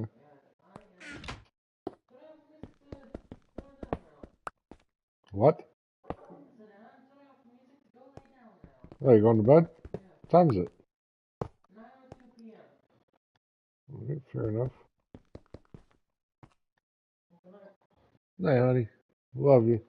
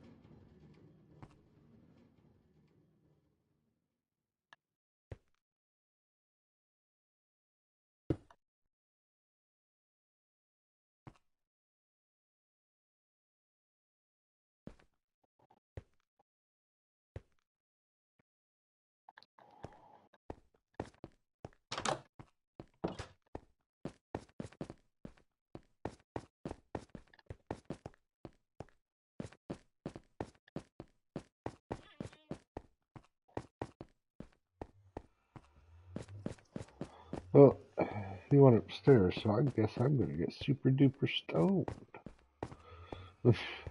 Sounds like a plan. Yeah. Let's plan some more funny shit. Oh, you already on it? Well, Salty's Turn it up. shows on it. You don't gotta encourage it. You don't have to Putting usher it fucking in. time. That's fine. Does all the guts? But turning a blind eye Yeah.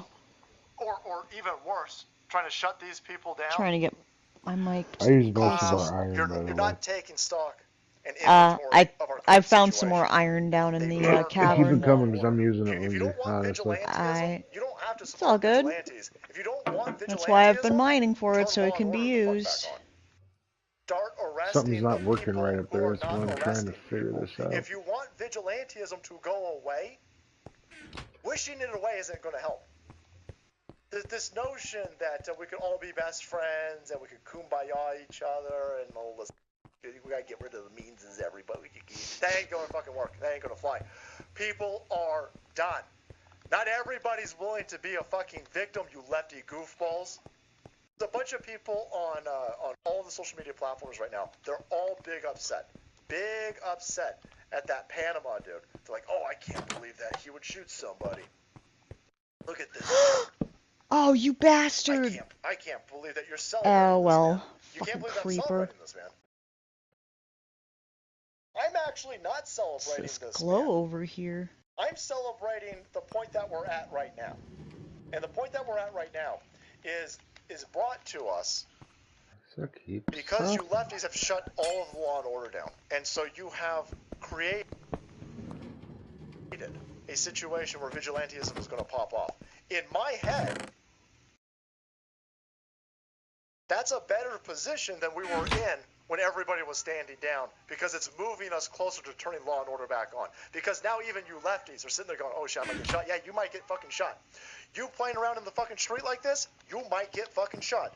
You illegally detaining people, I don't give a shit if you're Extinction Rebellion, he'll extinct you. You want to play Extinction Rebellion? You want to play Nightmare level? Because that's what this dude's bringing to the table over here. Yeah, if you don't want this, ooh, a few more iron. What he... You guys turned it off. Oh yeah, this dude. I told you this was going to happen. I've been making So these stupid ass climate change protesters, climate shutting down commies, streets and illegally detaining people, and I try to obviously being assholes and shutting down a freeway. So a guy shows up with a gun. I can't believe you're making a hero out of him. Yeah. Yep. Yeah, I will make a hero out of him. Goddamn right. Yep. Merca. If we, two people died in this situation. If we continue to let you commies turn off law and order, more than 2 people will die. If we continue letting you do this, if we continue turning a blind eye to our current predicament and our current situation, if we continue to allow you to erode the safety rails of law and order and undermining a civilization foundational principle of law and order upon which everything else rests, if we continue to allow you to do that, we all die. 350 million of us and the 50 million fucking illegals will all end up dead, asshats. So yeah. I'm not looking at this as a bad thing. I'm sitting there going, you sent us in this direction, and I'm not advocating this, I'm not promoting this. I am your weatherman, and I am just telling you what is happening. I am giving you the weather forecast. I don't care if it rains. I don't encourage rain. I don't encourage snow. That's a good way of putting I don't it. encourage sunny days. I don't encourage cloudy days. I don't give a shit about that. I don't care. I can't control the weather. I'm just here to tell you what's going to happen. I'm just here to explain to you when you got a high pressure system coming in and a low quality of fucking law and order, you're going to have dead commies. Dead commies. Don't get me wrong. And I ain't gonna shed a You might fucking get tear dead, either. Regular humans too. I don't want any of it. I don't. Holy shit! The Panama man's a WEF lawyer. Get the fuck out of here. Holy fuck. Okay, we gotta be very careful. That fucking space fire, brother. There you go. Holy shit! Good looking out. Oh man. Holy fuck.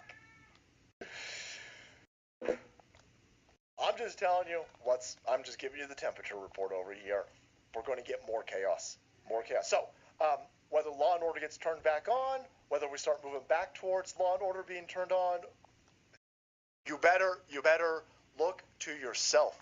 Look to your family, look to your community at a very, very microscopic level.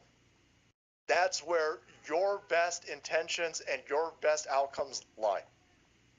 Make sure you're healthy. Make sure you're as healthy as you can be.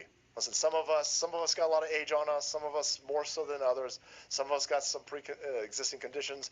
Maybe some of us got fucked up by a bioweapon.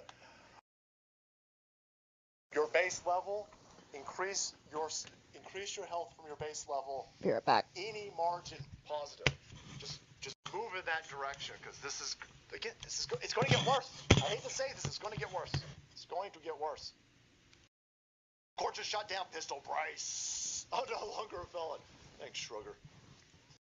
Horde stuff, by the way. Horde stuff before the average schmuck learns what the fuck is going on. Yeah. The people at the wellness company, yeah, they sell that ivermectin kit with ivermectin, amoxicillin. I think zinc is in there. The zinc as a part of the Z pack. I would get that shit. I would get that. They're sending me one. So what happens? Some climate change protest guys are being assholes and they end up getting themselves shot? Lots of ammo on hand. Lots of What went down? on hand. To Jurassic Park, Mr. No more fucks given. Yeah. So listen, I don't know what aspect the WEF plays in this, but before this guy shot those two people blocking the road, by the way, somebody ran a bunch of these idiots over. What happened exactly? Last week you had another situation where they shut down the road, and somebody just barreled through the blockade and ran over a couple of these people. Yeah. You're going to get killed. We would teach children. I was taught this as a kid. Don't play in the fucking street. Nobody plays in the Don't street. play in the fucking street. Yeah, no shit, exactly. But Lindsay, what happened? Oh. Well, what happened here? Like this whole story? What happened to I don't know shot the him? whole. I don't know the whole story, but I mean, the dude just, not fucker. This dude's like fucking hero, if you ask me. Anywho, I don't know if he started firing. Did he? He was just like, fuck it, and he was like, boom. Yeah, pretty much. I'm just like, you know what? And it's gotten to the point where I'm just like, okay, if you're gonna glue yourselves, then you know what? Leave them fucking there. Leave them glued there to rot in their own fucking filth. They get what they fucking deserve. For saving a woman. Why give him 3 years? How about give 3 years to AOC for defunding the cops? How about giving 3 years to de Blasio for defunding the cops? How about give 3 years to the district attorney who will arrest rapists and robbers in New York City? Give them 3 years. I don't want him getting 3. Listen, I want him scolded. Don't do warning shots. Thank you for saving that woman. Thank you. And now somebody should be arrested. Maybe the robber.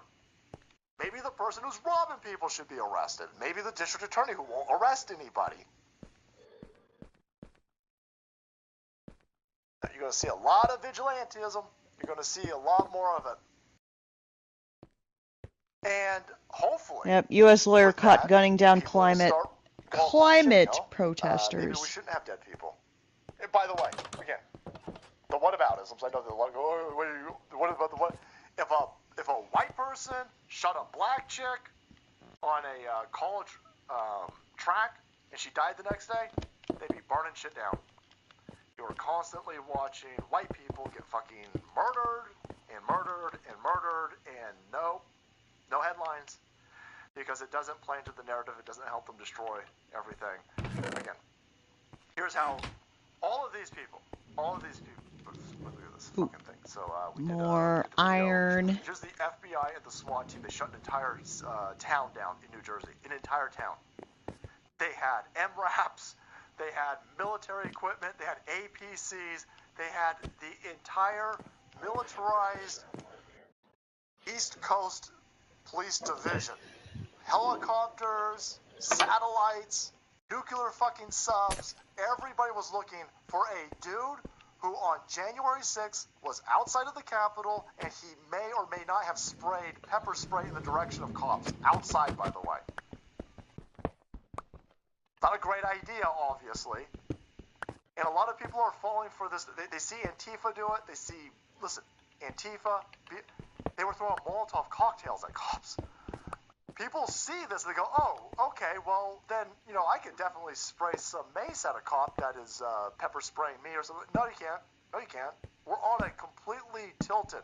The left can do whatever they want because they are a protected class of criminal goofballs. You can't sneeze. I don't like that. Obviously, I don't like that. Again, what I like doesn't matter. I'm just telling you how Why it does is. it keep stopping on this side? Here is a dude. Look at the What do you mean? fucking Headline, he turned himself in today. They were going to kill this dude.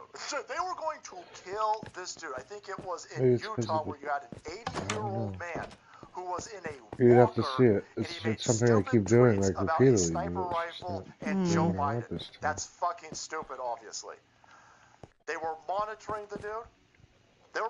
He is a homebound, elderly, obese man in a fucking scooter.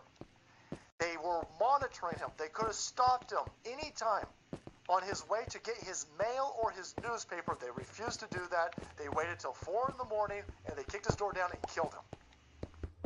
They killed him. And they said, well, he threatened Joe Biden, and so we had to swat him at 4 in the morning. Yeah, but you were watching him for 3 fucking weeks. Why didn't you just stop him when he was out there getting his paper? Well, you know, because we wanted to kill him. We wanted everybody to think that Donald Trump supporters are violent. And if we just arrest a dude outside getting his mail, then, you know, he takes the tweet down, we give him a citation, and then he goes back along the way. No, they wanted to kill somebody. They wanted to kill a Trump supporter. This is how they're campaigning. Nobody likes Joe Biden. Joe Biden is dead weight for the left-wing political party, for the Democrats and the Republicans and the oligarchy and the globalists. Joe Biden is actually a hindrance. He can't campaign. The way that they campaign is by invoking into dumb people's brains that Donald Trump supporters are violent. We're not violent, so they need to make situations where we're perceived to be violent. So they will kill you in your fucking house. It's not to stop somebody. The guy was clearly not a threat to Joe Biden. That's not the point. They're not there to stop a threat. They're there to kick up the news cycle that a Donald Trump supporter threatened Joe Biden, and it was so bad that they had to kill him. They were going to do that again with this dude. This guy was at the Capitol. He sprayed mace into the air. They said it was... Now, I mean, here, look at this. Manhunt! Now to be urgent manhunt. Urgent! Outside New York City at this hour in Middlesex County, New Jersey, after a suspect wanted in the January 6th attack evaded authorities. This was the scene in central New Jersey today, a massive police presence. The FBI and SWAT teams called in. ABC's Stephanie Ramos on the scene. Urgent manhunt for January 6th suspect. What'd he do? He burned down the West Wing. Guys, a left-wing lunatic blew up a wing of the Capitol in the 70s. And they didn't do this. I mean, holy shit. The Weather Underground blew up. They put a pipe bomb in a fucking Capitol building, and they didn't do this. And then I think Bill Clinton or Obama pardoned the person who lit a bomb off in our Capitol building. Yeah, I saw that they don't arrest people over 70 social dramas. We'll have to see. I don't know. They'll sit there and go, well, fucking America. So, again, this is how they're campaigning. It's not, hey, Joe Biden's policies are working. Everybody knows the policies aren't working. Everybody knows that the economy is completely torched. Everybody knows that everything that they say about Joe Biden and a positive influence that he's having on the benefits of this country are fucking stupid. Nobody's buying it. But that's not their campaign. They're going to campaign by saying, oh my God, Donald Trump. Donald Trump supporters are scary. Manhunt 2023, boys. Manhunt. Hunted the most dangerous species known to man, Donald Trump supporters. The guy turned himself in, by the way. The guy was like, holy fuck. Who's fired, by the way? For 3 days. For 3 fucking days. The FBI, local police, state police, federal police, motherfucking National Guard. For 3 days, a dude evaded all these fucking people in New Jersey. In fucking New Jersey, Abe. You couldn't find him? Well, then you all fucking fired. Step into my office, you all motherfucking pig slut. Best solution to sitting for long hours is a zero-gravity workstation. Yeah. Shit. Ah, my knees. Yeah, it really just doesn't like the glass. Damn. Weird. Weird. About murders and rapists in Chicago. They don't care about murders and rapists in Detroit. They don't care about black people. people being ground up in all these Democrat-run shitholes. No, they don't care about any of that. It's Donald Trump supporters. Manhunt for Donald Trump supporters. There's a lot of crazy shit going down in all these Democrat-run shitholes. Maybe you guys should, I don't know, focus on that. I'm not really interested.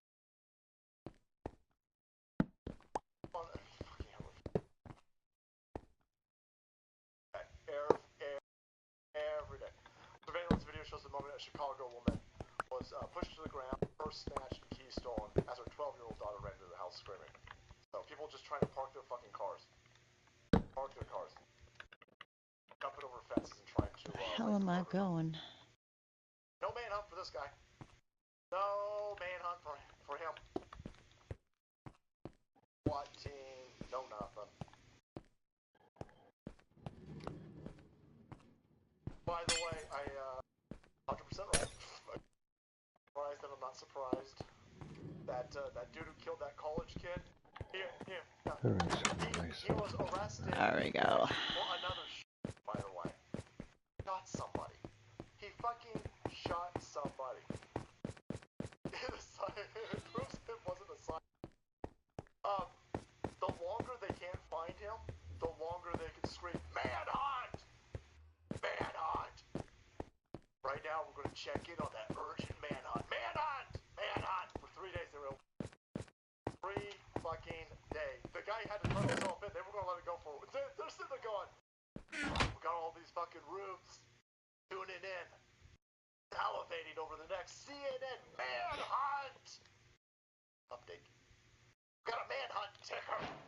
Manhunt. Hour number 4.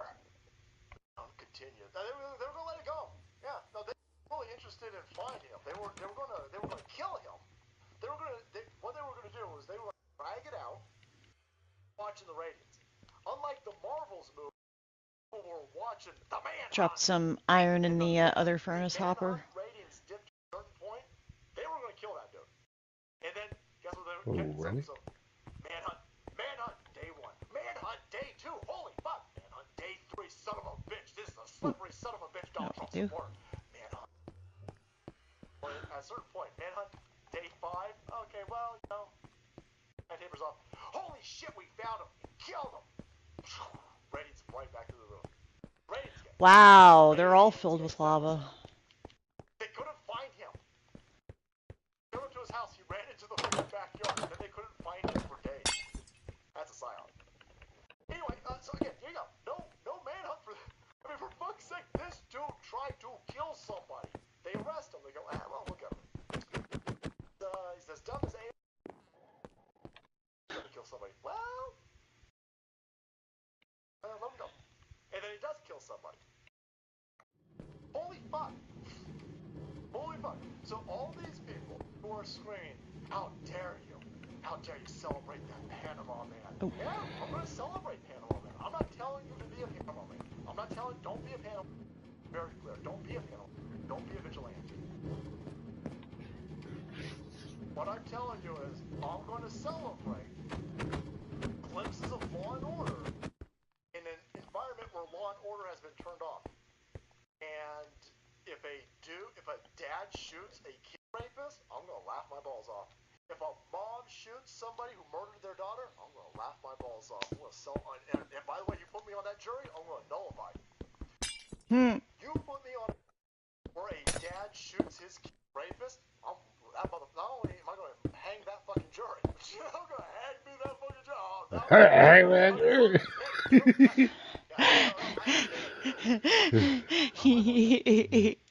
Not in my book.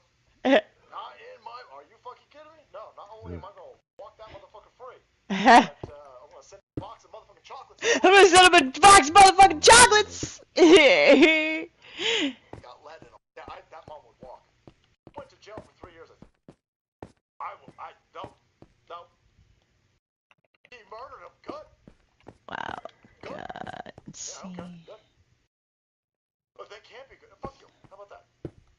You guys did this. I'll put the coal in there. Don't turn off law and order. Vigilantes miss sometimes. Vigilantes kill innocent people sometimes. Vigilantism going to get normie since killed. It'll happen a long time. So I'm not very interested in it. Oh, didn't mean to put If I that. can't have law and order, then we're going to get vigilante, and that's an aspect of law and order to that. So anyway, by the way, the people who are upset, like, hey, everything's fine. Joe Biden's in control. Everything's good. Bad. Everything's fine. These are the same dumb people who think. Where did that come from? Shut up. I just want to talk about Epstein before we leave tonight. Because shit's going crazy. There's a lot of movement out there. Jeffrey Epstein, flight logs get subpoenaed. So all the Oh, I got another baby. Oh, it's one of the sickly babies. Oh. What about this? What about some, I don't know, political, where you've got the machine and the apparatus years now protecting the flight logs of a twice convicted fucker and his madam prison right now for trafficking children. We haven't looked into, not a single person has said, let's get the fucking records. Republican Senator Marsha Blackburn said, I want them records. I'm going to subpoena them. Holy shit. That chick's got some fucking ovaries, S.A. Those ovaries can't fucking space. They glow. That's insane. Who is this woman? Tennessee boys. Marsha Blackburn the other announced one. that she would issue those the flight logs. Holy fuck. Oh no. There we go. Fuck now, noodle arms. Thanks. The fuck? One panda's sitting up in front of another panda. That looked a little. That looked strange. Well, it looked like he was giving him head. That's exactly what it looked like. Like, what? Yeah, what? Oh, we got two more babies! Two more babies. Sadly, they're the. It looks like they're the sickly ones. Now, speaking of getting shot, I hope that this woman has some double safe, double backup fucking security camera. That's the type of shit, Mac, that might get you. If a father ends his daughter's rapist, give him medal of.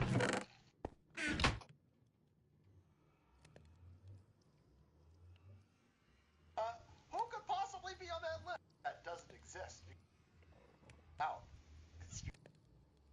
What the fuck is going on? Bill Gates' business associates reach combined $365 fucking billion settlement.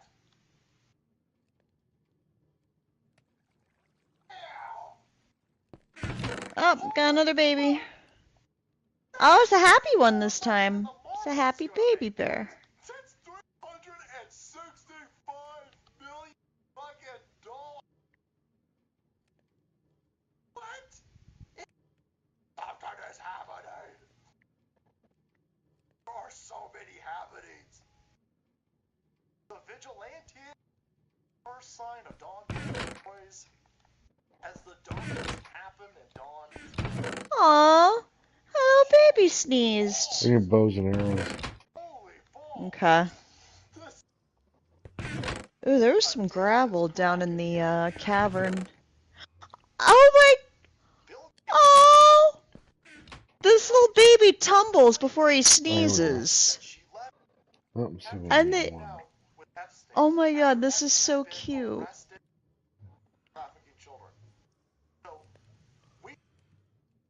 That is so funny. As soon as the baby sneezes, they all jump up.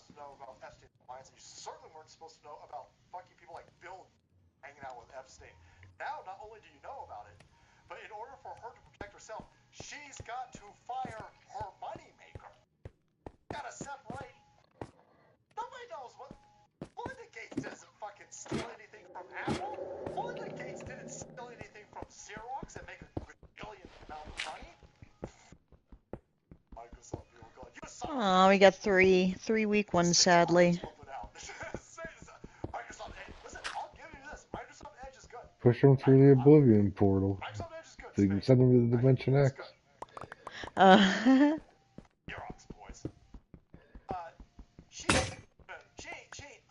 Oh, we got 4 babies. Okay, I better not go overboard, because then, oh, poor little panda. And he's exposed. For fuck's sake. Now his business are paying Add it. I'll put the bamboo away. twice arrested and totally suicide victim Epstein. Got his wife or girlfriend or where the fuck that chick was. She's in prison now for trafficking people. Trafficking children. Got a $365 million settlement from people who harm children, and you still don't have any lessons. A monumental amount of compromised individuals about to get fucking exposed.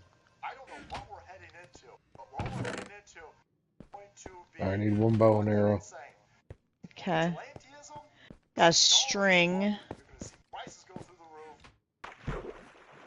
Love of God, how to get yourself any government, anything. Don't be beholden. 4 string, actually. I hate to say it because it's out there. I mean, there's like 80-year-olds who are like, what the fuck would you do? Stole my money. Here, I hear you. I hear you. Say it.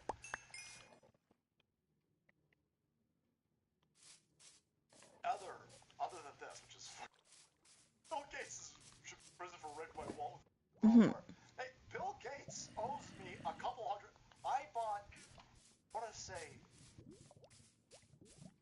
Xbox 360. Oh, bitch. This son of a bitch, Bill Gates. I had Microsoft Millennium Edition, you assholes. I had What do you got for string? MA. I suffered through it. Huh? What do you have for string? Add 4. I dropped it off in one of the chests. Right as all this is popping, all is God. Atlantism popping off. People are done. People have hit the limit up with everything's popping. Look at what right now they want to arrest Donald Trump. Donald Trump's New York City blowing up big time. But why? Because Laura fucking Loomer. Laura Loomer, or your Loomer, you just been Loomer. Outs. Judge. Taking selfies of himself, posting them to alumni newsletter or something like this. Then posts, and the judge's wife is shitting all over Trump during the trial. The judge from New York City court case that Donald Trump is being dragged through right now, the wife is shitting on Donald Trump as the trial is going on. No fucks given. Then you find out all of these families start locking their accounts. All of the family members of this judge start locking their account. You don't lock your account for no reason. You lock your account because hurt. Wow, that is going on. Monic has filed unhinged jug. She has filed an ethics complaint against the unhinged New York City Donald Trump. I heard you, you freaky ass bastard. And fucking weirdo his name is. And again, they're way more concerned about paper. They're way more concerned about loans that Donald Trump got that he back with interest. The actual crime that's going on in New York, because that's how they're doing. How they're still in an election, going after Trump with this stupid nonsense. The New York City case falling apart because this judge and his goofball fucking wife are openly assaulting character on social openly. That case is in fucking jet. Listen, the judge is going to get through and they're going to railroad Trump. Now it's going to run into a middle section where all of this comes into play. All of this is going to help in the appeals. The the fact that there's no crime also help comes to an appeal. So they're just hoping that the appeal doesn't come after the election, right? That's all falling apart. Then you got the Georgia case, right? Donald Trump is under for inciting an insurrection because the Georgia election wasn't stolen. Holy fuck. The Georgia case is now blowing up. The full county bullshit is in dire jeopardy for Donald Trump and 19 others. But the entire case is now about to be fucking destroyed. These criminals alleged in Fulton have destroyed thousands of ballots that were not folded, that had printed on them, printed ballots. They're ballots. How do you have an absentee ballot without it? That's impossible. The only way you have that is if you printed it up at the Staples Center that you stole an election from under the guise of broken water main. Ballots, you pay for retail. Yeah, this dude's on fire. So pay for retail said, listen, I want a judge to look at these ballots. These ballots are machine ballots. There's thousands of them. Enough to flip an election. Joe Biden only stole Georgia 9,000 votes. Now you got thousands and thousands of pristine paper, not folded, absentee ballots not folded. Dave Burrito takes this to a no standing. Okay, no standing. Documents need to because there's an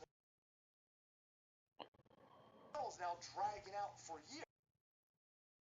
Now, all of the Georgia Fulton County lawyers have all quit. You know why they quit?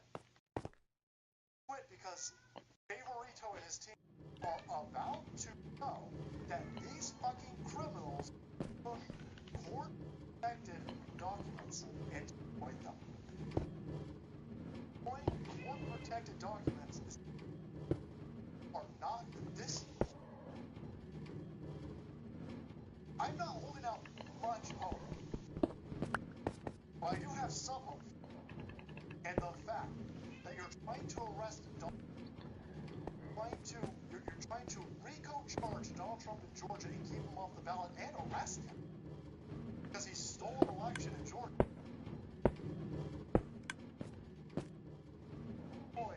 Thousands and thousands and thousands. Oh, more gold nuggets. Holy shit. And they've been the security has been destroyed. Custody documentation for the chain of custody documentation. 100,000 plus ballots has been destroyed. For any of the drop boxes, except for one county in Georgia. They stole the shit out of Georgia. Trial against Trump in Georgia has just been destroyed. Has just been destroyed. So all of the lawyers have just quit. They didn't just quit for no. Those ballots have been destroyed. Donald Trump's legal team has this. First court is gonna. They'll still try to screw him. First court may try to screw him, but what's Donald Trump's Donald. None of these will ever make it past the Supreme Court. That's the point. They want 26. Want Donald Trump in prison and off the ballot. When it gets all over. All an accident. Well, that's what happens, but not just this one part. It's the Epstein flight log. Hunter Biden has now been subpoenaed. Biden being subpoenaed. We're watching a amount of political war from both sides, escalating at unseen levels in modern history. It's going to impact. So, be prepared, be safe, healthy, keep your head on a swivel. Oh, get strapped. Up and get strapped.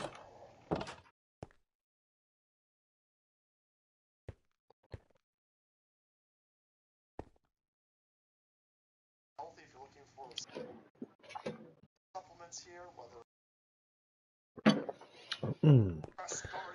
So maybe after the initial click, that won't be bad. We'll find out. holiday gifts, boys.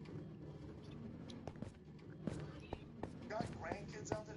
Got a 20-year-old grandkid.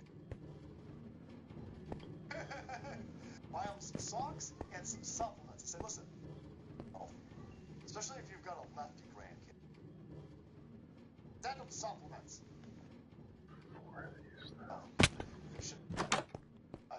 One more thing to make. God, I'm almost starved to death. I need to eat something.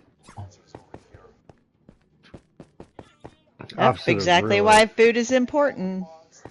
Well, I probably should go to sleep too. The Phantom's probably gonna kill me if I go outside. Oh dear. Oh dear. Yeah. Okay. Let me get back then.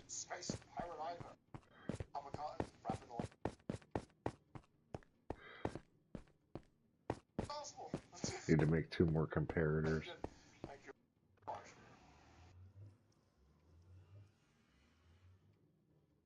Prostitutes. Oh.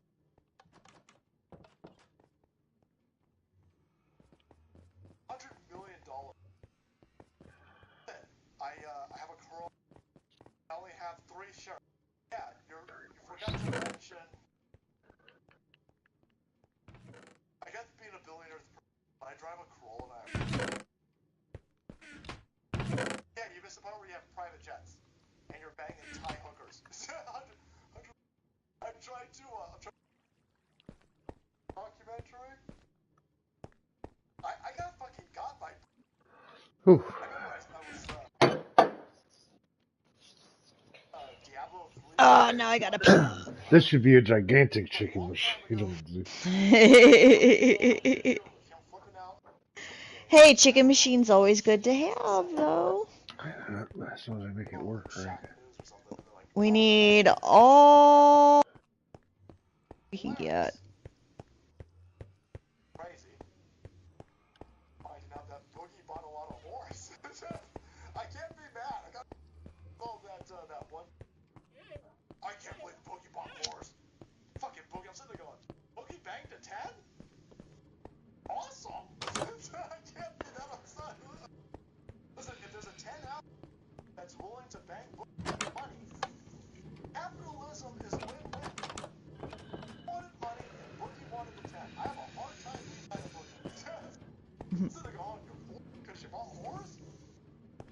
Probably not great for your soul. Not great for the horse soul either. But who am I to judge? Who am I to judge? Way to go, boys! Found a roach to smoke. Yeah, I have a hard time.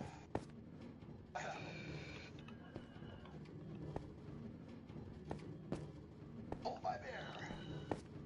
County for false child kidnapping. No hands, man. Holy shit. Protesters blocking the or ignoring their actions,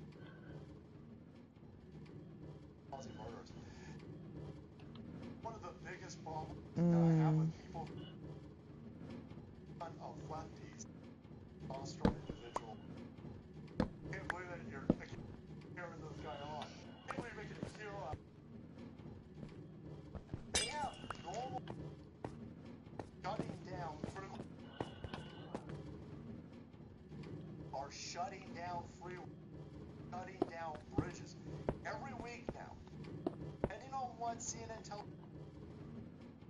Antifa or BLM, Palestinian, pro-Palestine people down the Brooklyn Bridge. Ah, shit. Didn't mean to put that away. Goofballs on burnout shutting down the once a month now. And so we've now normalized. Should grab some more torches too. I thought I made some more. Walking in. Hundreds, maybe thousands of people. Finding them. Illegally detaining them. I'm losing zero sleep when you get shot for doing that.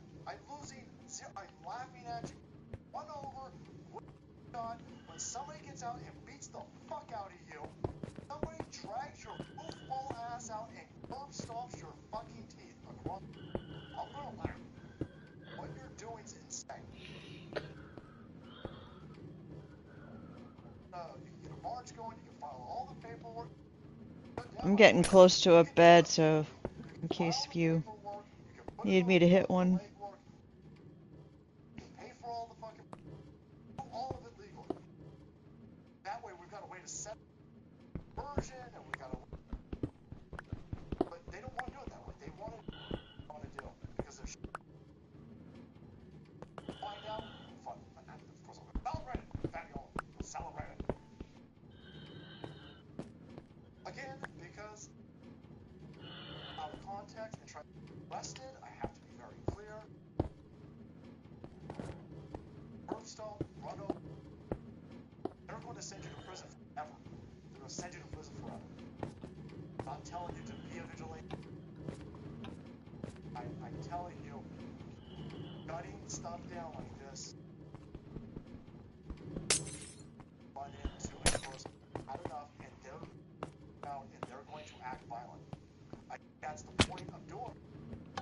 I want the violence. I think these people pop off. I'm just telling you what's going to happen. It doesn't take a brain scientist. Way, eventually you're going to get run over. You're going to get run over. I'm going to laugh when it happens. I don't want it to happen. Do it. I'm also not telling people to fuck. Notice how nobody ever gets in trouble for setting this up, by the way. Nobody gets in trouble for enacting these or coordinating these. They're shutting down critical infrastructure. Very conservative and try to shut a bridge down. Or Donald Trump, you're going to get fucking arrested. They're going to freeze your bank account. You're going to get labeled the way that it is. That list definitely needs to be exonerated. MAGA will be exonerated. I think it's going to kick off a bigger firestorm. I like to go with that. I think compromised people need to be held accountable whenever it's compromised. And that puts us in a better direction. But those compromised people are going to set shit fire as it happens. Won't do. Grab rats. Love you, salty. By my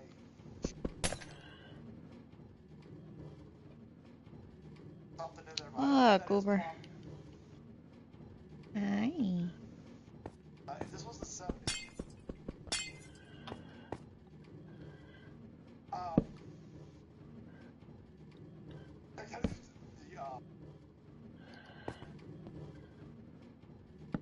the judge that is doing it, I tell you, for fuck's sake, knows that he's got an ex-president in his court of this criminal, alleged, of course. Why that he doesn't,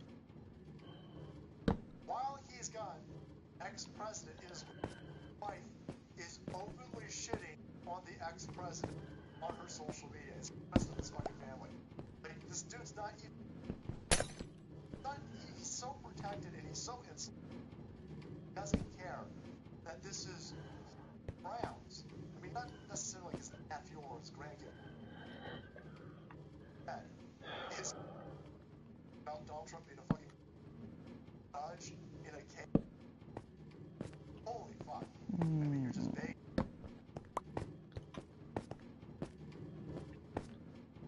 It was never meant to actually out the deep state. Get Trump in a courtroom, and they think that's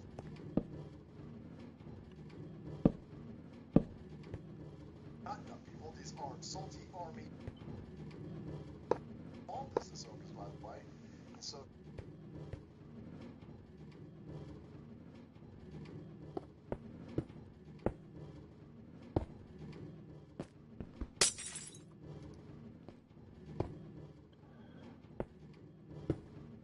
I'm Reuters. I drink. K-I-R-M for the on site. Don't drink that coffee water. Owner of the Patriot Variety. Almost, thank you so much. Keep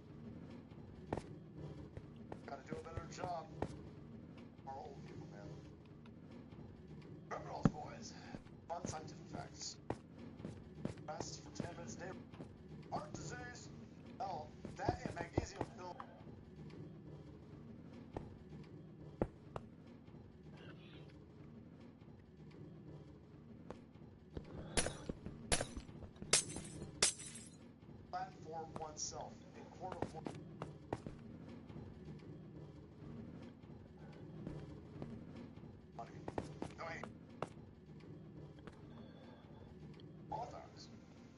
Salty, I'm in solo.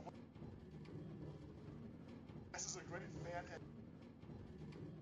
and much short.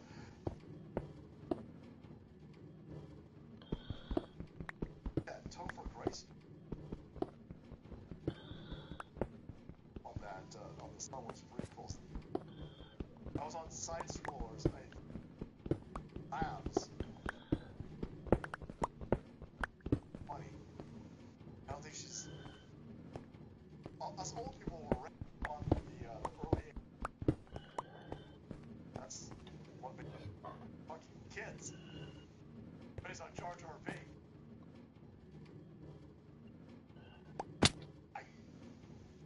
I was. That's all it took to kill me. I jumped like 2 blocks down. It was like you hit the ground too hard. I'm like, was I anemic? Oops. Was I anemic? I know I only had half of a drumstick left from starvation, but shit. Damn. Where the hell is that fucking skeleton shooting me at?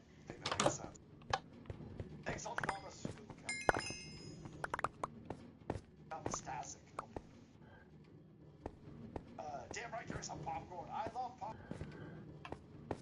Best of popcorn.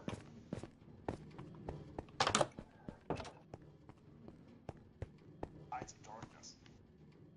Not Tides of Darkness. The expansion.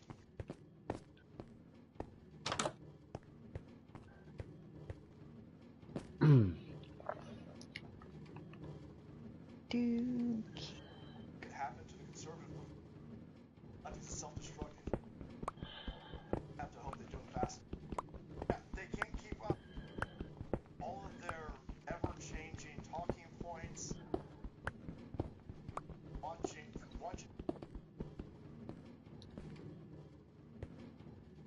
I mean, head-to-head. Washington and all these on the Ivy League campuses, Washington D.C. It's fascinating to watch. And by the way, the administration saw both of them. Biden administrations and the Muslims. I'm sitting there going, "This is fucking great. This is fucking awesome." They got in the head and by a guy's model, totally safe and effective. Accuracy. How else could he?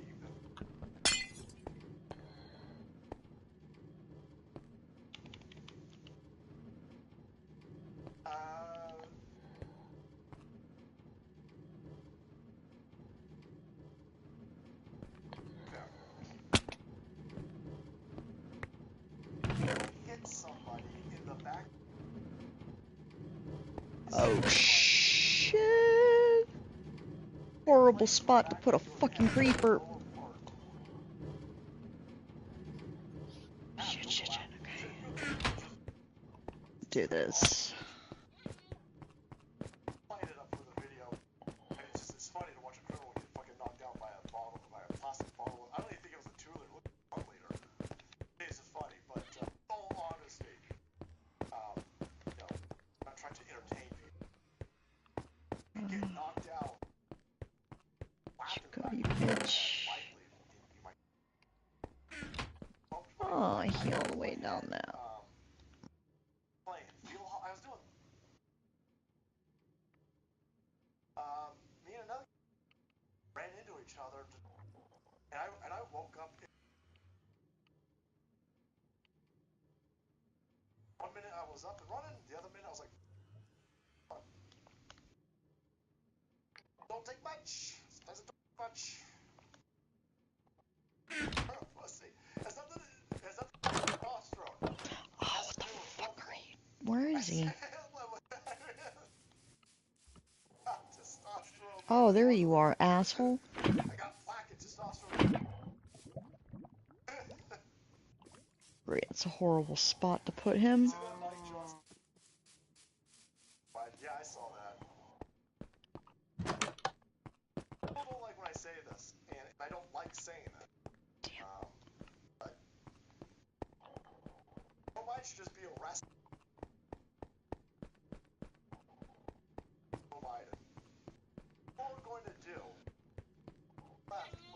it to us. MAGA, by the way.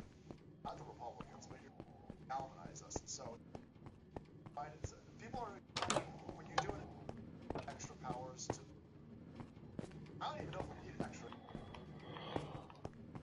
arrest him. Or arrest him politically.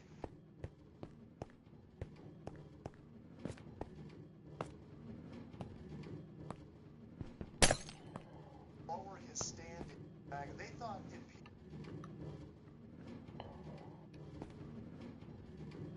all it did was just galvanize. I imagine if that to Biden, record low approval. Everybody hates him. I imagine when it's not going to pass, only help lefties. I'd rather the dude find and arrest him, or arrest his son, open criminal. Left wing has to. I don't even know if Joe Biden can make it. Biden was having difficulty. It's like, holy shit. A dude had to help him put a Joe Biden seems like rapidly died. I think that the ice.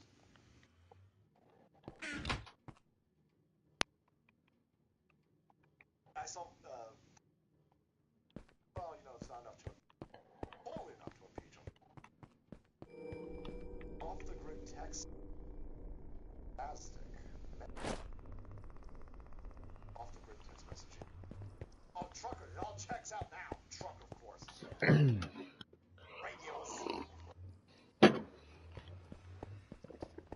Hi, what's going on? Love the stream. That made a lame and gay.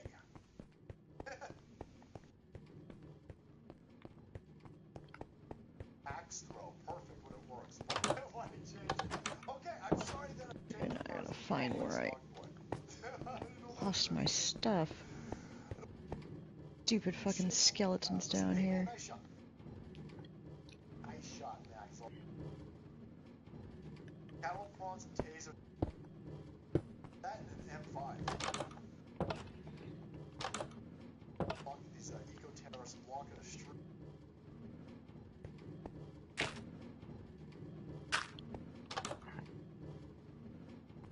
He turns his car around and just blasts these fucking idiots. Awesome.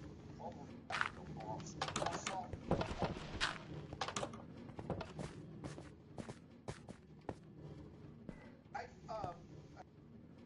Now that you guys have mentioned axe throwing, okay. You don't want to piss off lumberjacks or conservatives, so thanks, bro. Amateurs. Multi-welder, brother. So they'll be cool.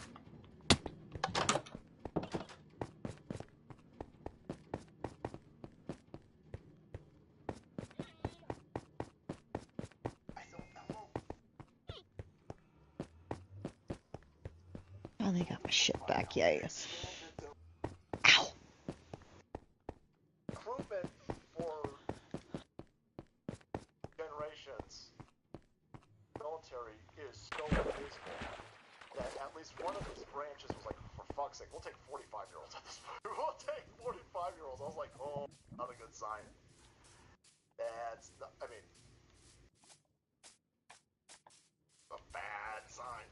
Bad.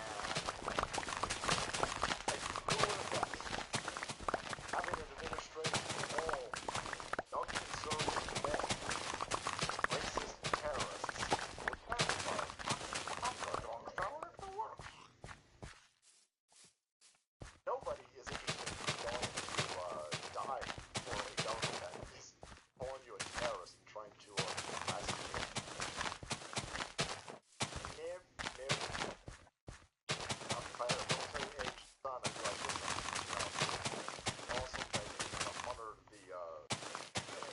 Oh, that skeleton's gone. The ideas of the military, but this administration is a fucking criminal administration. Don't get all fucked up for a criminal administration. Nope, you can, there's other ways that you can fight for America. Like, info war, boys. Engaging in the info war. Oh, we've got more of the, mostly peaceful, boys. Grand Central Station is now under attack, and the police are hiding. I don't like when police are hiding. I don't want vigilantism, and I don't want my police hiding. You start threatening cops, and you start kicking. You are law and order, and you're under attack by a mob of hundreds of people. You really only got to shoot one of them. If you're under attack, the left was fine with this. When Ashley Babbitt was trying to get through a window because Antifa was stopping her from her stopping them, the Capitol Police said, no, we're going to shoot you, and leftists cheered it. So I'm just upholding that same standard. Guys tried to burn down a bunch of cops in a portrait house for 100+ days. So if one of those cops would have said, hey, don't set me on fire, and you guys threw a Molotov cocktail at him and he shot you, I'll laugh. Same. Yep, so thank you, Hamas and left turds. Finally got my Jewish girl by a sweet Beretta. The Jews and the Asians are buying all the guns. And I want to make it a competition? Well, you Jews and Asians, you want to make a competition? I say we rev it up, boys. Buy yourself some guns. Dude, we can't have it. Listen, have all the guns. Have an adequate amount of guns. Damn, I'm almost out of, Oh, we got a zombie. We gotta get a Beretta just because I like to say Beretta. Head to the gun range. Kablamo, bitches! 45, nice large. Grandma was live. I got a fucking 9mm bitch auto. I got a. Oh, look at this. My grandma's. Oh, I got target practice? Hey, here's all the shade. Here's all. But. Iceland declares state of emergency due to volcanic eruption threat following 1,400 earthquakes. Holy fuck, Iceland. Whoa, what's this?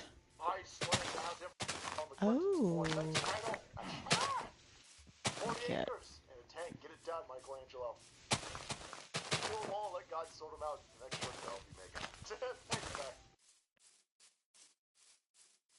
Revolvers ever fail? I love revolvers. I like the, What the? you know, Oh, what is this? auto, but, Ooh. that. What is it? Oh, glowberries.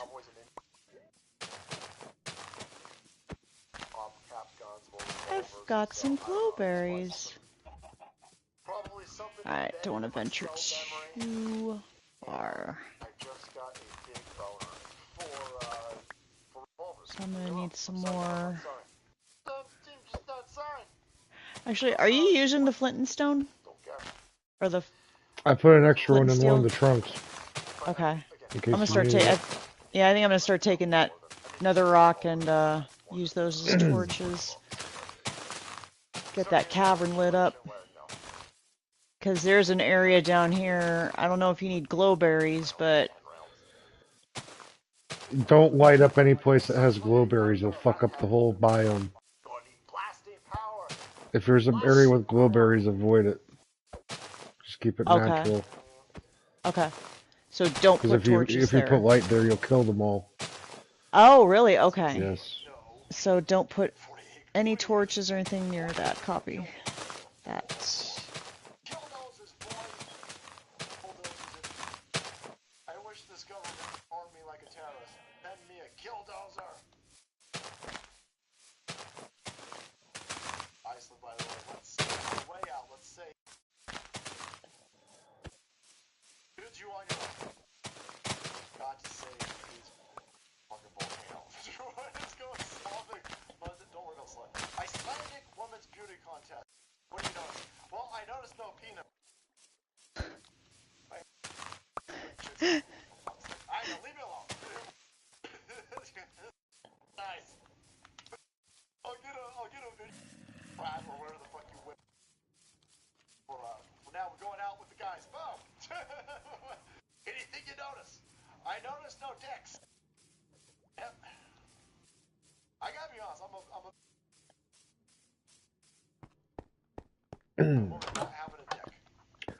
I can't find a bed.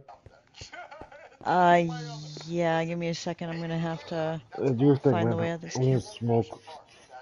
I just Okay. need. I'm just fucking dicking around, beating off grass for seeds.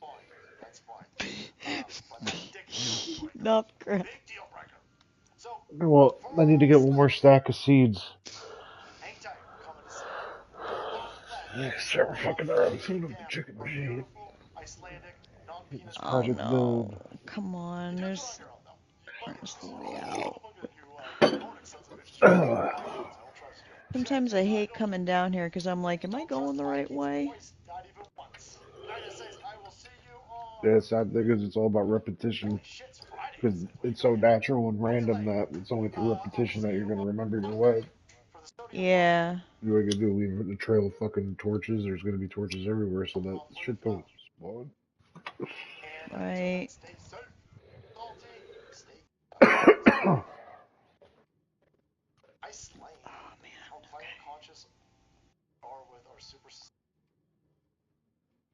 Holy shit, the got volcanoes!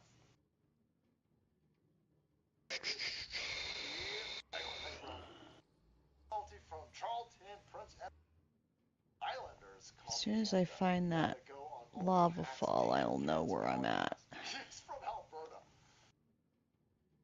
Uncle Hacks, Danger Cats. Down to that. Oh, more coffee.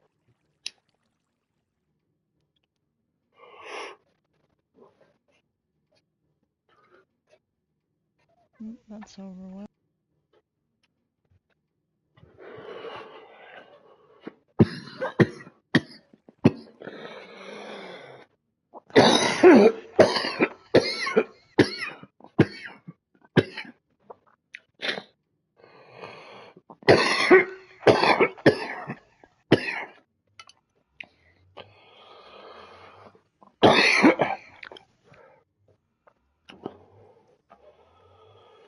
You okay over there? Yeah. Yeah. I'm down in this wizard pipe. Oh, the wizard! You got the wizard pipe out. Feels like 2 feet long. Yeah, it's pretty big. It's a pretty big pipe. Giggity giggity.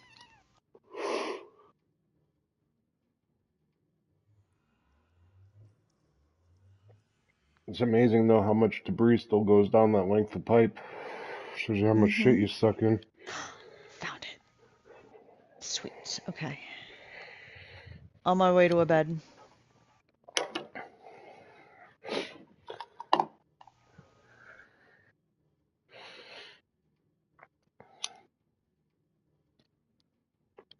Come on. I'm gonna need more. Yeah. Oh yeah, that's right. I'm gonna go back for the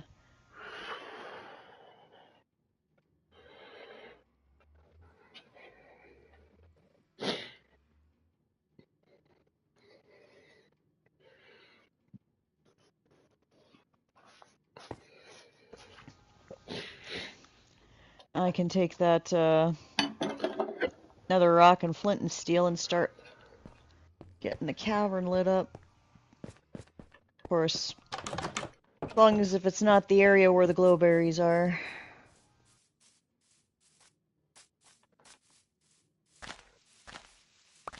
Got any seeds? Nope.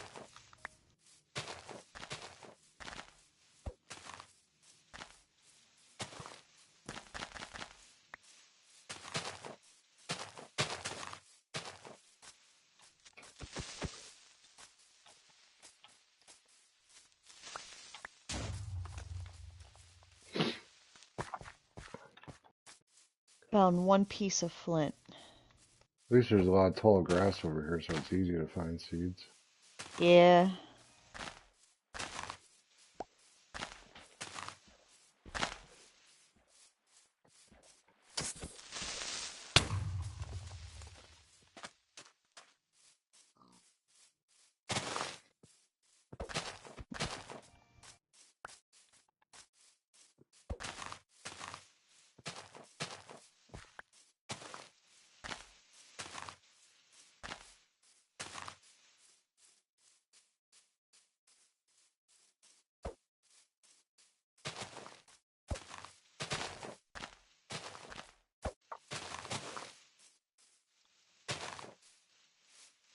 Yeah, I should bring the iron pickaxe just in case.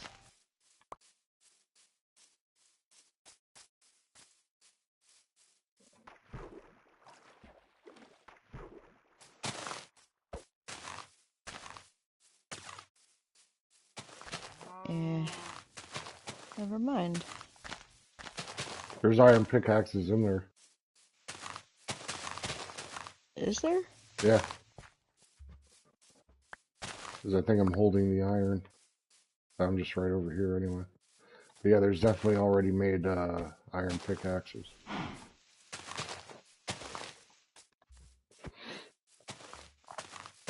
Alright, where am I at? There.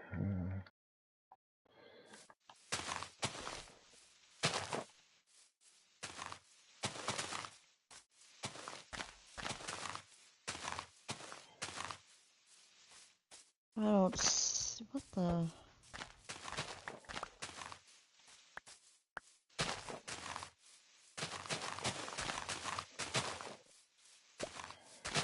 Yeah, I'm not seeing any. They're in there.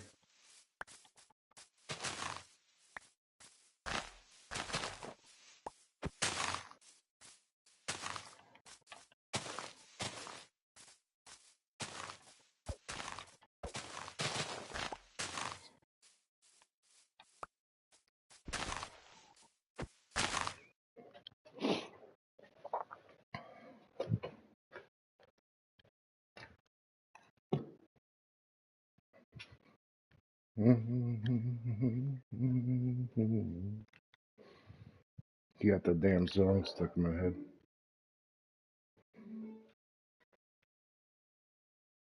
Did you see him? Nope. Okay, look straight at the crafting station, right? Left, left. It should be in the two in that wall, like the two first ones where the wall juts out. Not the one right next to it, but the two next to that. It should be one of those.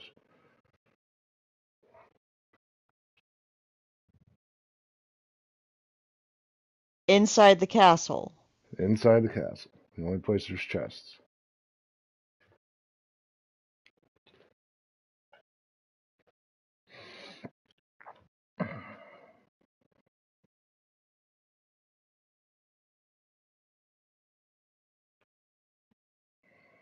Either something's wrong with my game or it's missing. Okay.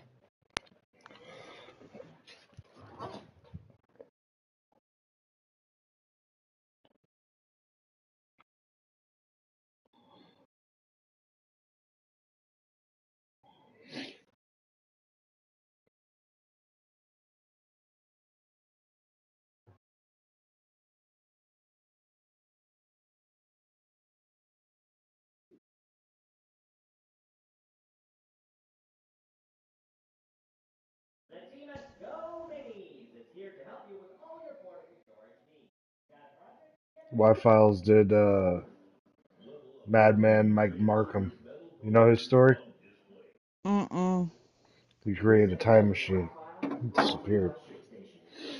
Interesting.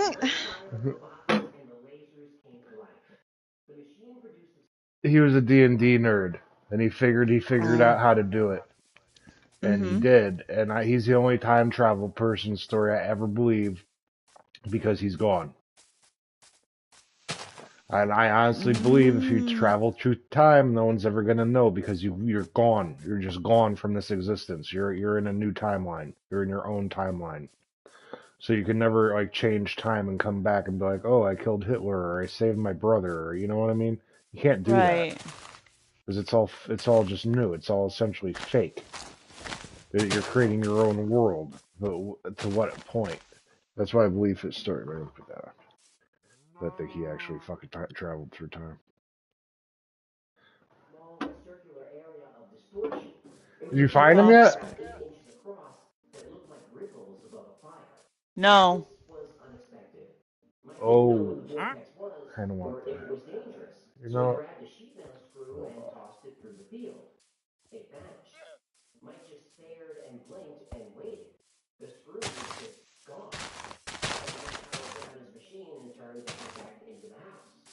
Then he heard something clattering. It was the spring.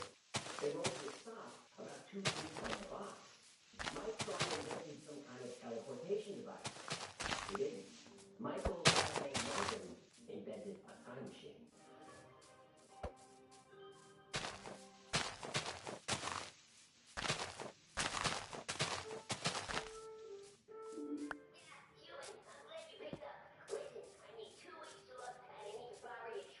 Well, I need you here for the next 2 weeks, and there's no way I'm letting you borrow the truck again. It took forever to get the smell out. Seriously, I have to change controllers now? Oh boy. Alright. I was wrong, they're gone. Fuck. Hey, hold on.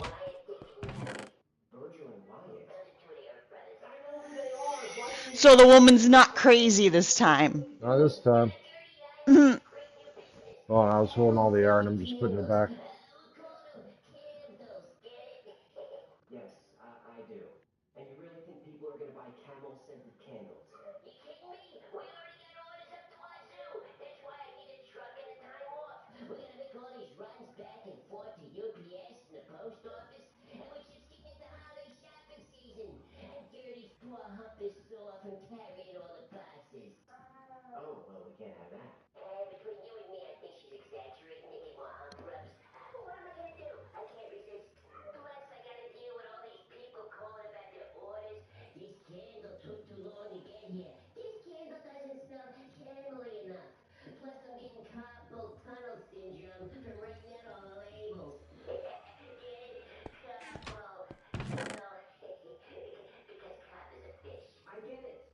Why don't you just try ShipStation? You can automate your tasks and save time and money on shipping. Oh, I believe you have once again elegantly segued into today's sponsor. I most certainly did.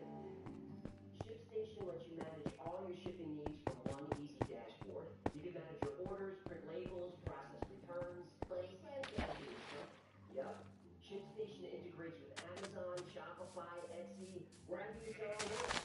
And you can save you up to 89% off UPS and USPS rates. You can.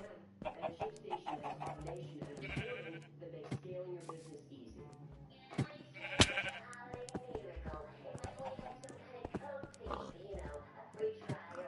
Manage all of your shipments risk-free this holiday season with ShipStation. Go to shipstation.com/blackout today and sign up for a free 60-day trial. That's shipstation.com/blackout. That's it. Why? Just why? Camels are actually quite aromatic, like musky vanilla with just a few salt of lilac. Bees, you see, they leave glands against this shell. You have to press the glands to get the juice out. Express the glands. You got rubber gloves, don't you? Yeah, but I'm not here. Oh, I gotta go. The bees are loose in the house again. Virgil, Wyatt, get back here. Daddy, don't let Morgan back in AJ's bedroom. He really loves that pillow.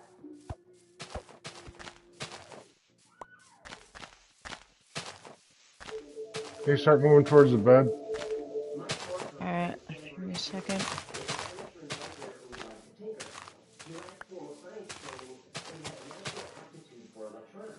The back porch of his house looked like a home appliance graveyard. Old TVs, radios, CD players were all dismantled with their insides spilled everywhere. There were spools of copper wires and magnets of all sizes. His current project was a Jacob's ladder, a device that consists of two metal rods which start close together at the bottom and split apart as they go up. This produces climbing off of electricity. But Mike had an idea for a modified version of Jacob's ladder. The first thing he had to do was create a transformer. No, an electronic transformer. Transformers are electronic. Hello. How else do you think they defeat the Decepticons? By talking sternly? You mind if I continue? To get the arc of the electricity going in a Jacob's ladder, you need a high voltage power supply, typically in the tens of thousands of volts. Now, in the United States, the standard household voltage is 120 or 240 volts. That won't do. So Mike built his own transformer. Well, that's in disguise. Sorry. It's out of my system now. Go ahead. Basically, what you do is wrap two separate coils of wire around a common core. One coil is connected to the power source, so in this case, the fuse box on Mike's house. The other coil then has more or fewer turns in order to step up or step down the voltage. So Mike sat down and just started coiling wire. After about 400 turns, he lost count, but he coiled enough wire to step up his voltage from 120 volts to 20,000 volts. Now he's got his power supply. For the climbing rods or conductors, wire hangers. Sounds like adorable. Mhm. Yeah, it'll be safe. Safe enough. Yeah. What do you mean safe enough? Yeah, translation. I don't know. Might be cool. Between the rods, allowing current to flow. The arc starts at the narrowest point where the rods are closest together, and then the heat from the arc makes the air around it hotter and less dense. Hot ionized air has lower resistance. Hot air rises, and so the electrical arc rises along the conductors. Oh, I hate this stupid ass controller. Manually, by moving the rods closer together or farther apart, it's touchy. Also, if the air pressure changes, it won't work. If the humidity changes, it won't work. Air temperature, movement, even a little bit of smoke or dust in the air, and it won't work. So Mike had an idea. What if he used lasers to heat the air around the conductors? This would lower the air resistance, ionize it, and make the spark ignite on its own. At least, that was the plan. So he removed the laser emitters from a couple of CD players, connected his homemade transformer, and fired it up. No spark. It didn't work. As he was going to disconnect the machine, Mike saw something strange. Hovering above the device was a sphere of distorted air. It looked kind of like the wavy mirage you see over a highway on a hot day. But this wasn't some powerful ball of energy. It was particle. If you weren't looking for it, you'd miss it. Unsure what this thing was, or if it was dangerous, Mike tossed the sheet metal screw into the energy field. The screw disappeared. Mike just stood there for a second, confused. He didn't know if the screw got vaporized or what happened. Then the screw fell out of the field and landed on the ground a couple of feet away. Now, he repeated this experiment a few times with the screw, and every time the same result. He tossed the object in, it disappeared for a second or so, then reappeared out of the energy field. Now, Mike didn't know if his machine was teleporting objects or possibly sending them a few seconds into the future. After a few more tests, the machine overloaded. The lasers were dead and the components were fried. Now, even though all that was left of Mike's invention was a burnt-out box of parts, he knew he was onto something. So now he would rebuild the machine. But this time, instead of it being 18 inches tall, he'd build it 8 feet tall. And to do that, he'd need access to a lot more power. And Mike knew exactly how to get it. Big news. In the next 60 seconds, I'm going to show you the fastest way to become a millionaire. Right now, there are over 1,700 new millionaires. Sure. Mm-hmm. I'm going to be one of them as soon as I trick you into sending me all your money. Yep. Was pretty sure he invented a time machine, but to really test it, he'd need to scale up his invention. His prototype was only about 18 inches tall. Now he wanted to go bigger. Scaling up the parts of the machine wasn't a problem. Bigger conductors and even bigger lasers were available. The problem was power. He needed lots of it. His house gave him 120 volts. He stepped that up to 20,000 volts for the prototype. Crazy fucker. That's insane. Blew out after just a few minutes. Yeah, no shit. If Mike was really going to scale and test the machine, he'd need Sounds like Doc Brown. handle 50,000 volts. Sounds like Doc Brown. That's exactly what he's doing. He's doing Doc Brown shit. You see on power poles. But those are not easy to get, and they're not cheap. Mike didn't have $15,000 to $20,000 to put into this experiment. Besides, he'd need more than 1 or 2 transformers. He'd need a few. So Mike had an idea. A bad idea. He knew there were 6 industrial-grade transformers just sitting in a yard doing nothing but getting rusty. But that yard was a substation for the King City, Missouri Power Company. So Mike called a couple of friends with pickup trucks, and in broad daylight drove to the substation, loaded up the transformers, and drove away. A few weeks later, he had his next version of the machine. The transformers were connected to the grid. New lasers were in place, and the wire hanger conductors were upgraded to 4-foot-long, half-inch metal rods. This thing was a beast. Now, the moment of truth. Crazy fucker. Mike powered up the machine. He got the name Madman, like, deservedly. He's doing this in his fucking backyard. The machine knocked out the power. Then Mike looked out the window. He knocked out the power in the whole town. It took some tinkering, but soon Mike was able to get the machine running without causing brownouts all over town. Oops. It worked. It created an energy field or vortex a few feet wide. So Mike sent objects through the vortex. But this time, objects weren't reappearing a few seconds later. They weren't reappearing at all. The objects were just vanishing to who knows where. One afternoon, Mike had a few friends over and they were tossing small objects into the energy field. They wondered, could a big object go through? Yeah, I'd like to send my ex-wife through. Well, you sat behind the living room couch and pushed. The couch went into the energy vortex and was gone. Yeah, that was the good news. What's the bad news? Mike's cat was on the couch at the time. Yes, so what's the bad news? So now everyone is just standing there in an empty living room staring at this whirling field of energy. Then they heard a pounding on the front door. Mike opened the door, and there were 8 deputies on the property. The officer at the door had a search warrant. Mike's neighbors had reported a lot of weird activity happening at the house. And it didn't take long for police to put together a project and report from the power company of a lot of missing equipment. So whatever experiment Mike Markham was He's like, oh, my, oh, man.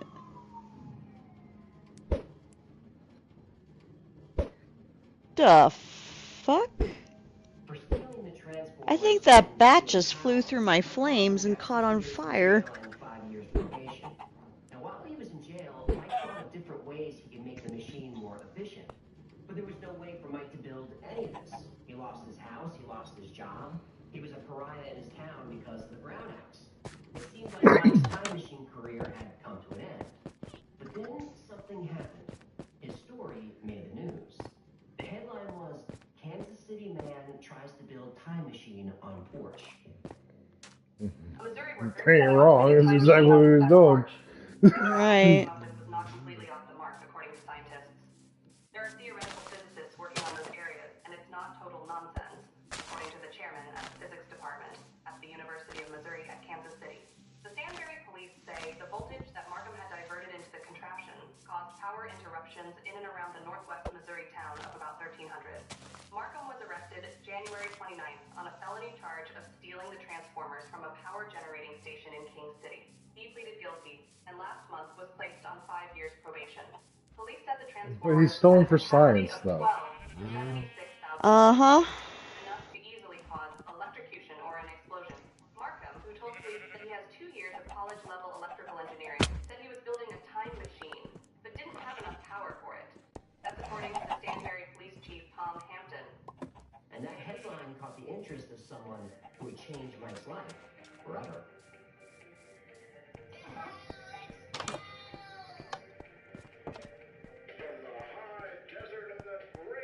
Oh, no. Good evening, good morning, good afternoon, wherever you may be in the world's time zones, all of them covered amply by this program, Coast to Coast AM. I'm Art Bell. It is my honor and privilege to be escorting you through the second half of the weekend, and what a program it is going to be tonight.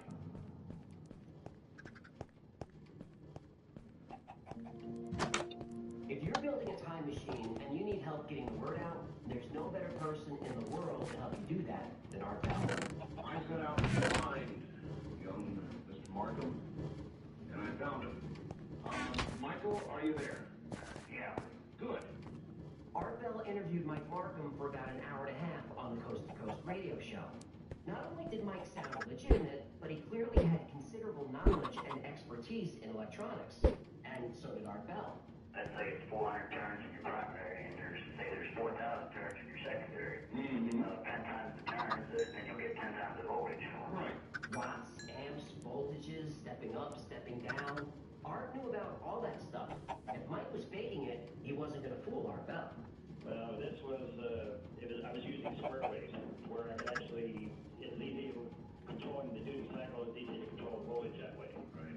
So, because you can't really find, it's hard to find variacs rated at megawatts, so. Man, I'll tell you, if you're using square waves, I bet the ham operators heard you for miles. And he didn't try to fool anyone. Mike came across as humble. He wasn't looking for fame or attention. In fact, Art Bell is the one who tracked Mike down and convinced him to come on the air. Millions of people listened to that interview that night, and before long, people were calling in with offers. Some had transformers they would donate, others had property he can use, and plenty of people were ready to financially support Mike in building a new, bigger machine. How do you feel about the possibility, Michael, of somebody coming along and being your mentor, even more than this, maybe contributing money to build a great big gigantic version? Oh, that'd be great. That'd be like a dream come true. For the next few days, offers came in, and Mike, with his new team, created a plan.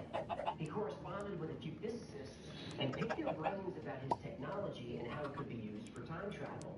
Several scientists helped Mike come up with an idea for a mechanism with rotating magnets that would make the machine easier to control. So Mike got a warehouse, all the equipment he needed, and access to more power than he could ever use. It took about a year, but he finally built a newer, larger, and highly upgraded version of his time machine. And you know what? The machine worked. Shit. Book that trip to Vegas. In this economy? What are we, rich? Are we rich? We could get a personal chef. I heard about this guy on the news that serves a very rare species of fish. Highly illegal. Highly illegal. We're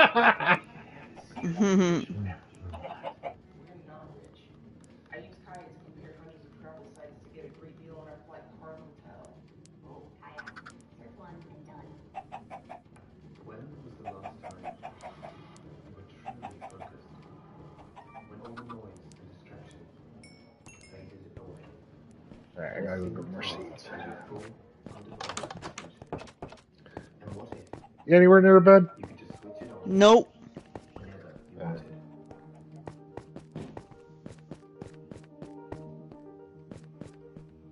Meet Remarkable, the paper talent. A digital notebook with the feel of paper, designed for tasks that demand focus. Take notes, draft, refine, and organize, without distractions or interruptions. You can work with deep focus and make meaningful breakthroughs.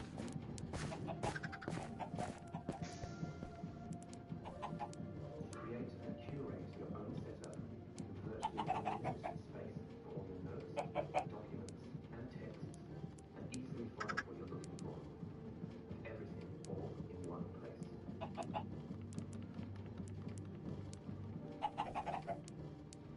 Start out with the tactile feel of freehand.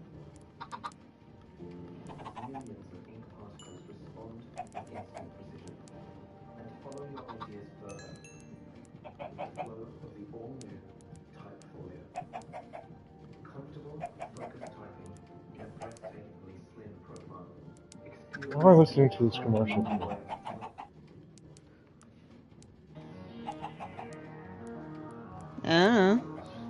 It took almost 18 years, but Art Bell was finally able to catch up with Mike Markham. Honestly, Art thought Mike was dead. And I called you Batman because I was convinced you were going to absolutely fry yourself alive and turn into a french fry. There are other people who have been involved in time travel, Mike, that I've had on the show, and honest to God, Mike, they're gone. I don't know where they are, whether it's Cheater or Anderson, others that we've had on the show, they're gone. I mean, they're gone. But Mike Madman Markham was very much alive, and a lot had happened since the last time he and Art spoke. Because of Mike's last appearance on Coast to Coast, he suddenly had a lot of benefactors. He had a little money, equipment, and lots of power. Mike set up in a warehouse in Overland Park, Kansas, and there he built several iterations of his time machine. The most successful version used rotating magnets. So instead of having a small energy vortex, Mike was able to create what he called a plasma tornado. Maybe it'll be more efficient if I use, instead of using basically heat from a laser in a cold room, the differential, the temperature difference between those two to stir the plasma, maybe be more efficient if I use the magnetic field to stir it. That's what I ended up doing. Use the magnetic field to do what? Basically, it's, well, in simple terms, this thing looks like basically a Ow. tornado. So, how much power do you need to create a plasma tornado? Well, remember Mike's first You machine? fucking That crazy prototype son of a ran bitch. at 20,000 volts. Huh. Well, his next version... The one that ate the couch and the cat. Yep. I want to waste on a perfectly good couch. Stop it. Anyway, the next version used about 70,000 volts. This new machine in the warehouse, which is about 15 feet tall, it was pulling 3 million volts. That is a crazy amount of pressure. Pressure? Well, in simple terms, volts measure the pressure of force driving the electric current. So think of electricity like a water hose. Amps are how much water is flowing through the hose, or how much power is running through a circuit. Most households get between 100 and 200 amps of power. Unless you got a grow room, then you need a lot more power. Tomatoes! I was growing tomatoes! Anyway, amps are the amount of power. Voltage is the pressure of the power. So imagine taking that water I hose hate and this making the end of it smaller fucking and smaller. controller. It increases the pressure of the water coming out of the end. So even if you don't have a lot of amps, you can still create really high I'm trying to get to a bed. That's what a transformer does. So using juice from the power company, supplemented by a couple of generators, Mike had more than enough power to run his Right? With a magnetic, with another, basically a circle of magnetic electromagnets around it. So basically, you have a bunch of plasma and it's like... I'm basically at the point where I just need to overload the machine. Ah. You know, what you So that's are what I'm doing. describing, I'm sure you've It's heard happened to be the Gotcha. stories of outside. the Philadelphia experiment, right? Yeah. Well, they described a similar electronic setup with regard to the rotating magnetic fields. Art correctly pointed out that this is how the Philadelphia experiment was, with high voltage and rotating magnetic fields. In fact, when Mike was arrested, he told police he was building a time machine. Of course, they thought he was nuts. That's awesome. Scientists said that if building a time machine was possible, Mike's technology was on the right track. Oh, nice. I could use that as an elevator. Sweet. And their blueprints. Blueprints for different kinds of time travel designs that are compatible with Einstein's theory. For example, gigantic spinning cylinders. You go around the cylinder and you come back before you left. So now Mike started testing the machine by sending objects through the vortex. Oh, you fucking kidding me. Baseballs and little things like that. And they went through just fine. But they just disappeared, just like the couch. And the cat. But they really didn't disappear. They just ended up in different locations. So, what, teleporting stuff? The objects would go in and vanish, and then about 2 minutes later they reappeared. But the objects ended up between 50 and 150 yards east or west of the machine. And always east and west, never north or south. That's Mike weird. thought this could have something to do with Earth's rotation or magnetic field. And look, I know the story sounds crazy. But these tests were witnessed by 15 people. Anyone who donated money or equipment might let them be a part of the project. Oh, stop, And you those people showed up. I would have too. And it's a good thing hate there were this so many fucking people on thing. hand. Hamsters are fast. Wait, did you just say hamsters? Yep. The tests were so successful that Mike started sending small animals through, specifically mice, hamsters, and guinea pigs. No cats? No. That's the thing. Between the inanimate objects and animals, Mike had successfully tested the machine about 200 Oh, we got two skellies in here? Oh, shit. and the speed of the magnets could adjust how far objects were traveling. Before long, Mike could make a pretty good prediction of where an object was going to end up, how long it would take before we appear it. So at this point, there was really only one final test to try. Do you mean? Yes. Mike stood in front of the vortex, took a deep breath, and jumped. There was a flash of light, and Mike disappeared. Now, remember, Forever. Arnold had been following this project closely. He was even planning a trip to the warehouse. But when Art checked in looking for Mike, he was just gone. Oh, You asshole. Fuck off. I think I know where that's at.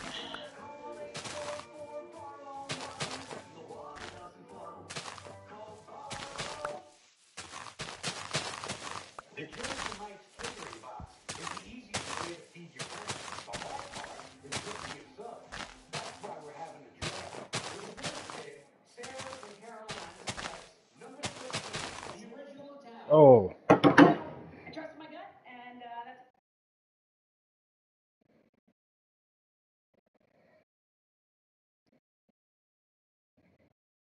The media did pay attention, and the media did, including me, nationally, went on there and said, Mad Men is gone.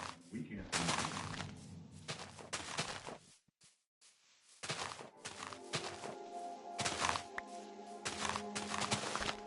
When Mike came to, he was not in the warehouse.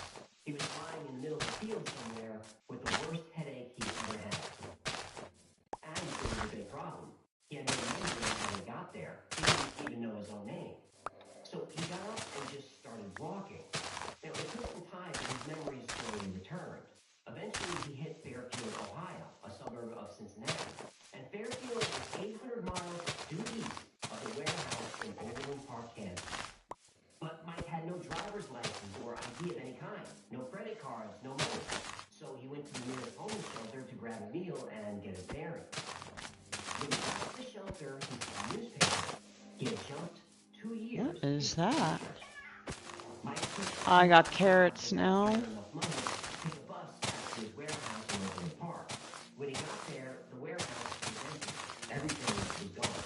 The machine, all the videos that he took of each test, all his notes, every bit of documentation was all gone. Men in Black. Could have been the Men in Black. Or it could have just been the landlord who thought Mike was gone, so he just sold the equipment and threw it away. No way, that stuff is still out there somewhere. It might be. Now, Mike was pretty sure he could recreate the equipment. He felt he could remember 90 to 95% of the process, but it would take a lot of money. The equipment in the warehouse was worth a couple of $1 million. But Mike still had memory gaps. He couldn't remember whose donors were. His list of supporters was in the warehouse. And that brings us to Mike's third appearance on Coast to Coast. He caught all up on everything that happened. And although he was looking for money, once again, people were ready to help.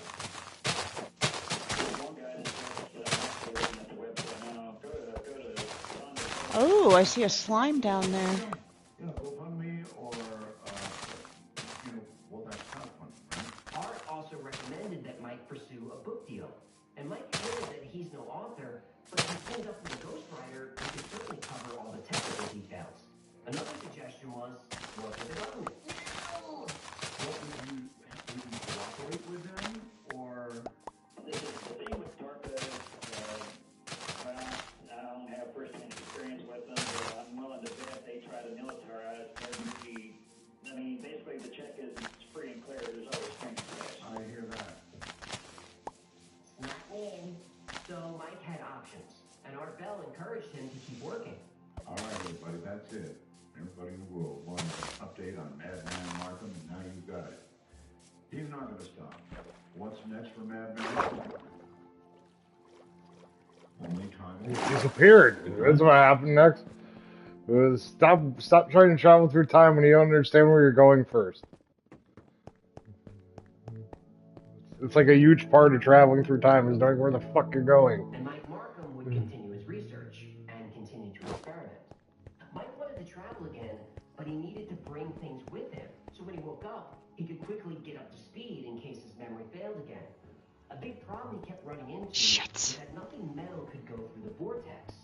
Well, metal could go in, but it was unpredictable. Sometimes metal would come right out like those sheet metal screws, or sometimes the metal would explode in a shower of sparks.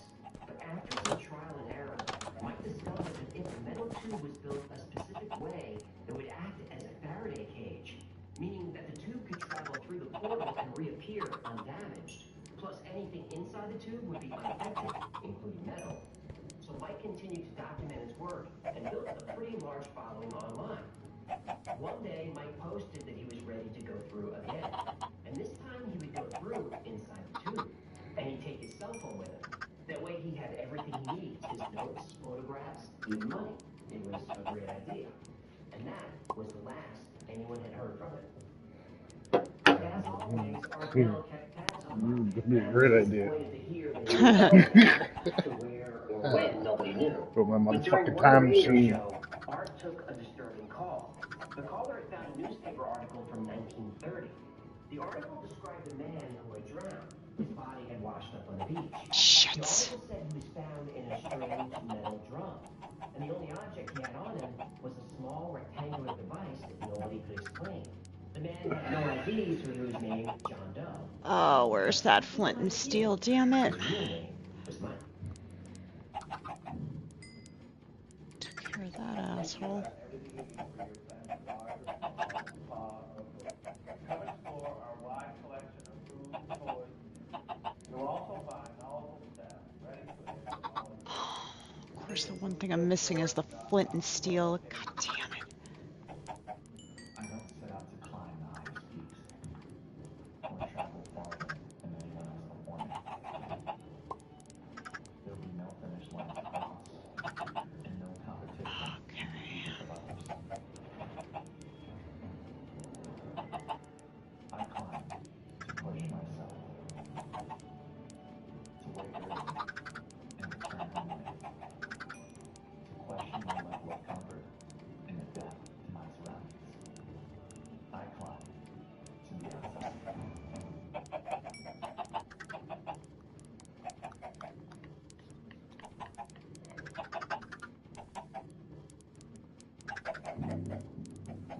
When Art Bell fans talk about their favorite episodes, there are a few Oh, you excellent ones. stupid controller, come Jonathan on. Reed's Alien in the Freezer, The Man Who Flew Over Area 51, The Mojave Phone Booth. Everyone loves Mel's Hole. Mel's Hole is a classic. And Mike Madman Markham is on that list. Art Bell loved time travel stories, and nobody could weave a tale like Art could. The third interview Art Bell did with Mike was in 2015, and it's a masterclass in storytelling. Art already had all the information. Everything from the early days of Mike building a Jacob's ladder on his porch, Mike going to jail for stealing the Transformers, the test with the animals, the warehouse, and Mike's 2-year jump in time. But Art teases the story out slowly. Nothing is spoiled. He walks you through the story at the perfect pace, giving you just enough information to keep you hooked. And we were hooked. And look, Mike Markham doesn't bring much personality to the story. But Art knows enough about electronics and physics to keep us in the loop and all the technical stuff. And Art Bell never condescended to his guests. He never ridiculed them. He made them feel comfortable. Because Art knew that's how to get the story. I think this is one of the reasons why the Y-Files has success with these topics where many other channels don't. I don't condescend or ridicule. I don't talk down to it. And no matter how bonkers the topic is, I don't ridicule it. I don't have to believe the story to enjoy it. And if you believe a story that I don't, great. So here's a piece of unsolicited advice to creators who cover these topics with a snarky attitude. You're making a story about you, and that's a mistake. So, Madman Mike Markham, one of the best time travel stories ever. But is it true? Well, there's a lot of information about Mike on the internet that isn't true. In his last interview with Art, Mike even debunks some of those stories. Like, he never sent a cat through the portal, but he did send a couch through, but no cat. And Mike addressed that article from 1930 where the man washed up on the beach in a metal drum. I always thought it was a great twist, but that never happened. And there's a current story going around that Mike was still alive but homeless and died last year. Also not true. Now, I don't want to dox the guy, but Mike is still around. And unsurprisingly, it looks like he spent most of his career in technology. But what about the machine? Well, Mike Markham clearly knew a lot about But electrical. they know where he is? That's He built a surprising to prototype on me. his porch. He was only 21 years old. And scientists did say that his technology was on the right track. Now, they didn't believe he could actually create a time machine, but they said if a theoretical time machine could be built, it would be done with high voltage and magnetism. So Tesla thought he could possibly see through time using electromagnetism. And Einstein proved time travel was possible with gravity. The higher the gravity, the faster time moves. And in extreme gravity, like near a black hole, time would move very, very fast.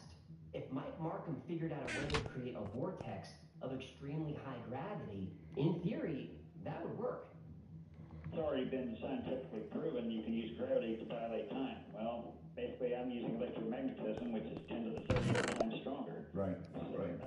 I don't need basically a black hole to do this. Art Bell's audience called in with lots of questions and criticism, but Mike was ready for all of it. For example, there's something with time travel stories that really bothers me. Let's say you had a time machine that could move you 10 minutes into the future. Okay, fine. You move through time. But what about space? Let's The see. Earth is spinning 1,000 miles per hour. It's orbiting the sun at 66,000 miles per hour. Our solar system zips through the galaxy at over 500,000 miles per hour, and our galaxy moves through space at 1.3 million miles per hour. So where you're sitting right now, in 10 minutes, you'll move almost 90,000 miles in space. Time machine stories never account for this. The Earth is always in the same place. But Mike Markham does address this. He says his machine stays in sync with the gravitational center of the Earth. So he's not only moving through time, he's moving through space. I've linked to all 3 interviews below. You can hear Mike fielding questions very calmly. He comes across as humble and not trying to prove anything. Remember, he didn't pursue Art Bell to tell his story. Art pursued Mike every time. Really, the main reason to be skeptical of Mike Markham's time travel story is he's here. If I figured out how to time travel to the future, I'd do it, wouldn't you? But who knows? Mike is still young. Maybe he's working on a newer version of his time machine. I hope he is. Now, people will roll their eyes at this story and say Mike's crazy. But the world needs more people like Mike Markham. Because when time travel is invented, and I think it will one day, it will be invented by a madman.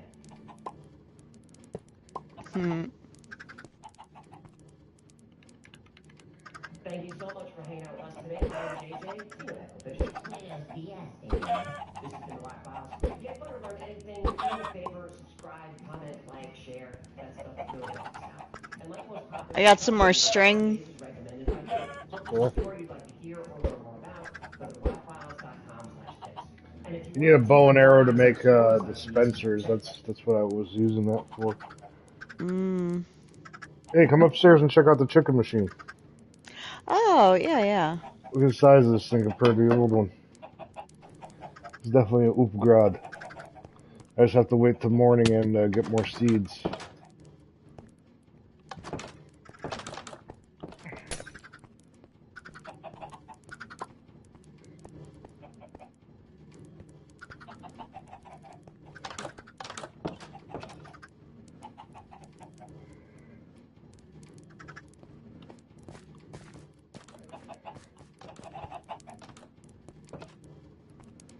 Wow. It's 4 times the size. Holy shit. Now check this out. When I get it full to the point where I'm pleased with it, all I gotta do is break this row. Or first off, I gotta put an observer right here to plug this hole, break this row, red dust. Then it's working. So I basically just need seeds now, so I can multiply these chickens. All right. This is crazy. Yeah, come up here.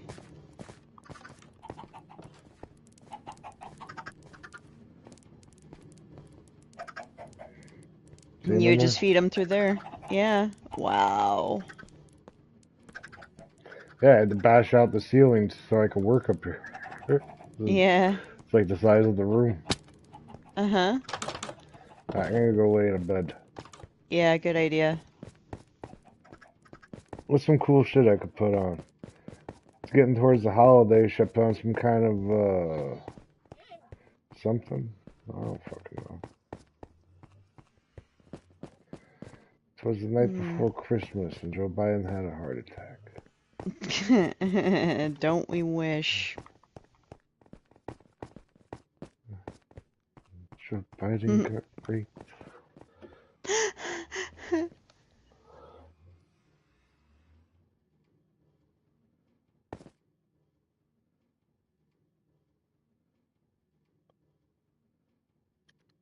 Let's see.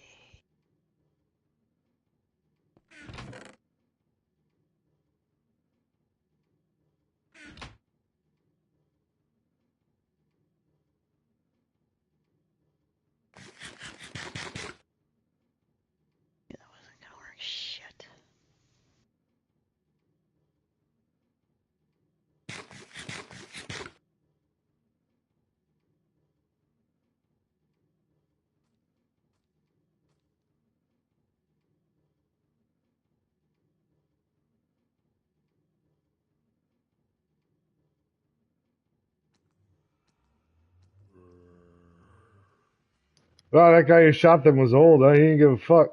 That's funny. Oh, you looked up that? Yeah. Huh? When somebody start just like, you know what? I don't care anymore. That's what happens. You want vigilanteism? Because this is how you get vigilanteism. Salty Cracker was right. Of course, the pathetic libtards don't want to hear it.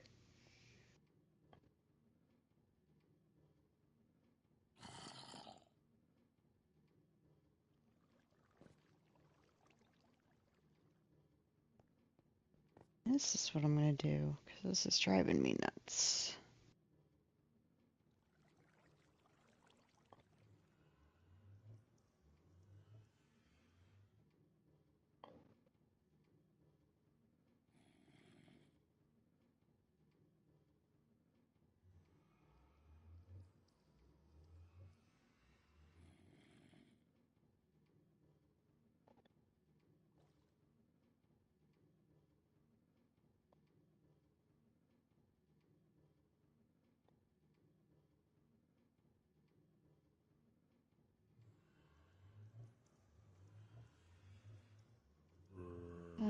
Spawn point.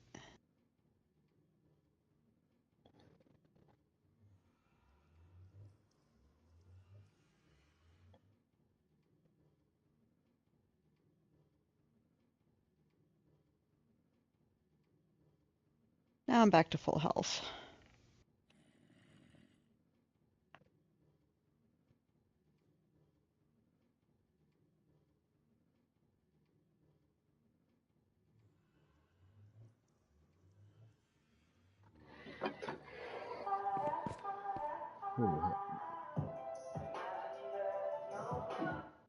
Hey guys, there's a monster in your state. What? What am I talking about? Well, if you live in the United States, there has been an alleged monster sighting or Native American mythology, folklore, or cryptid, if you will, in every single U.S. state.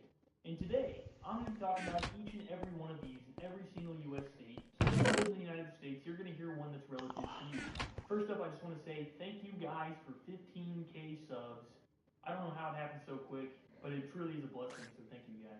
I've been doing a lot of TikTok videos, which is cringe. I really want to get more on YouTube just because it's so much better. I feel like you can go more in depth with a lot of stuff. You can really connect with the audience and talk about it. Just have general conversations about weird and interesting stuff that we all enjoy. So if you like this stuff, hit subscribe because we're going to be having a lot more videos on here. Anyways, without further ado, let's get into it. What does ancient Greece, ancient Egypt, ancient Rome all have in common? That's right, really cool mythology. And you might think, living here in the United States, oh, we don't have any. Well, we do. The mythology I'm talking about is more recent mythology, or what some might call cryptids. But there are also a lot of ancient legends too. A lot of these legends come from Native American mythology or stories that were told around the campfire with lumberjacks, or just word of mouth stories that sound insane. So take these stories with a grain of salt, but they are super interesting. And we're going to start in the southwest region and work all the way around. First up, we have the New Mexico territory. In July 19th, 2007, Ooh, I need an iron pickaxe. I found another redstone. enormous bird-like creatures with wingspans at least 20 feet wide. Oh, apparently cobbled deep slate is flammable too. Of these creatures Is all it? throughout New Mexico Yes. since the 1800s. A cryptozoologist named Ken Gerhardt said that he believes the creatures that were spotted Oh, never were a mind. raptor-like bird called the pterosaur, What? which was a real bird Said that never lived in mind, this the area flame went out. roughly 6,000 years ago. I was all excited thinking, oh, I could use cobblestone? Or I could use the cobbled deep Some other slate? lineages say that this could also maybe be a pterodactyl, but I mean, those suckers are so old, that would be insane. Which others think that these creatures are linked to Native American mythology about Thunderbirds, which is something I'll get into later in this video. Other than that sighting, I don't have a whole lot for that one, so let's move on to the next one. We've got the Oklahoma octopus.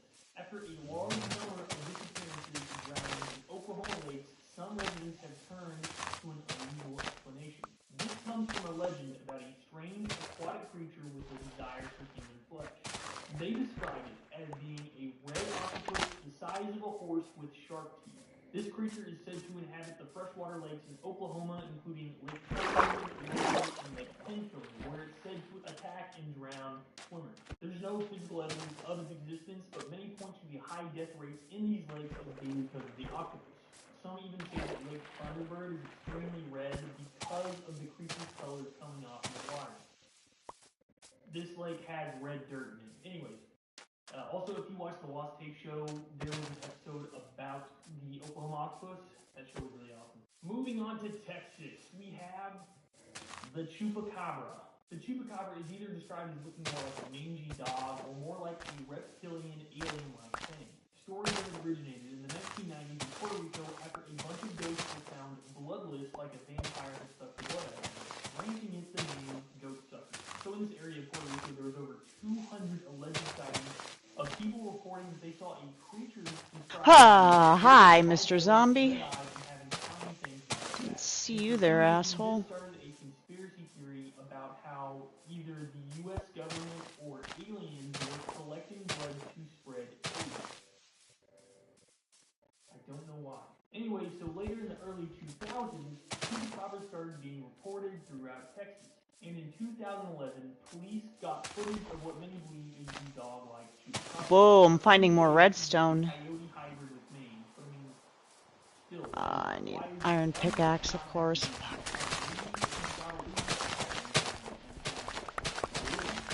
Anyway, moving on to Arizona, we have the This is an awful one. It's described as being a ape-like creature similar to Bigfoot, but it's sometimes white or reddish-brown and has 2-inch-long claws. So according to Native American legend, there's two scenarios on how it was created. It was either created when an exiled chief was transformed by the local medicine man as a punishment, or because a white man who attacked and killed a Native American woman was hung by a tree from his hands and stretched to a height of 8 feet, and then he was damned by the spirit to now roam the woods and is named Skinwalker. The oldest known recorded sighting was in 1903 when a man described an encounter along the canyon. He claimed when he discovered it, it was drinking the blood of 2 cougars, and it threatened him with a club while making a wild scream. So it's like he walked up on this Bigfoot-looking thing that had apparently killed Eat that 2 one, mountain asshole. lions, and it was like a man and a monkey with a giant club, and then it screamed at him. So that's pretty terrifying. Another popular story involved the Arizona pioneer Sam Spade, who said while he was building a log cabin along the Magellan Rim that he was attacked by the creature and he survived. But later his son Bill and Bill's soon-to-be wife were killed by the creature on their wedding day. Oh, fuck you, creeper. What are you at? Come on up here, bitch. Whoa. Also known as the Loch Ness Monster of Alaska, the Tooth-Tooth is a mythical creature from Inuit religion. It's described as being a 15 to 30 foot long sea serpent and having a flipper like a fish. It's said to inhabit the subarctic waters near key islands in Alaska and the Bering Sea. Some also believe this creature is what Stella's sea ape may have been, which Stella was an explorer, and when he was exploring he saw this crazy apish dog-looking sea monster, and that this old sailor wrote about seeing it in the Gulf of Alaska in the 1700s. And he saw it for a long period of time. He saw it for like an hour, and he said he documented everything he did. It was a very strange occurrence. It was like a one-off Shit. thing. Anyways, the Tooth-Tooth is said by some Oh, fucking witch. It's alright, I know where I'm at. Without them even noticing its presence. In 2009, a fisherman got a video of what many believe is a Tooth-Tooth. I think this is a really cool creature. It's got quite a few sightings in the area, and surprisingly, it's not in the Alaskan Triangle, which, if you don't know, that's an area between Arrow, Anchorage, and another place. But anyway, it's just an area where weird things happen, and a lot of people think it's cool. Moving on even further south, we have Hawaii. Hawaii has a lot of really cool legends, but none as famous as the Menehune. The Menehune of Hawaii are considered to be a mythological race of Norse people in Hawaiian tradition. They are said to live in deep forests and hidden valleys of the Hawaiian Islands, areas that are hidden far away from human settlements. They're said to be able to be seen by children, and that humans are not able to see them unless they have a special connection. They said they only come out at night, and that they're incredible at building things such as temples, fish ponds, roads,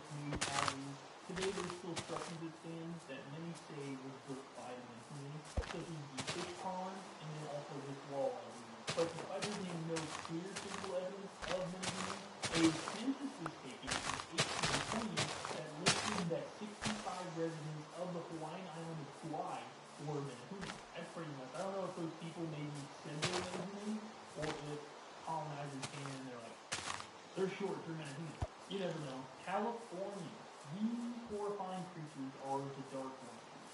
This is a phenomenon that's very unexplained. A lot of people in California, from what I've seen, they all talk about how they see relatively the same thing. It's these dark figures that are like 15 feet tall, they're shadowy looking, they have no facial features, and they're often seen wearing hats and just standing and staring into distance.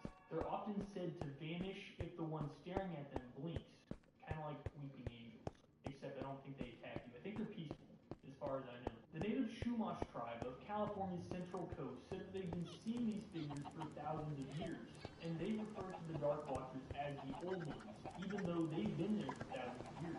The tribe.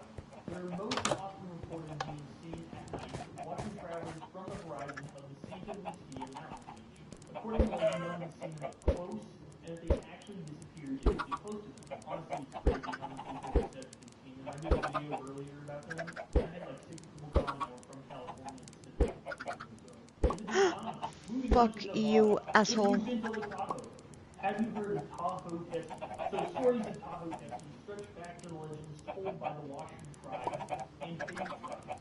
In here, it's been described as looking like a serpent-like monster or a gigantic eel or even a plesiosaur, which some say that it may actually be a surviving mosasaur, just because there's a lot of fossils in that area, in the Nevada desert area, close to Lake Tahoe. Other theories say that it may be a population of sturgeon or a new species of freshwater eel. But the legend has it that this serpent-like monster has lived in a cave beneath the lake, and that's what's allowed it not to be seen.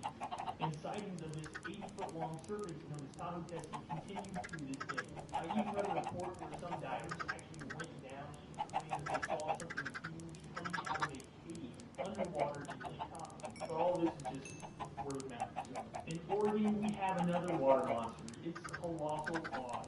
It's said by one onlooker to have a head like a camel, coarse gray fur, and to be roughly 40 feet long. A famous sighting was in 1939 by halibut fishermen who claimed that they all saw a colossal cod only 10 feet from their ship in the Columbian River as it stole and ate halibut off of their fishing rods. That would be really frustrating.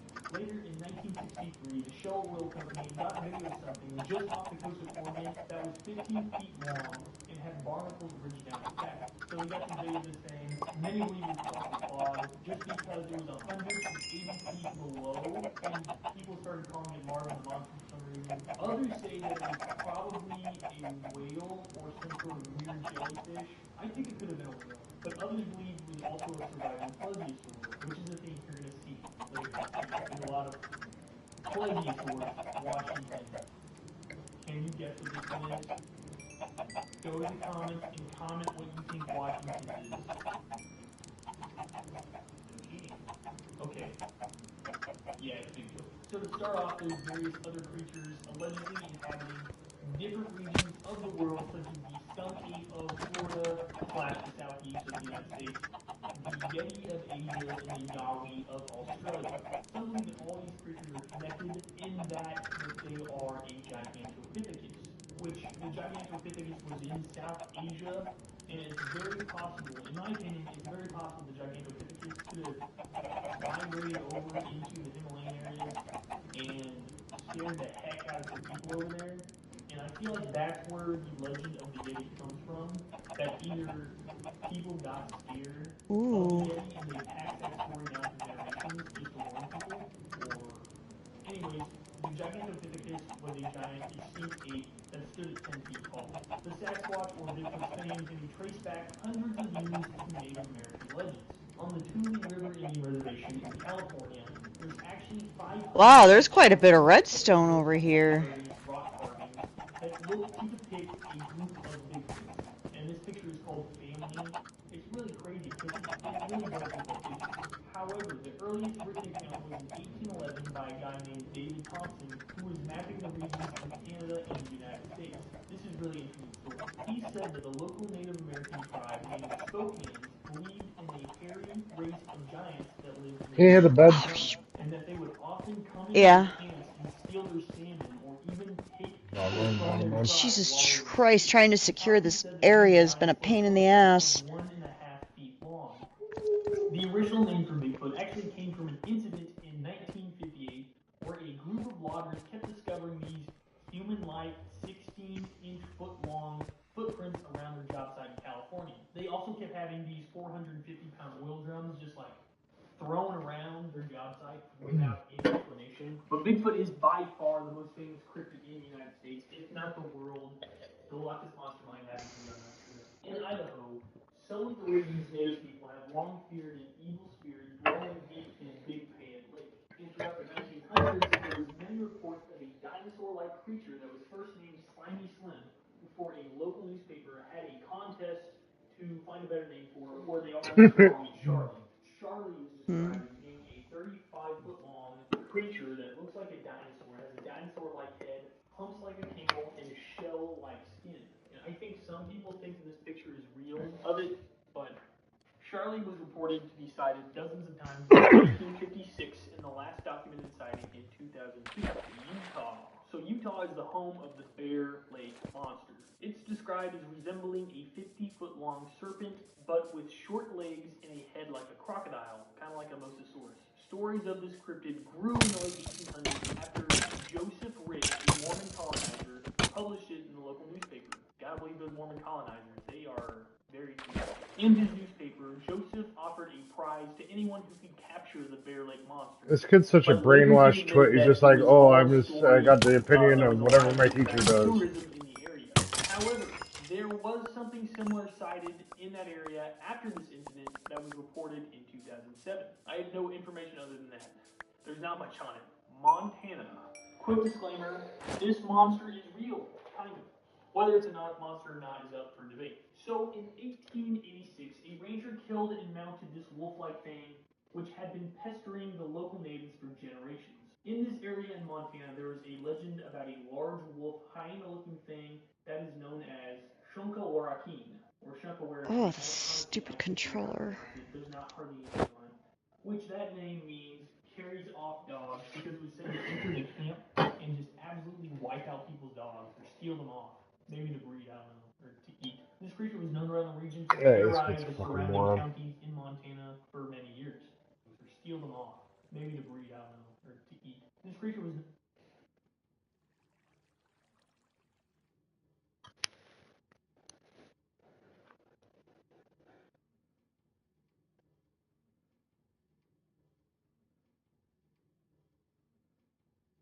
Great, don't have any more pickaxes. What is with all these spiders?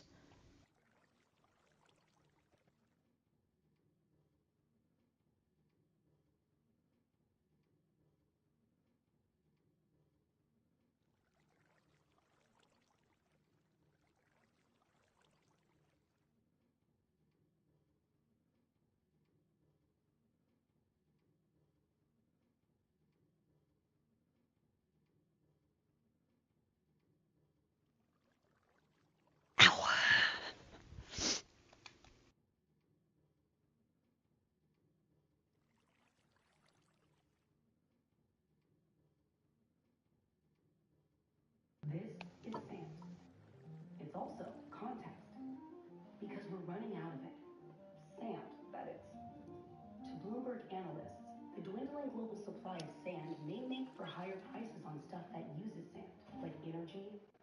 Everyone makes mistakes. It's how we learn. But over the years, there have been mistakes so egregious that they've changed the course of history.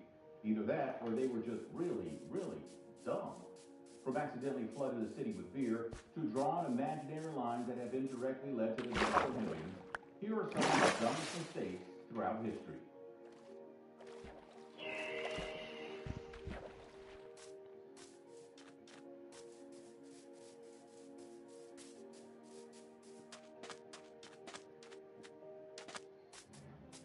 The London beer flood. Beer tsunami, you say? Seems like something out of a college fraternity's best dream. But back in 1814, the streets of central London were flooded with porters in one of the most bizarre and tragic brewery accidents in history. The Horseshoe Brewery was established in 1623 and became one of London's top producers of porter, a dark beer that goes really well with a hot pot pie on a cold winter night. But by 1814, the brewery's quality control wasn't there.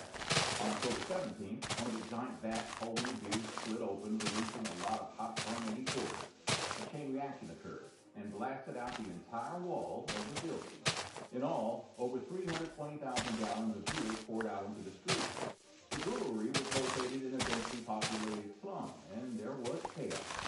The wave of beer was apparently 15 feet tall. It collapsed 2 houses, ending the life of 4 people, including a woman and her daughter, while they were having tea together. By the time the beer tsunami receded, 8 people in total lost their lives. In the aftermath, people were scrambling to scoop up all the free beer they could get their lips on. There were reports that a 9th person died of alcohol poisoning a couple days later. The neighborhood reeked of beer for months after the mistake. In the end, no one was held accountable. So wait a minute. The brewery was let off the hook. The company was even given So people were scrambling to be drinking this beer that like 8 people drowned in? What? That's gross. Like, that's nasty. Yeah, Very, that's what I very mean, nasty. Like, oh, all these people drowned this, but it's free, so I'm gonna drink it. That's what people used to Ew.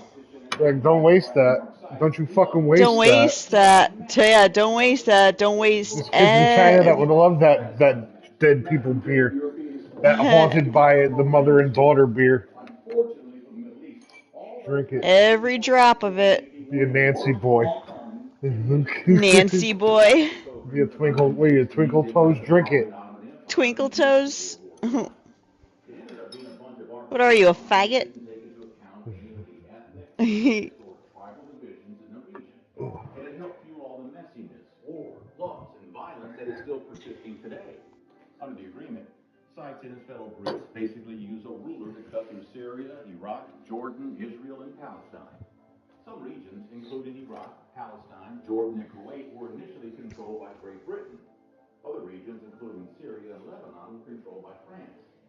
Others, including Jerusalem and Bethlehem, were designated as international zones.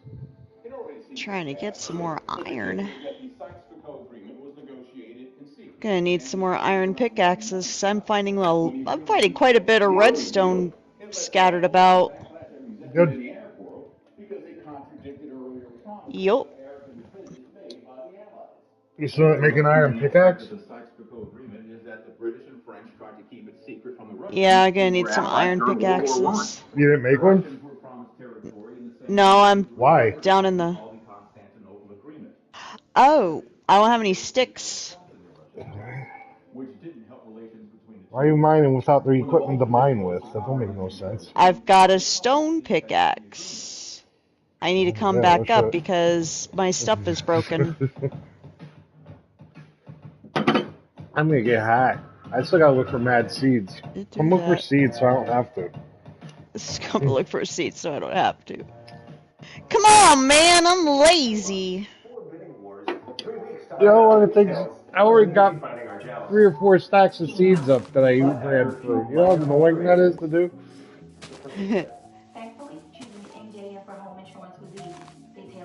Sweet. Take that iron. With NJM, you get the coverage that's right for you and top-rated customer service. Oh, careful. Don't spill the jingle. No jingles or mascots. Just great insurance. NJM. Sweet. I got a rhythm going. Okay, so Rick and Morty Season 6 confirmed a lot of things about what was going on with Rick. After getting the lowdown on our Rick backstory in Season 5, we came face to face once more with the Rickest Rick of them all. Rick Prime is Rick's nemesis, and in Season 6 we saw as his obsession pushed him to the point that he created a robot to be with his family just so he could track him down. But what's going on with the character, you might ask? Well, throughout this video we're going to be breaking down everything we know about Rick Prime, from his very humble beginnings up to the threat that he is now. If you enjoyed the video, then please hit the thumbs up button, and don't forget to subscribe for breakdowns like this every day. By the way, thank you for clicking this. Now let's get into Rick Prime. Okay, I'm in. The series has long been teasing that Rick Prime has been a threat. You of course have Evil Morty, and does it make sense that there'd also be an even more evil Rick out there who was the big bad of it all? Over the years, we've been fed breadcrumbs about what happened to Rick to make him this way, and Rick Prime was first teased at all the way back in close Rick counters of the Rick time. Dealing heavily with the Council of Ricks and an evil Rick, it's during this that the idea was planted. I love it that I could swim up through that lake through the waterfall.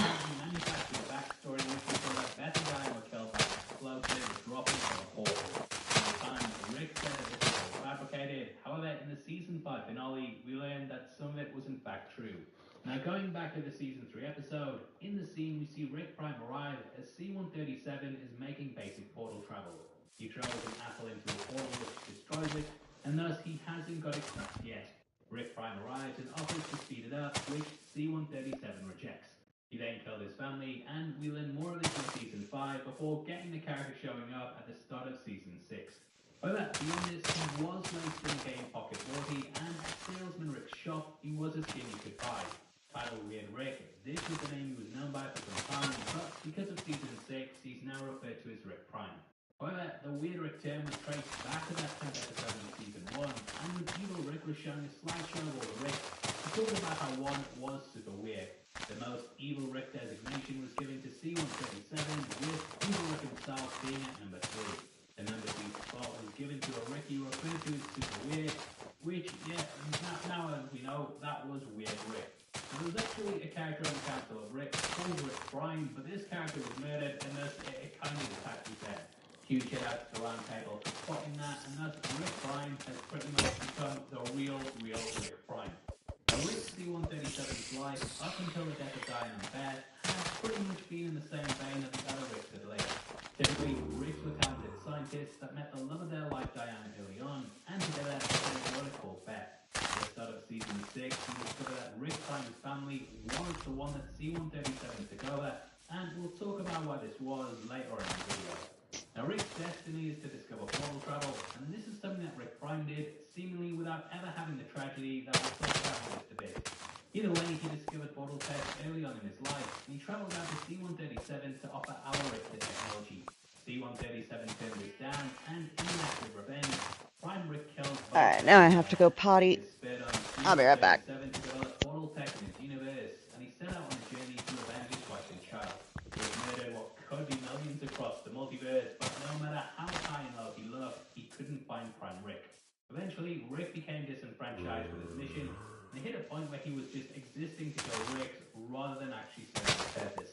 Thus, he broke a peace treaty with the other Ricks, and eventually this led to the creation of the Citadel.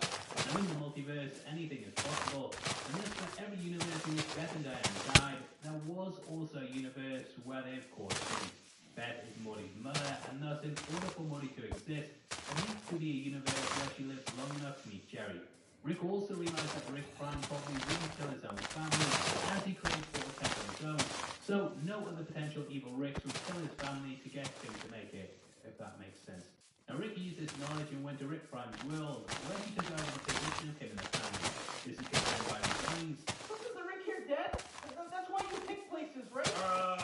Well, your Rick, yeah, not dead, more like not around. I don't understand. My original Rick killed your family? You were just waiting for him to come back? Seems like you understood fine, Morty. That was 8+ repiping. Here, basically waited enough for him to return so that he could get revenge. However, Rick Prime never came back, and he slowly became attached to the Morty that he met there. Rick had never had a grandchild before, and he saw him as someone who would come along for his adventures. At this point, Rick had lost his need for revenge, and thus he decided to let things go. However, in the aftermath of the Citadel's destruction, they crossed paths once more. At this point, portal fluid had been trapped out of the body, and thus anyone who entered one ended up dying. Rick had reset this, and in doing so, he accidentally sent back every traveller to their own dimension. This included himself, which is where he arrived at his house. Here we saw a quick flashback of Rick Prime, who said, Excuse me? Bro, Ricks don't pass on this. I love how Rick had recreated this in order to track down his clothes and hairstyle, similar to how he was using photographs to scan other Ricks in his flashback. Now, this entire universe had been put into a time loop by Rick in order to relive that traumatic day over and over again as a reminder. He'd also created an AI that had Diane's voice, only it made it sound like she was in the next room, no matter where he was. He had forgotten about aging when creating the time loop, and all the people stuck in it had aged up, which we'll not go into that. Now, Morty's original world had been Cronenberg, and he ended up returning there, which is where he once more met his true father. Rick travelled there to rescue him as well aware that this was also the reality of Rick Prime. Because he'd reset all the travellers and forced them to return to their own universes, this meant that Rick Prime had been catapulted back home too. They then flew out to his base, and here Rick and Morty were ambushed by several pre-recorded messages from Rick Prime that taunted him. Now, Prime then presented himself in a test tube naked, just up with Rick's mind over whether this was actually him or it was just a clone. He bought himself enough time that he was able to jettison himself into space, and he landed back on Earth, which is where we saw him in the post-credit scene. Yet he came face to face with Jerry, who then attempted to kill him. However, this instantly healed up, and this could explain why Rick Prime looks so much younger than all the other versions.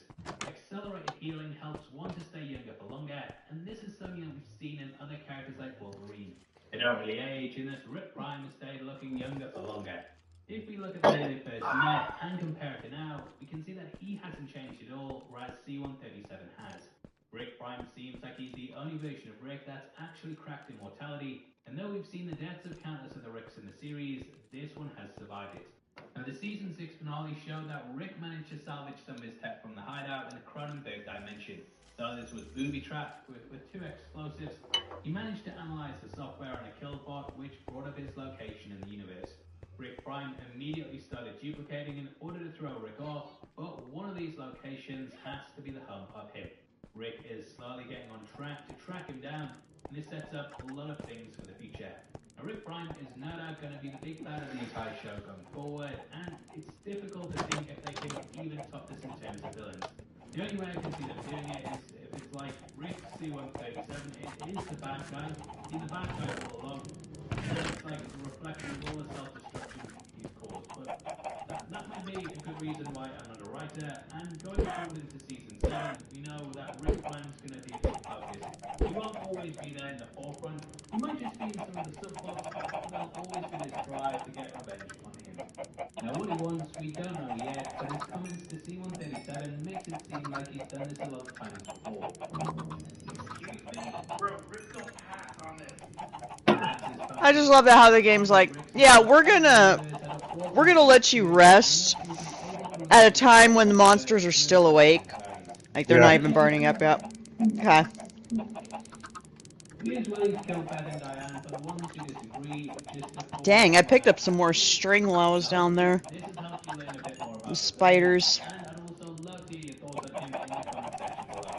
We are in a competition right now giving away Dawn of the Dead and Black Adam to 3 subscribers on the 15th of January, and all you have to do to have a chance of winning is like the video, make sure you subscribe and notifications on, and drop a comment below with your thoughts on the character. We pick the comments at random on the 15th, and the winners of the last one are on the screen right now. So if that's you, then message me on Thread to be followed. If you want to watch, then make sure you check out our version of the season finale, which will be on the screen right now. Lots of big Easter eggs in it, lots of things going on, and definitely head over there right after this. By the way, thanks for sticking through the video. I've been Paul, I'll see you next time. Take care.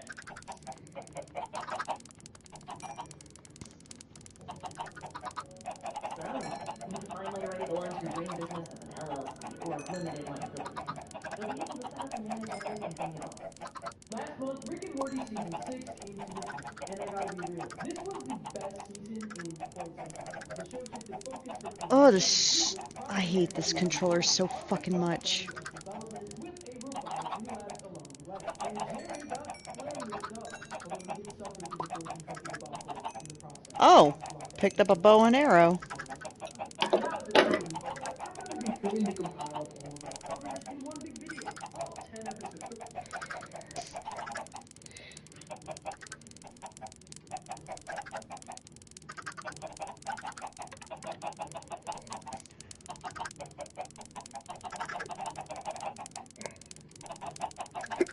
Between its multiverse, infinite Ricks and Mortys on the Central Planet Earth, and the mysterious past we're just now learning about thanks to Seasons 5 and 6, Rick and Morty can be a tricky show to map out. Like, really tricky. But don't worry. I'm here to turn the wiggly wobbly mess into, you know, I'm gonna be honest with you. Yeah, it's gonna be messy.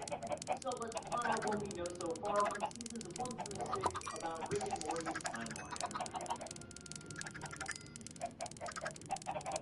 Real quick, this is an addendum to my seasons 1 through 5 timeline I made last year, so if you've seen that, there will be similarities, but with season 6 parts added on. To make things easier, I'm going to refer to Rick and C-137 as his current Morty, and the others to follow as Rick and Morty. I'll keep taking a look at the timeline and tracking them out. As you can tell, reality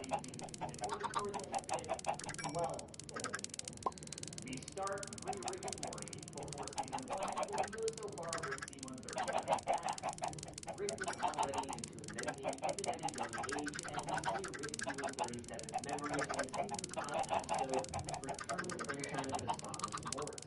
While it's unclear how old he is, it does seem like this took place somewhere between the 60s or 70s, as we hear the babysitter talk about Jake making fun of him and say, Dad, Molly, my new pen knows and blames you for living room.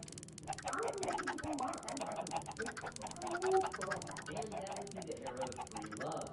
Rick's interest in this would indicate we're looking at his teenage Rick years. At some point, he met his wife and they had a child. Rick and his family resided in Montpelier, Michigan. As we know, there's a death singing in season Troy.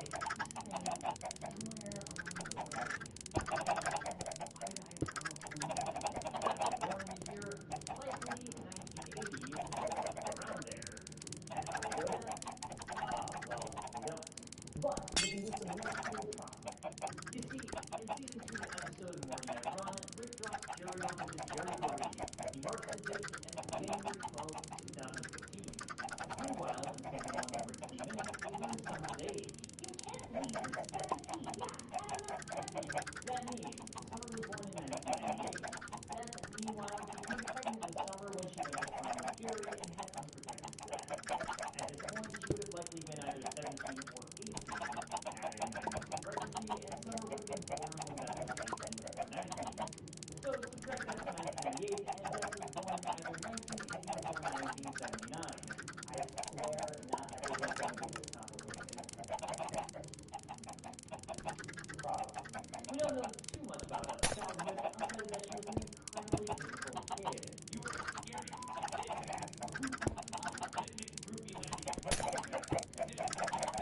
Wow, there's more? Holy shit. Rick created creepy land for childhood pets, a land that, for all intents and purposes, should have been completely unsafe for children to play without any risk of injury.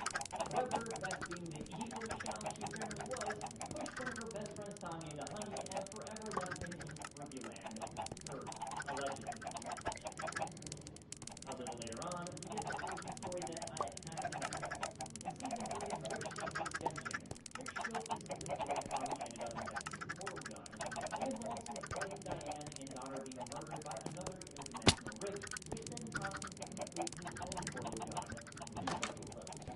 Rick kept all the secrets so thriller. True, but he can't after he picks one of a totally fabricated origin story. So, how much of this is true? Is Rick's wife a blonde-haired woman named Diane? Did the Rick we know invent his portal gun after killing other Ricks? Well, here's the rub.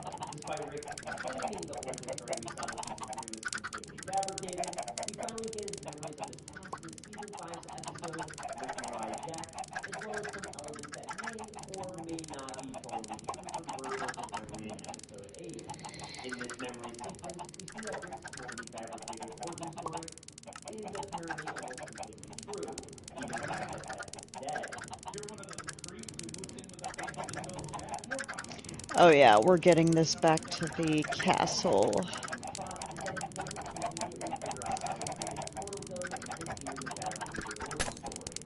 Instead, it takes him some time to grieve before he becomes his I picked up own a stack of 64 redstone. whatever name was, in fact, Diane, thanks to season 6's first episode. Here we learn that his All parents those were blocks gave me divorced. 64. The Nice. fact his family died, which he feels at fault for. Jesus Christ, I'm getting shot at. Rick doesn't only create a voice to trap himself, but also a time loop trapping himself in the day of his family's death, as well as those around him, and possibly the whole world.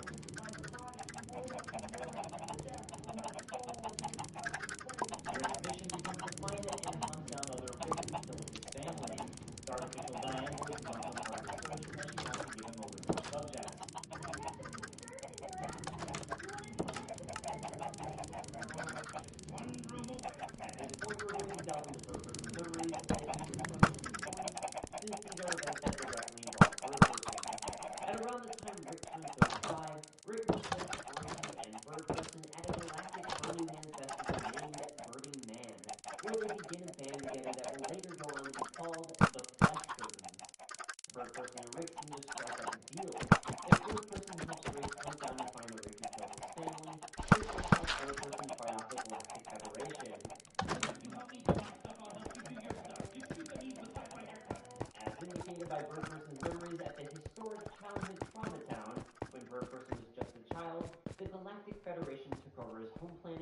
round up all of the children, leaving the bird person secret of the Galactic Federation.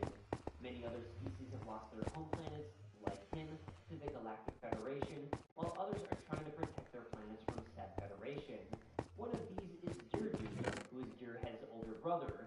All the important points seem pretty clear, no? They think they control the galaxy. I disagree. Don't hate the player, hate the game. This leads to the Battle of Blood Ridge, a major battle meant to stop They the think Galactic they Federation control the from galaxy. I expanding. disagree. Don't hate the player, hate the game. I like him. Bird person's big day, Morty, was at Blood Ridge on Holy Black Star Moon man. against the Gronflamites. However, at some point, maybe during the battle or after, Dirge passes away. The road your father and I walk together is soaked deeply with the blood of both friends and enemies. After this battle, Rick offers to take Bird Person adventuring with him across dimensions. But Bird Person declines, wanting to fight on against the Federation in his own dimension. Distraught, Rick goes back to trying to find and kill his family's murderer. This leads him to finding a cult of Ricks who uses the Citadel Rick's R logo prior to the Citadel's existence and hunting them down, as he believes his wife's killer is among these. Meanwhile, the Rick who actually belonged to the version of Beth we know from the beginning of Season 1 disappeared when she was young. I used to have to draw them into family photos with a crayon. While Rick is away, Beth gives birth to both Summer and Morty, and she marries Jerry. The two fight over how to raise the kids, and Summer is raised with a very hands-off approach, which Jerry thinks was a mistake, so Morty is raised with a very hands-on approach to a disapproving Beth. It does seem like Rick C-137 would occasionally travel to an abandoned Beth's dimension in order to check in on a version of his family, possibly the same dimension of Morty who we've seen throughout the show. In Season 1's Close Encounters of the Rick Kind, we see that Rick has a memory of picking up baby Morty. Similarly, in Season 2's Get Swifty, Bird Person shows Morty a photo of Rick holding an even younger baby Morty. Of course, you can only fight the Galactic Federation for so long before becoming a major bounty to them. As such, Ricks begin to be hunted, and a few thousand Ricks decide to form the Citadel and Council of Ricks. Initially, this was a very primitive version of the Citadel of Ricks, with C-137 fighting off and murdering practically all of the members of this version, the surviving Rick worship him and seem to pitch starting a bigger, bolder Citadel of Ricks with him. And let's speak on the Citadel for a moment, because this is important. One of the best ways to hide from the Galactic Federation and Citadel of Ricks is with a Morty. Due to his genius, Rick's brainwaves emit a traceable and distinctive brainwave. Thus, Ricks need to find someone who is just as dumb as they were smart, which just so happened to be Rick's grandson, Morty. See, when Rick is with a Morty, the genius waves get canceled out by the Morty waves. Ooh, harsh.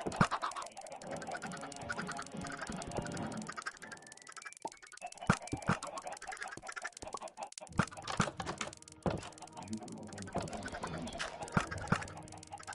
think this is one too. It's not.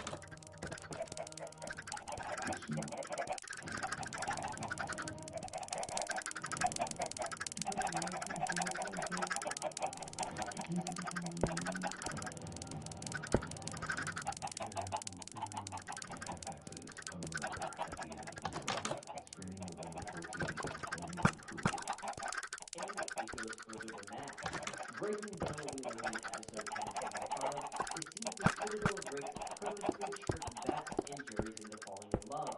Once a Morty is born, they gather his DNA to either transfer him to the Citadel, or more likely create brand new Mortys out of his DNA. These Mortys are then given fake memories of the Rick they're going to serve, and then transported to serve that actual Rick. How much Rick C-137 is involved with this process is unknown, but he was given the plans to the Citadel and possibly part of the planning process, as he has the schematics for the Citadel's dimensional drive in his brain. This may very well mean he was also involved in the creation of the central harmonic curve, a wall of Citadel Ricks built around the universe, separating and creating a barrier between all of the possible universes where Rick isn't the smartest man in the universe, and the ones where he is.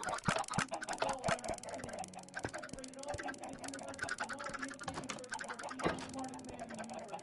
It's unclear what Rick's motivation was, as he hates the Citadel and his original mission was to go and kill everyone in the first version of the Citadel, but it's possible he either still hadn't found his wife's killer, so was playing ball in order to get more Ricks in one place, or he wasn't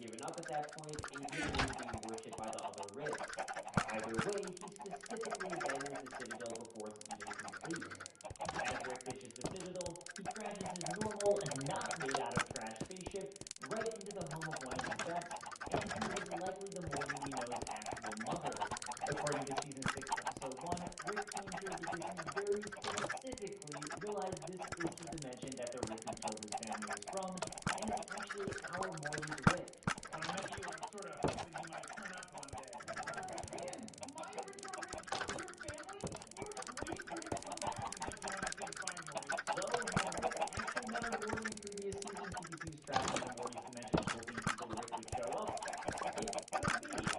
And it could be that he eventually gave up on the search utilizing the Citadel and drunkenly decided to just chill out and wait for Evil Rick in Morty's dimension, which is essentially the start to Rick and Morty Season 1. Or, well, around 2 months before the start of Season 1, Rick returns to bring Morty on several Rick and Morty-style adventures before the season has even begun. We know this as principal vagina, manipulation, held Beth and Jerry during the pilot episode. Becky, your son Morty has attended this school for a total of 7 hours in the last 2 months. I got a phone notifying you. You happen to get the messages I've been leaving with Morty's grandmother? Rick's flying vehicle we see throughout the season is built at this point about 2 months in. Why do you, Morty? Look at that stuff I got in the garage. At this point, Rick and Morty's adventures mostly involve making sure Morty can stay better with Rick. The two eventually get mega scenes, which make Morty seem incredibly smart as a temporary side effect when picking them up his butt. Morty, just tell my parents to swear me to die. Come on, Rick, you know I can Swear you to die. Go. 1.77245385. What the hell? This helps Rick convince Beth and Jerry to let Morty continue adventuring with him. Their next quest involves them separating Mr. Goldenfold into getting Morty good grades despite Morty's absence from class. In the process, the small dog Snuffles becomes super intelligent and ends up leaving Earth with other intelligent dogs despite their own civilization. Do not call me Snuffles was my slave name. He saw So me I'm as gonna a die. Snowball because my fur is pretty and fun. Oh, sorry, Snowball. Morty has his first brief physical encounter with a girl, Annie, at an anime park before Rick quickly ruins it for him. Hold your breath.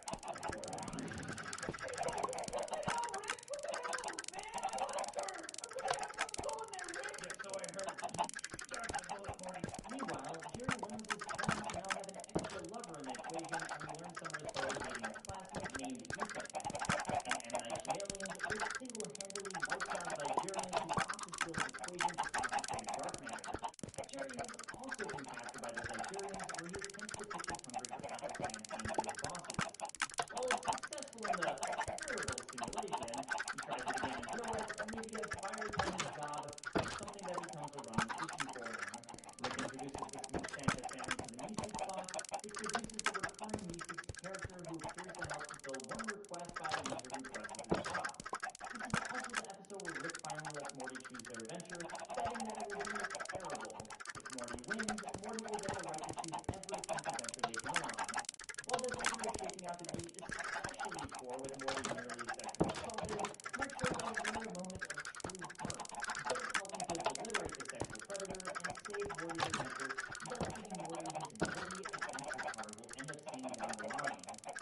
Soon after, in Rick Potion number 9, Morty will be attending possibly the worst idea for a school dance, the annual preseason dance, and wants Rick to make him a love potion to make Jessica fall in love with him. Rick complies, failing to take into account a flu season, which ends up causing the entire school to fall in love with Morty. Rick tries to create an even more contagious science experiment. I basically mixed this with a more contagious flu virus and neutralized the whole thing, Morty. Huh. That was so familiar. This fails miserably, and eventually Rick accidentally turns the entire world into Cronenberg monsters. Cronenberg monsters being the horrific body horror creatures The created fuck? by I David thought I Cronenberg's reset my Jason spawn point body there. horror. And this Well, at least I left that stuff in the chest. as Rick's Evil 37 family, including Beth, dies, we don't actually know which dimension we're currently in. Although it is worth noting that Morty himself thinks he's from dimension Evil 37. Look, I still have a lot of questions about the fact that Morton's birth in Season 3 was supposed to be completely fabricated, and yet in Season 5 that seems to be pretty much his actual origin story. Additionally, in Season 1's Close for Sinners of Rick Kind, one of the Ricks states that the killing of 27 Ricks in their own timeline is an unprecedented rickocyto epidemic.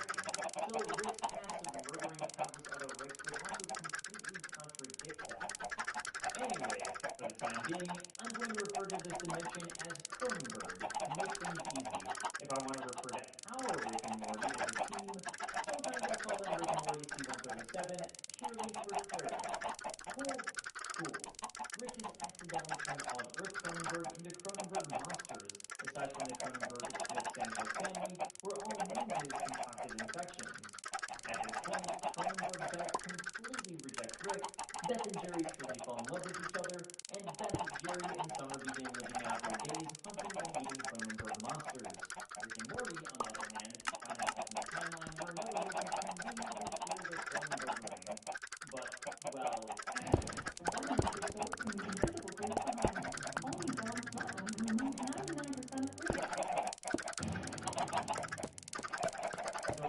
the event dimension died immediately afterwards.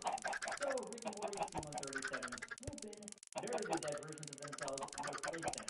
Meaning, from here on out, Summer, Beth, and Jerry are definitely not from the same dimension as Rick and Morty. In Raising Berserker Boy, Morty ends up following a half-berserk mentality till he grows up in a day and writes a novel about how bad of a parent he was.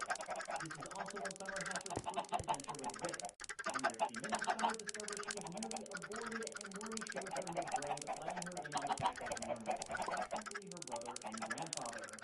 Closer Time for the Rick Times is the first appearance of Evil Morty. Evil Morty has been controlling for Rick and Morty to capture and kill various Ricks, while also downloading the contents of their brains. Meanwhile, their Mortys are captured and used as a giant barrier to block the brainwaves from other Ricks. While Evil Morty's scheme is carried out by Rick and Morty, it's not entirely clear why they're doing it yet.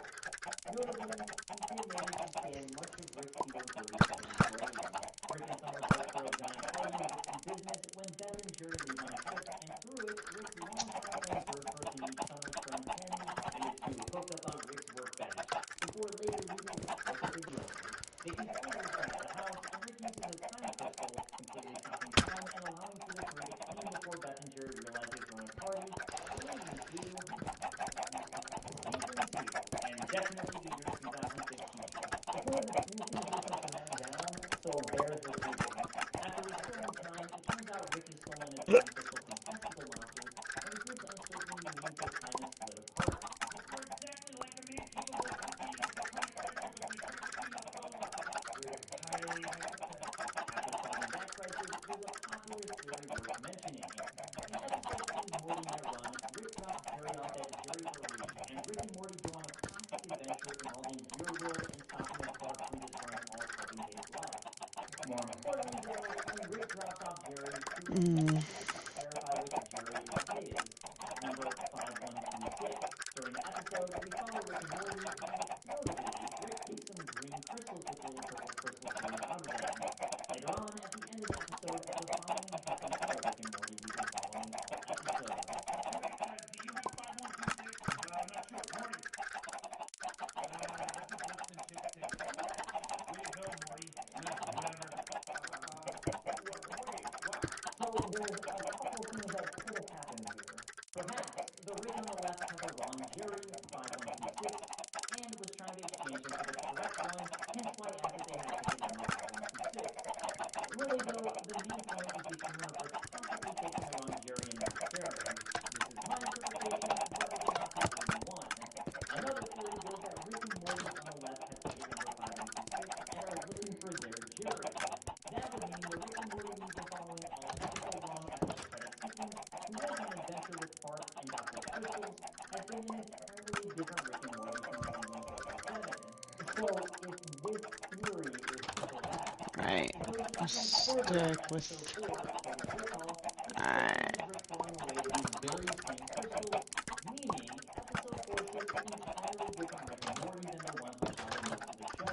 This Hence, the place overlap is now about nicely lit. the character who accompanied Rick and Morty on all of their adventures, and is now shown in every single intro scene. He's also a lifelong friend of the characters, yet someone we've never seen before in the show, meaning that episode 4 also follows an entirely different Rick and Morty than C-137 and the ones we typically watch in the show. It would also mean that Mr. Poopy Butthole isn't a big part of Rick C-137's world. Up until season 4, Mr. Poopy Butthole only appeared at the end of season Steers on his own. However, in season 4, he finally makes another appearance and marks Blue over to speak with Morty. Because this entire storyline is acknowledged, becoming a professor, Morty has a storyline on Beth and Jerry getting back together, and Beth becoming more certain about Morty's adventures with Rick. So it kind of defeats the theory a little bit, unless this is yet again another Rick and Morty, which is possible as there's a near infinite number of them, and the theory goes on to state that unless it's explicitly stated that we're following Rick C-137, we could be following any number of those near infinite Ricks. It's an interesting theory to be sure, which is why I brought it up, but for the sake of this timeline, I'm going to assume that, unless it's stated otherwise, we're always following Rick C-137. Okay, back to season 2, and kind of season 6. We later learn in season 6 of Rick and Morty that Rick and Morty did accidentally take the wrong Jerry back with them, so now only Beth and Summer are from the same timeline. In Total Recall, Beth assumes Mr. Poopy Butthole's another parasite and ends up up shooting him, sending him to the hospital where he decides not to press charges. Rick and Morty save the world from a reality show creating a sophisticated yet short life. This leads to their first interaction with the President of the United States, who will go on to call the two for help with unexplained sci-fi mysteries. We also learn that Tammy is still with Bird Person, and their one-night stand has extended to a full-blown relationship. We learn that Rick's battery which powers his car is a microverse battery, which has an entire mini universe recreated inside that powers Rick's car with many people trading electricity for Rick. Rick helps Summer and Morty kill a vampire by becoming enemy Rick, and in doing so, we learn about his Operation Phoenix, a fallback plan involving creating clones of himself who can put his memories into in case his physical body dies. He axes this particular dimension's Operation Phoenix, but that doesn't mean other dimensions won't still maintain the program. Morty and Rick visit a purge planet where Morty ends up letting loose, finally releases all of his pent-up anger, and murders a vast number of people. While character development in shows like this don't always stick, we're shown that this really will affect Morty's character. I guess you were right. I've got a lot of repressed stuff I need to deal with. Don't worry, Morty. Remember those handlebars earlier that we got? Turns out they have a chemical in them called erythritol that amplifies all your violent tendencies. Oh boy, woo! You're still the same old Morty. New character totally protected. The season wraps up with an epic bang when the Smith-Sanchez family are invited to Bird Person and Tammy's wedding. While Rick reluctantly goes, Bird Person admits to Beth that some of the galaxy's most wanted are at the wedding. The war in which we fought is far from over. We live our lives in hiding. It turns out that Tammy was a deep cover spy, betrays Bird Person by murdering him, and shoots up several of Rick's closest friends during his time in the Resistance. What is this place? Who may or may not have What's survived the event. this? The family escapes on their own to Is it a New city? which maybe it's just me, but I don't understand how I travel can't gets tell. larger and stranger What's fast. this big drip leaf? Or revealing that the family is miserable due to the actions Oh, of more. the Salvos incident, Oh, which more resulted in redstone the in galaxy here. compromising Galactic Federation. Wow, it's like a underground jungle. Ooh, what kind of blocks are these? Oh my. And Jerry ends up being assigned a job at the Galactic Federation, where he does, who knows what, but earns a six-figure income. This season ends with Mr. Poopy's brother, Flowering azalea. Queen and Tom playing different archangels. Season 3 immediately begins with a few major events. Rick is able to bust out of prison in the Galactic Federation by utilizing a Oh. highly fabricated origin story to download a virus into the brainalyzer being used against him. Meanwhile, Summer and Morty escape out of their dimension back into Morty's original dimension, where everyone was turned into a Cronenberg monster. The Citadel of Rick frees Cronenberg, Summer, Beth, and Jerry, and as we later learn, never unfrees them, and take our current Summer and Morty into custody. After busting out of prison, Rick works his way into the Citadel of Rick, transports it right into the Galactic Federal prison, and murders the entirety of the Council of Rick. He's not done yet, though, and completely destabilizes the Galactic Federation, at least for the time being.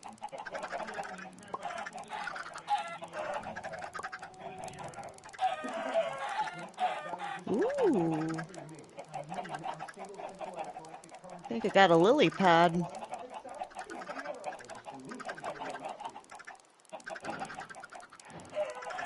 Divorce Jerry, and Rick reveals this was his plan all along because Jerry wanted to turn him in during the season 2 finale.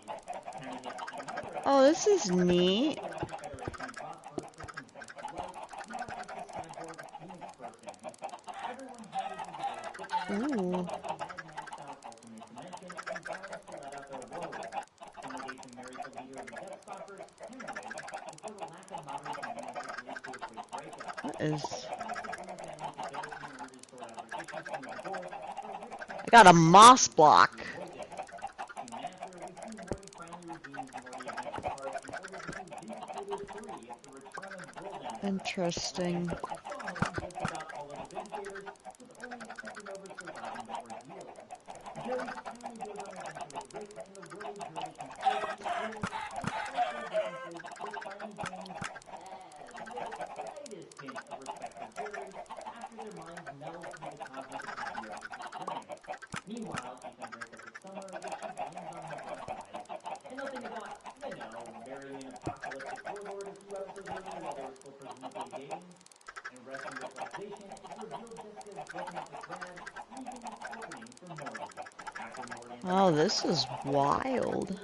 Morty personally asked her out and then turned into a jerk. After he gains his own self back, while Jessica basically has to do Rick's insistence, it does bring Beth good in Rick and Morty's early days. Morty, get down here. After this physical break, Hermione and Rick have created an entire society inside of Rick, where they educate Morty and essentially have a Got more basic glow. education Ooh, about I all the see different gold. He's only Couple 14, gold blocks and at he's currently least. running a campaign to become president. He manages to win only for Some of his the areas in here are curiosity rating way with the too hostile dark. audience, as his former campaign manager fails to warn everyone. It seems like a good time for a drink. Full of calculated speech with sinister overtones. In Morty's Mind Blowers, while it's hard to place just about everything in the episode on its own, Cleans better with fewer sheets. Charmin Ultra Strong. one interesting thing that happens is Morty accidentally hearing squirrels talk to each other about running the world, causing Rick and Morty to need to escape to another dimension.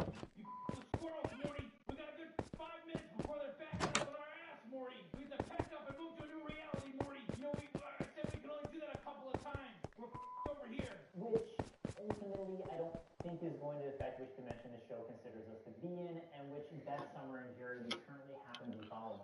At the same time, you never know.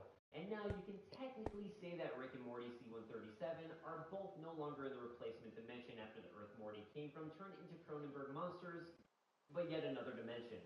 It is worth noting that in Season 6, when the Jerrys are brought back to their original dimensions, the Jerry from the start of Season 2 is brought back to the same current dimension we've been seeing since Rick and Morty left the Cronenberg dimension. It's essentially proof that they haven't left this dimension since Morty Night Run. So, as far as the school dimension goes, if we're saying this is canonical, then it would have to have happened somewhere between Rick Potion number 9 in Season 1 and Morty Night Run in Season 2. In the ABC's of Beth and Rick learn that Connie's been trapped in Fruity Land for his entire adult life. Instead of helping him, Beth can't accept what she did in the past, and instead murders Tommy, proving she's just like her father Rick. They then clone Tommy in order to save his father from being executed for a crime he didn't commit. Rick gives Beth the offer that if she wants, he can create a perfect clone of her so she can go explore the universe like he did, while her clone stays home and watches the kids. Beth Leave considers that the there offer, for now. and Go as we back. learn at the end of Season 4, somewhat accepts it, choosing to let Rick decide for her. I want you to decide. What? For once in my life, I want you to decide, Dad. Do you want me to stay here and be part of your life, or do you want me to leave? He decides to clone her so one can leave and one can stay home, but has absolutely no clue which is which. So at this point, Beth 1 stays home and watches the kids, while Space Beth leaves the family to travel in outer space. Just like her father, Space Beth ends up joining a galactic Oh my lord. This place is so huge. President of the United States requesting Rick and Morty help him exterminate vermin, something they both find beneath them. This leads to standoff between Rick and the President, while Beth 1, worried that she's a clone, finds Jerry and reunites with him thanks to his unconditional love for her. She reunites the family, and ultimately, the season ends with her deciding to be a better parent to Morty and Summer, and that she won't take as much crap from Rick, no longer holding him in such high regard or afraid of him leaving her again. All the while, we learned that Mr. Poopy Butthole got married, had a kid, and Going back, Thor got my in Edge to Morty, Rick Die Repeat, it's established that Rick is no longer the master of the house. Oh, you fucking asshole. Stupid skeletons. What's next, Morty? What if I want you to jump off the Empire State Building? I got to have it. You seriously don't see how that's a slippery slope? In an effort to die by Jessica's side, so Morty thinks, he accidentally ends up killing Rick, with Operation Phoenix from Season 2 being referenced, as Rick's consciousness is brought to life as a clone in a parallel universe Rick's Operation Phoenix, and then another one. As becomes the theme throughout the season, Rick is losing control and his loneliness is starting to really shine through. He somewhat befriends Tony, an alien who's pooped in his secret serene toilet, and shows genuine remorse when Tony loses his life. Beth asserts her control over Rick and the family, not allowing Rick to kill Morty's dreams of pitching a heist film to Netflix. While Rick manages to disillusion Morty from the idea of You heists in things general, here. As if someone stole his enthusiasm for his own idea. once again, Rick is no longer in total control of the family. We We also learned that Mr. Poopy Butthole has gone on to become a professor in African American Women's Studies. However, through the course of the episode, loses his job due to defending himself from karate fighting students Rick is hiring. Morty gets a dragon and claws special Rick and Morty, but it's very short-lived when Rick ends up soul bonding with the dragon, breaking the contract, and the group realizes what dragons really are. In Rattlestar America, Morty is bit by an astronaut snake, gashing the dreams of an entire Earth-like civilization where every creature is a snake. Feeling bad, Morty returns an Earth snake to the planet, and brings his family like caught with Rick and Morty have to time travel for the first time in the show. Notably, this is the second Christmas scene in the show, with the first being season 1 from Jimmy Park. That would mean that since the start of the show, at least a year has passed at this point. It looks like a standard cartoon where time doesn't really pass, and the characters are perpetually stuck forever in the same age and status, and an existential nightmare depending on when writers allow them to age. Yeah, something like that. If we are on a strict timeline, that would mean that 2015 is now wrapped up, and now we head into 2016. In Never Rick and Morty, we follow Rick and Morty throughout the episode, who, fan theories aside, for the first time turns out to not be Rick and Morty C-137. As it turns out, Morty bought Rick a story train at the Citadel of Rick's gift shop, which means the episode basically follows the entire time. Morty's Summer ends up ruling over a civilization and face-hugging lords of aliens. Continuing from season 2's Look Who's Purging, Morty shows just how much more comfortable he is massacring aliens now.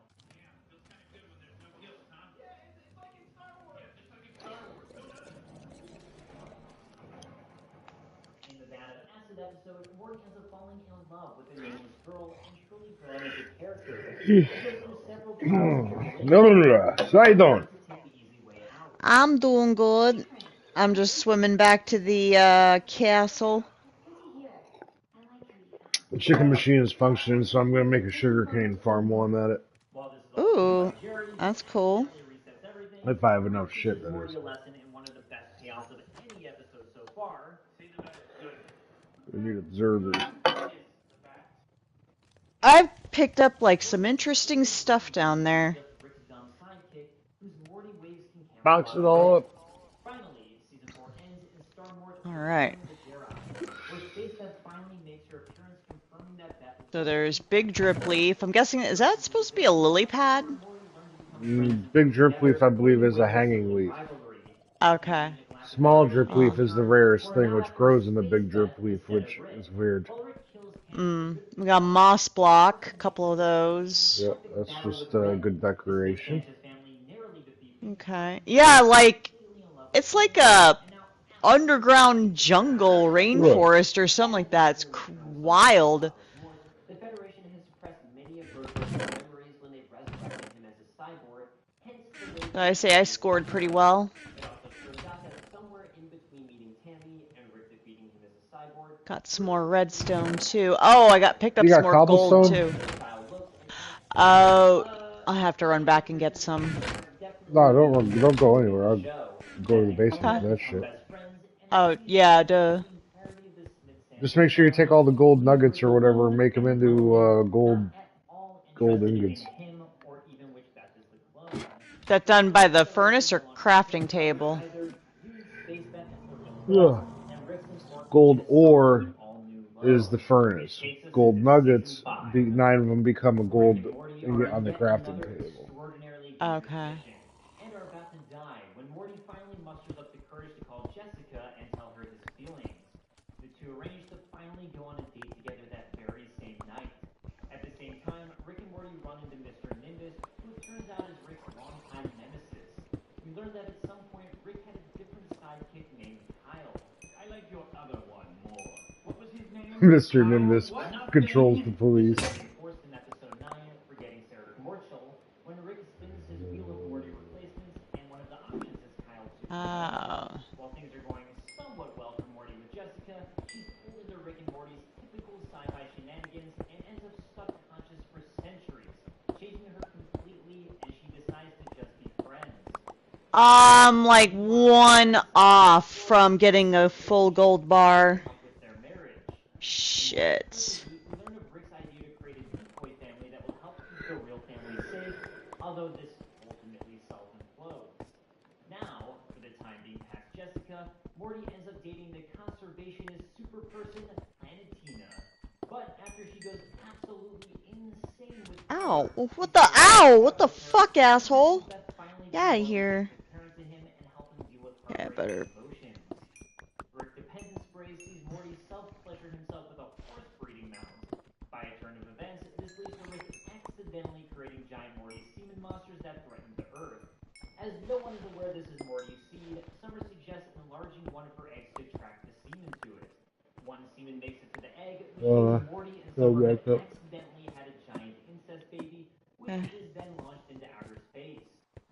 The military captures this baby and tries to train it on a secret base on Mars to become a weapon for them. They also capture Summer and use her to try and train him. However, she falls in love with her baby, names him Naruto, after the anime, and tries to teach him to love. In the meantime, Morty and Summer try to befriend the kid, Bruce Chutback, before he becomes too cool for them. He, however, turns out to be a jerk and quickly falls to the bottom of the social totem pole after wearing the same pants twice. Rick and Morty then get into more hijinks with the President of the United States. Rick tries to steal the Constitution for a secret treasure map on the back of it, in a plot similar to National Treasure, which once again gets them in trouble with him. As it's near Thanksgiving, Rick devises a plan to become a turkey so he can be pardoned by the President. But he's pulled this trick off before, for many years, once again making an accurate timeline by years pretty much not going to happen. How many times have you done this? I don't know, Jerry. How many years have I lived here? Careful how you answer that. Jeez, Rick, you've done this a lot. Through the events of the episode, with Rick and the President needing to join sides to fight off the turkey president imposter, it seems Rick and the President gain more respect for each other. On the way to finally visit Boo World, Rick, Summer, and Morty chance upon a blue Gotron ferret, completing Rick's collection. All of this leads to the Smith-Sanchez family eventually teaming up with the slightly older Naruto Smith in order to defeat an anime crew piloting a Gotron. In Returnal Sunshine of the Spotless North, Rick decides it's finally time to save Bird Person and deprogram him.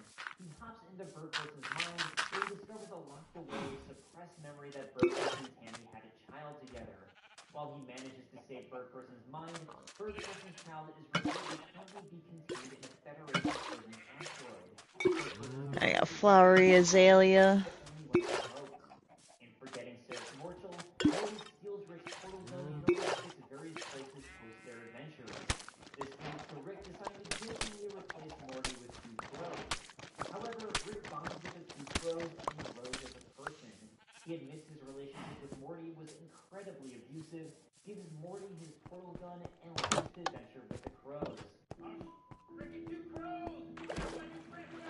This leads to Rick Moran's death, with Rick following the two crows on a never-ending battle to find their arch-nemesis Crow Scare, the Scarecrow. This all turns out to be a farce, however, and Rick returns to Morty, who's aged Morty at the Citadel, bringing them back to the Citadel.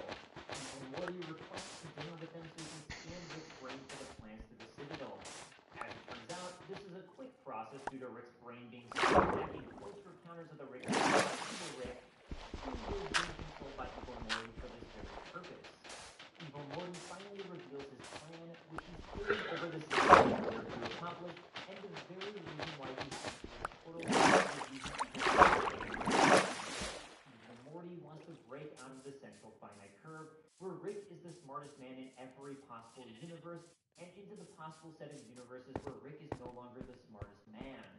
Evil Morty kills practically every Damn, getting quite a bit of chicken. so they'll all end up trying to escape to deadly dimensions, like the Blender Dimension. He even hacks Operation Phoenix, so all Ricks and Mortys who have built this backup contingency will also die, and reroutes their blood to help power his machine. Evil Morty succeeds in this plan, and is able to escape outside of the central finite curve, where his portal gun now shoots a golden portal. It's possible he hasn't just escaped, but the This is incredible. now completely destroyed.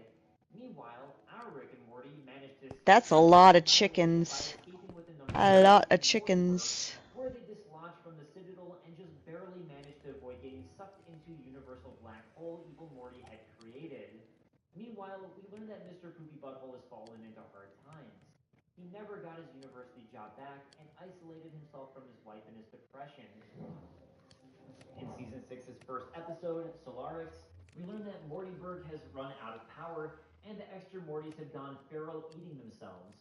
With no portal fluid and no way to escape, Rick and Morty are on the verge of starving to death before Space Beth shows up to save them and bring them home.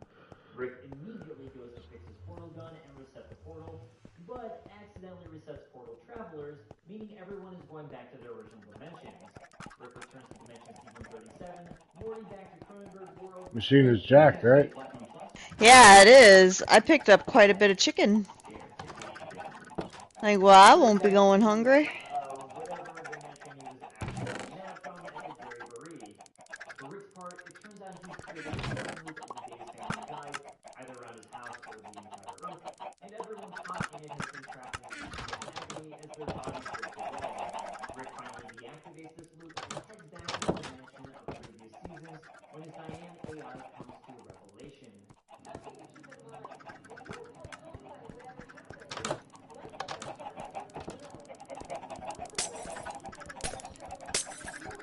Rick accidentally brought Evil Rick back to Morty's dimension by resetting portal time travelers. Meanwhile, in Morty's dimension, we discover that Jerry survived being frozen by the Citadel of Ricks thanks to Newton licking him out. However, Summer and Beth weren't so lucky. Summer didn't thaw right, and Beth got sick. After losing everything, Jerry is a true loner and survivalist and leaves Morty to be on his own before Rick shows up to save him. The pair head to where Evil Rick could eventually be, and for the first time in the show, we potentially see Evil Rick in real time. While Rick is ready to kill himself to take down this potential Evil Rick, Morty stops him as he doesn't want to see Rick sacrifice himself. The two are brought back to the dimension they've been staying at thanks to the help of Summer, Beth, and Space Beth. But, as it turns out, the Evil Rick caught from Rick Season 37 was, in fact, the real deal. He encounters Jerry, who attempts to kill him, but in turn takes out our Morty's Jerry, meaning that Morty and Evil Rick are the only survivors of Cronenberg Dimension. When Rick more well-lived, Morty becomes trapped in Roy a life well-lived, thanks to a power outage at Bliss and Chips, with Rick and Summer needing to team up to get him out. In yet another Thanksgiving, with the characters all staying the same age, Beth and Space Beth fall in love with each other, which Jerry eventually comes to accept and even become a part of. Eat your food. Everyone eat the food. Later, Rick decides to program his unconscious sleeping self, or night person, to do things he wants to do but can't get done during the day, like getting sweet abs. The entire family then want a night person, and Rick and Morty specifically get abs, which is actually canon, as we see Rick's abs again in a future episode, whereas Morty seems to have lost his by the end of Night Family.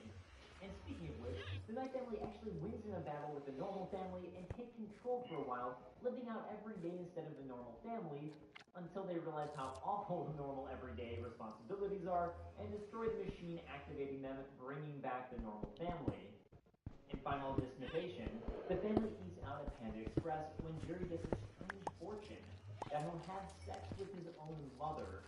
Rick looks into it and finds out this is going to actually come true and helps Jerry stop it by discovering a fortune cookie factory where all fortune cookies are alien proof and you can't die until your fortune comes true. Rick utilizes this to become invincible, receiving a number of fortunes including Your Crush Will Call You and The Spring Will See a Renewal. All of these do eventually come true by the end of the episode, so it brings the question. So many pandas. Renewal, just a generic fortune about spring renewing life, or perhaps related to a Rick and Morty renewal? And who is Rick's crush who called him from Your Crush Will Call You? Was it Unity from autoerotic assimilation, or someone else? Rick also receives the fortune, you'll make a new friend, with that friend being Jerry, and the two once again getting closer from the events of the episode. Rick sees dinosaurs return to Earth with extremely advanced technology. They try to fix Rick's portal gun to his chagrin, leading to Rick to finally fix it on his own. Great, now I gotta refill my tea again. So they fix the Rick Evil Morty had created, leading things seemingly back to relative normal in Rick and Morty world, with Evil Morty likely out of the equation now.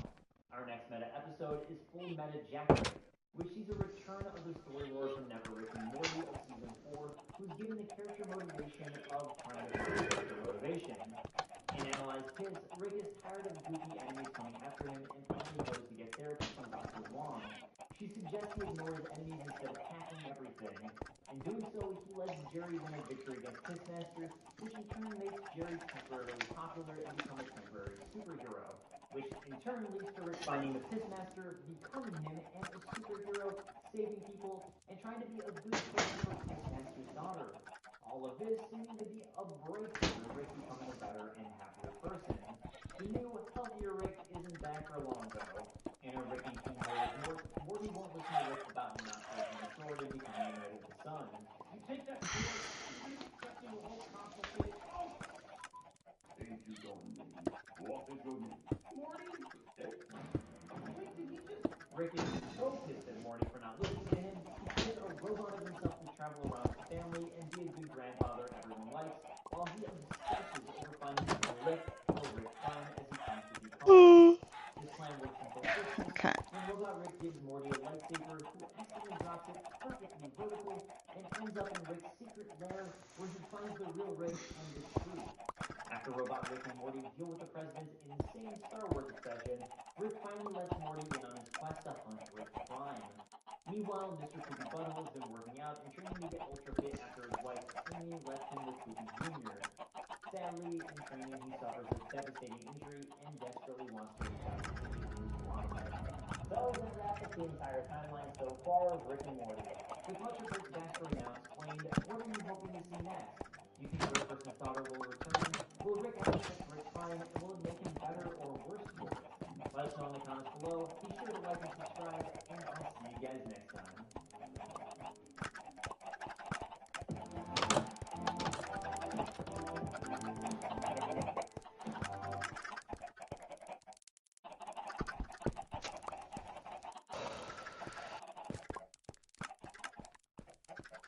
Can I talk to you for a second? Or a few hours, I guess? Throughout last year, I made several videos going through our various weird episodes of Jimmy Neutron. Ultimately landed on Code.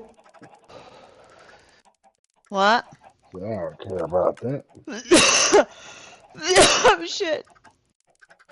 Oh, God. It tickles the throat. Jesus. Yeah, fucking vape pens, I swear. Yeah. Mm.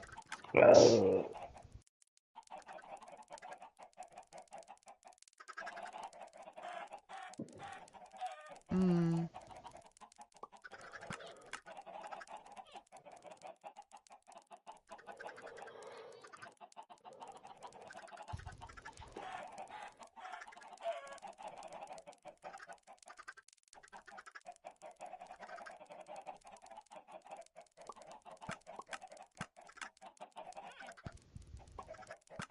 People who believe that they will live forever, according to the perspective of a science fiction author who believes the stories This will one never says end or darkest place them in another conspiracy reality. theories. To some speculating Mm. all this and more are coming up next.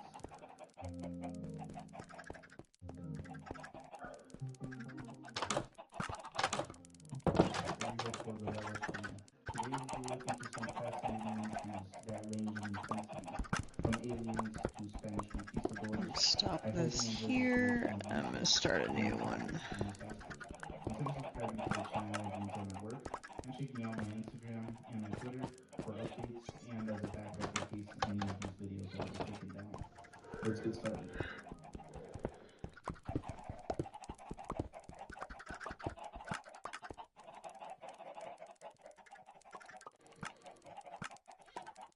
Atacama skeleton.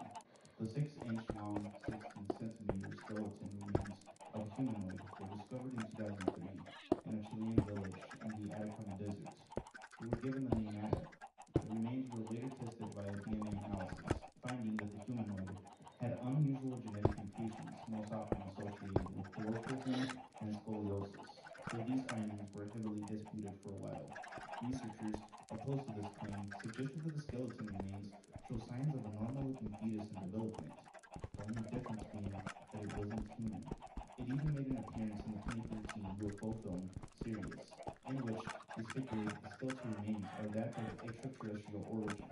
This caused such an uproar that Stanford University geneticist Gary P. Mullen contacted the film's production team and got a hold of the skeleton, concluding that the remains are human.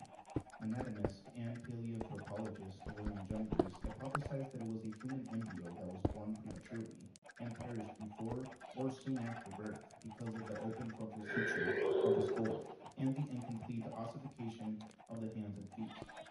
Pediatric radiologist Joel thing. Beckman has stated that the workers alone could not have accounted for all the traits identified in the embryo. Nolan's alternative theory is that Ada had a combination of genetic problems that caused the infant to be aborted before term, giving the remains a distinct look. Researchers ultimately found 64 unusual mutations and the 7 total genes linked to the skeleton, something they had never seen before. Keep in mind that these mutations have yet to be explored and studied as they were new to the researchers. Spanish conquest of America live. When thinking of the Spanish conquest of the Americas, you most likely see it as a mass genocide, with the Spanish being the evil invaders who spread disease and took the land. But it wasn't a clear-cut story as it's often referred to. Just like any civilization, there were already major conflicts and other complex issues occurring in the Mesoamerican region, involving war and leaders with power trips. So much so that the Tlaxcala people, who were being surrounded by the Aztecs, the Mexica, decided to ally with the Spanish, of course after a brief battle with them, but ultimately supplying them with resources like food, fresh water, routes, and men to defeat and take down the powerful Aztec Empire, the Mexica Empire. Now let me get into the details. There were only about 600 Spanish men who arrived to take over the Mexica, with a few horses. Most of the army used to take over the Mexica Empire actually consisted of the tens of thousands of Tlaxcala allies and other neighboring indigenous groups who had similar motives, meaning without the Tlaxcala people, Cortez would most likely not have been able to conquer the Mexica, as they were greatly outnumbered. It was actually recorded that heading west, Cortez and his men would come across natives of the area who would tell stories of the cruel treatment at the hands of the Mexica, the Aztecs. They knew that an alliance would benefit them both. After winning, the Tlaxcala were given what they were promised: rule over their own government and lands, and they were not forced to pay taxes, as long as they converted to Catholicism, though. What's up, everybody? Welcome to Geek Week 2023. Geek Week is where Netflix brings you exclusive news, trailers, and clips of your favorite, and soon to be new favorite, Netflix movies, shows, and games. That includes the latest on Yu Yu Hakusho, Damsel, Three Body Problem, and Rebel Moon. I see you repping over there. The sci-fi epic from director Zack Snyder. Today we'll be giving you updates on The Umbrella Academy, She's Home, and The Shadow Effect. And an inside look at Squid Game this summer. Plus, for geeks of all ages, sneak peeks at the upcoming films Leah, Orion in the Dark, and Ultraman Rising. We'll also be showcasing a No one bunch of cares, new bitch. games Shut the from fuck Netflix up. with a Just shut the fuck Why our up. album cover changed. This is in reference to the This is why I previous can't be on album TV. cover by Michael Shut, Jackson, everybody, shut the foreshadowing our fuck growth. up. Apparently, many people People may are like, find why are you this telling album everybody to a shut the bit fuck up? strange. Like, are you here? Do you not Because they fucking won't hear them shut the fuck speaking? As we up. look at the album cover now, Because, the sporting apparel, fuck you. black Because label that's footage, why. I guess Fuck this you. made it Fuck you. TikTok That's real famous. Why? why. Because We're gonna fuck rock this you. one Mandela.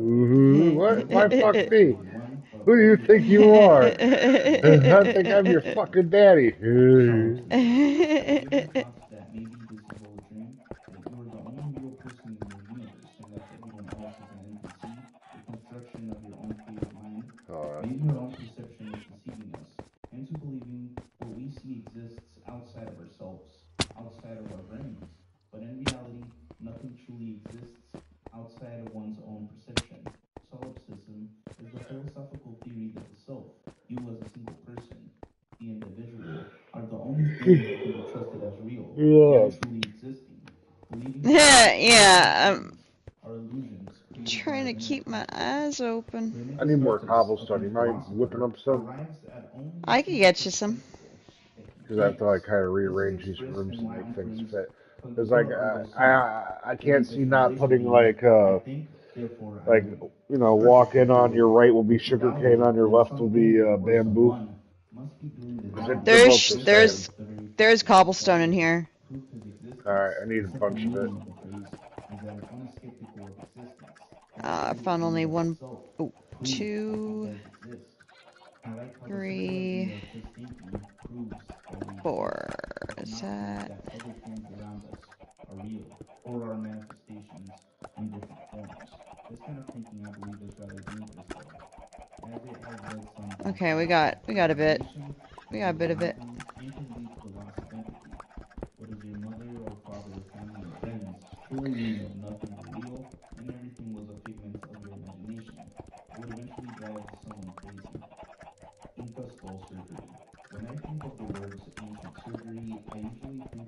This guy's voice you sucks. know, the 1800s type shit. When they had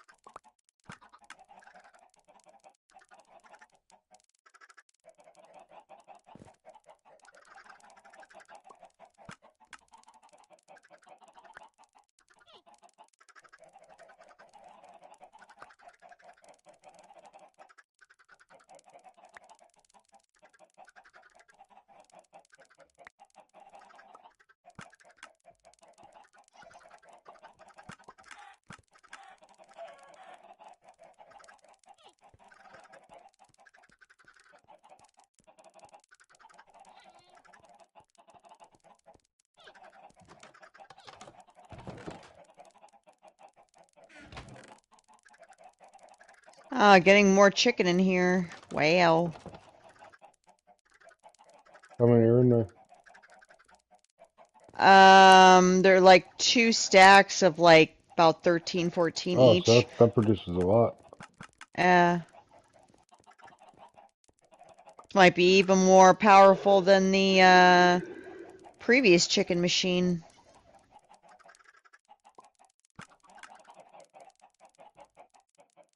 Well, it's 4 times the size of that one.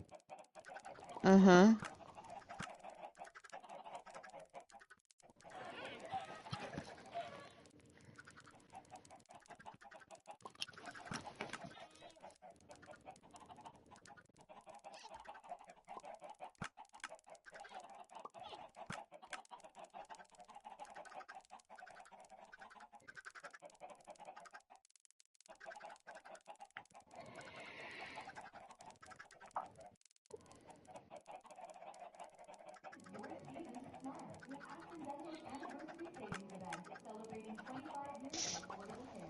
Mm.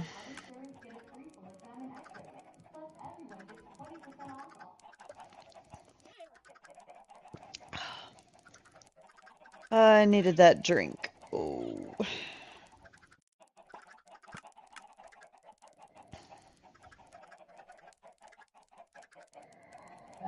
Cartoons. They're what all childhoods are made of. However, we all have to grow up. And one thing life teaches us is that not everything is as it seems. Cartoons included. So today we'll be uncovering some hidden truths ranging from the practical secrets of animation that will blow your mind to the peculiar reasons why the Simpsons are yellow. We'll also check out the adult jokes you missed in SpongeBob and a sprinkling of very sinister theories and interpretations that, fair warning, may just ruin your childhood favorites forever. So stick with me as I reveal some of the craziest and darkest cartoon secrets you won't believe are true.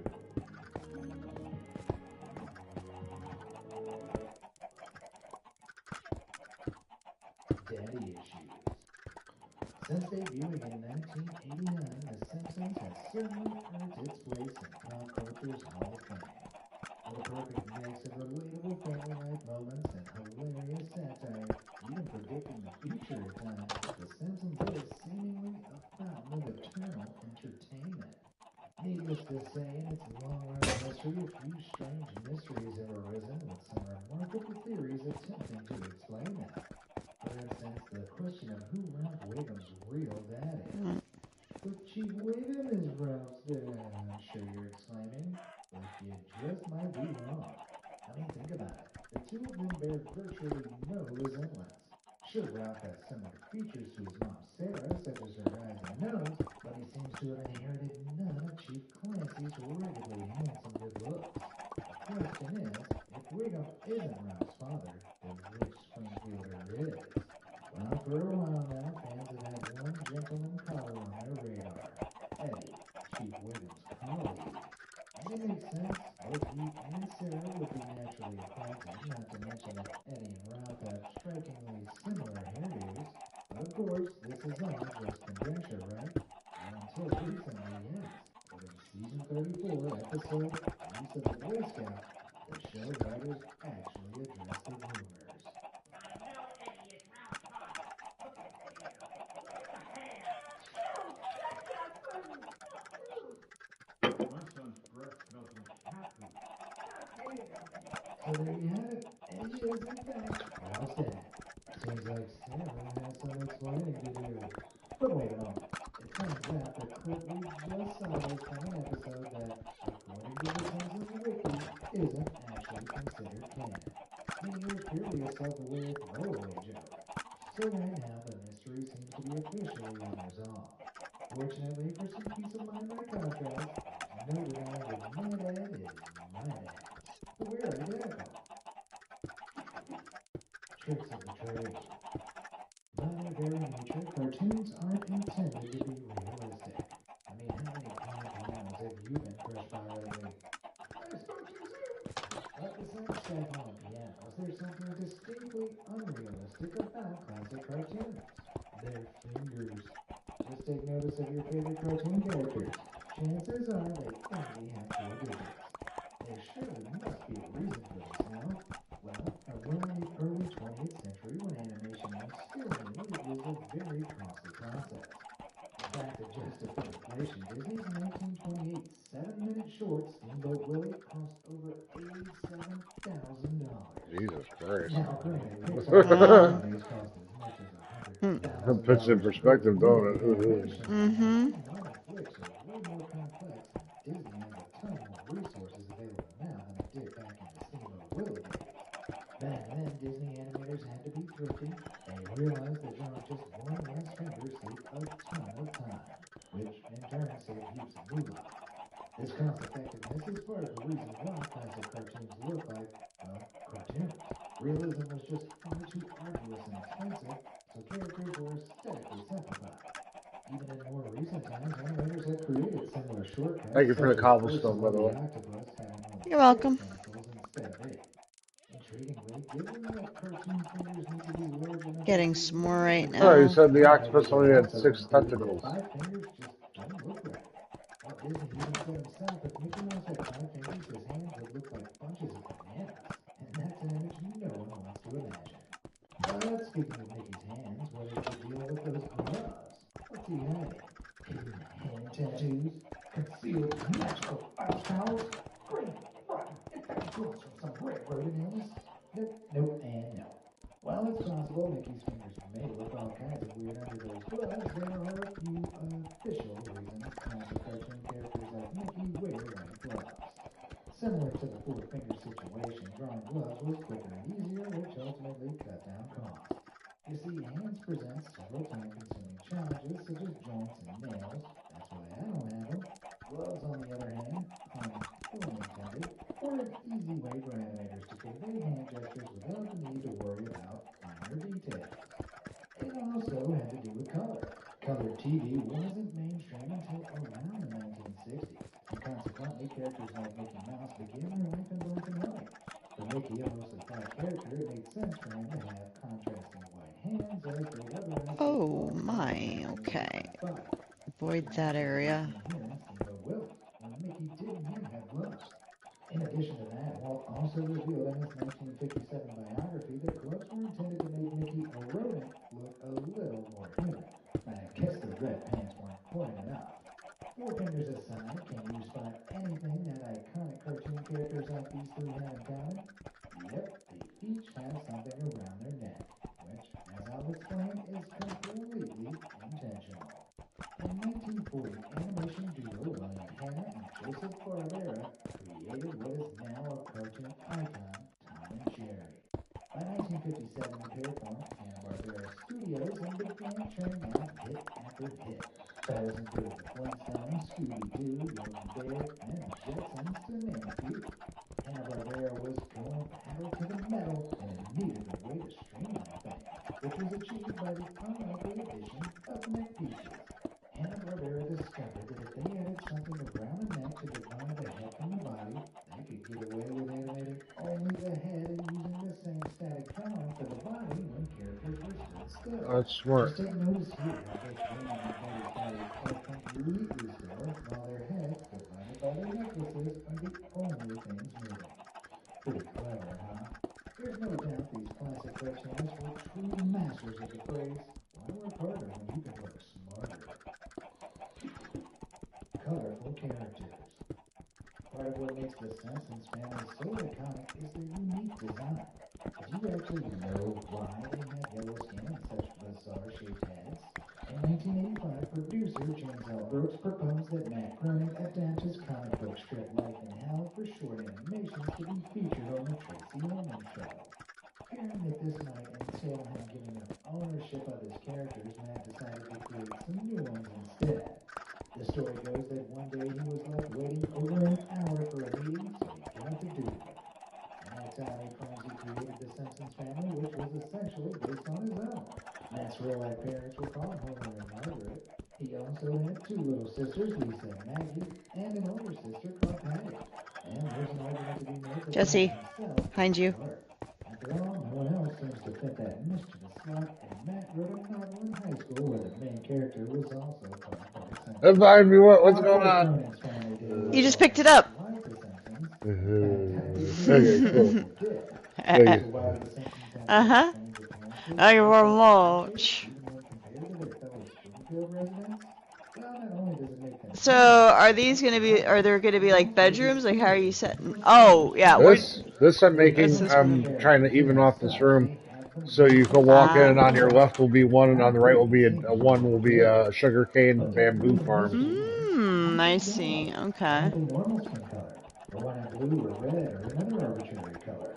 Very nice. Eye-catching color that gives the show a memorable, distinctive look was the fact that Bart, Lisa, and Maggie had no line to differentiate their hair from their skin. So the designers felt that yellow could kind of match the hair and kind of match the skin. So that's what they went with. Kind of like me. I'm with bald, but I actually have a ton of hair. It's just white. It amazes me that this area is just like rich with resources. I don't know everywhere you look. Having been on our screen since 1969, Scooby-Doo has certainly earned its legendary status. I'd say we're definitely off to. I think we're off to a better start than we were before. Oh, definitely. Scooby lore. And they've all been pretty darn entertaining. That Bruce and Velma show aside, of course, but we won't mention that. But did you know the 2010 spin-off series Scooby-Doo Mystery Incorporated revealed Oh, hi guys. plot twist of the entire series? In the series, it's officially revealed that Scooby is actually an Anunnaki. What's that, you say? Well, in the show, Okay. Then I got my room prepped. Set it as torched. Yes, super fucking torched. During a cosmic event known as the Yeah, do you know Scooby was Anunnaki in Mystery Inc.? Anunnaki's rode on a road with Luke, enabling them to visit Earth. Interestingly, the That's cool. This is looking awesome. visit Earth, they inhabit the bodies of various animals. Oh, my controller's acting up again. Wonderful creatures. And one of these creatures is none other than Scooby-Doo. Yep, in the lore of the 2010 series, Scooby-Doo is literally an interdimensional alien. Zoinks!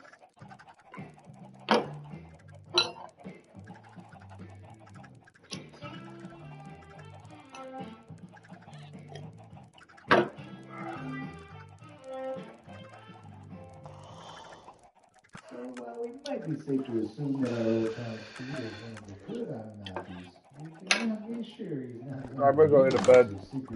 Okay. Let me put this out. I will be joining you. If it wasn't for those meddling show writers giving him a completely new and off-the-cuff origin story. Secret siblings. Modern Disney films are loaded with Easter eggs, in the form of covert clues and references to past and upcoming movies. These are usually found lurking in the background and, to the untrained eye, go completely unnoticed. As a result of some of these Easter eggs, die-hard fans often theorize that certain movies must exist within the same timeline. And to start us off, I feel a song coming on. Let it go, let it go. Thank you. Anyway, if you couldn't tell, this theory centers around Frozen. This 2013 box office smash features many a secret, including a guest appearance from Rapunzel from Tangled, post-haircut, of course. But one secret is a little less easy to spot and notably darker. In the film, we see, Elsa and Anna's parents go on a ship voyage where they ultimately meet their demise. But while we're led to believe that Elsa and Anna's parents died at sea, that might not be the truth. Oh, you know what? I can just According get it to a here. popular theory, they actually washed ashore on a jungle island. Yeah. There they would have a little boy and start a new life. Alas, though, they would eventually be tragically devoured by a leopard, leaving their defenseless baby orphan. But then, in a crazy twist of fate, the baby would be raised by apes! No, wait. Rewind. Isn't that just the plot of Tarzan? Meaning Tarzan is actually Elsa and Anna's brother? Yep, and yep. And while in movie evidence of this is somewhere between scarce and non-existent, don't be too quick to assume that this is just some theory schmeary fabricated by Webers with too much time on their hands. It was actually shared by Chris Rock, who literally co-directed both movies. Naturally, people without lives, Disney fans, have been quick to point out that the two stories don't perfectly align, specifically in regards to character design, time period, and locations. However, Chris prefaced that this is just his personal theory and not official canon to either of the films. Still, it's pretty fun to think that Tarzan and Frozen might be connected. I mean, just imagine.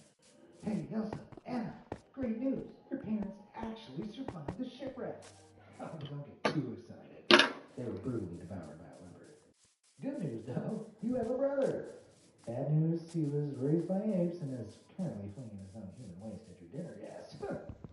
Yikes. Let's move on. The Pixar Code.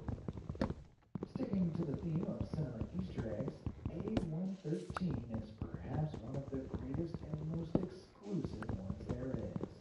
If you look close enough in almost every Pixar feature, you'll find this enigmatic code concealed in the depths of CGI. But what exactly does it mean? Well, the answer takes us back to Pixar's origins. The spirit of Pixar was cultivated by names such as John Lasseter, Pete Docter, Andrew Stanton, and Brad Bird. These folks are all alumni at the prestigious California Institute of Arts. What's more, they and many future Pixar animators all learned their craft in the same classroom, A113. It was a dingy and cramped room, mind you, but nevertheless, Alright, it I was gotta the go place grab where Pixar would iron essentially be pickaxe. born. It's thought that Brad Bird began the fun tradition of hiding A113 in Disney films, starting with 1987's The Great Little Toaster. The tradition continued with the development of Pixar, appearing in the studio's first feature, Toy Story. So A113 isn't some kind of covert subliminal code, but rather a nod to the studio's humble beginnings. So keep an eye out for it in the next Disney or Pixar flick you enjoy. The reality of Nemo. Okay, so we've all seen Pixar's Finding Nemo. But did you know that Finding Nemo, if it were more realistically based on the real laws of nature, would be far less child-friendly? Let me paint you a picture. Fair warning, things are about to get kinda horrific. Marlin and his wife Coral were admiring the deep blue when bam! Out of nowhere, a barracuda gobbled a coral. You need more sand, too. Wait, it was one last. This ray of hope, Marlin named Nemo. With Nemo born, there was only one thing left for Marlin to do. Become a woman! And as Nemo grew into an adult fish himself, his mother Marlin suggested the unthinkable. That it was time for the two clownfish to have some children of their own. Wait, stop, cut. Oh, yeah. That might just be the worst thing I've ever had to narrate. But technically, in the wild, this is pretty much exactly how it would gone down. You see, clownfish are sequential hermaphrodites, meaning that they are all born biologically male but can transform to become female to meet the needs of their social hierarchy. Should the group's breeding female die, as with Coral or Finding Nemo, the former breeding male partner will change sex to replace her and mate with its own male offspring. Yikes. No wonder why Marlin was so desperate to find Nemo. Anyone got Child Protective Services number? SpongeBob Secrets. Oh, lives in a pineapple under the sea. Sorry about that. Anyway, since hitting our screens in 1999, SpongeBob SquarePants has become an icon. But it seems there might be more to the show than one silly little sponge's shenanigans. For example, did you know that the show is actually a big metaphor for environmental issues? Well, that is at according to one theory. According to online theorists, each character personifies a different aspect of global warming and wider societal issues. Let me explain. SpongeBob, who resembles a human-made kitchen sponge more than the naturally occurring sponges of the sea, represents Well, I just picked pollution. up 18 gold. Meanwhile, Patrick, SpongeBob's incredibly stupid friend, That's so hot. Uh-huh. he is said to represent society's obliviousness to what's going on in terms of climate change and pollution. After all, he literally and metaphorically lives under a rock.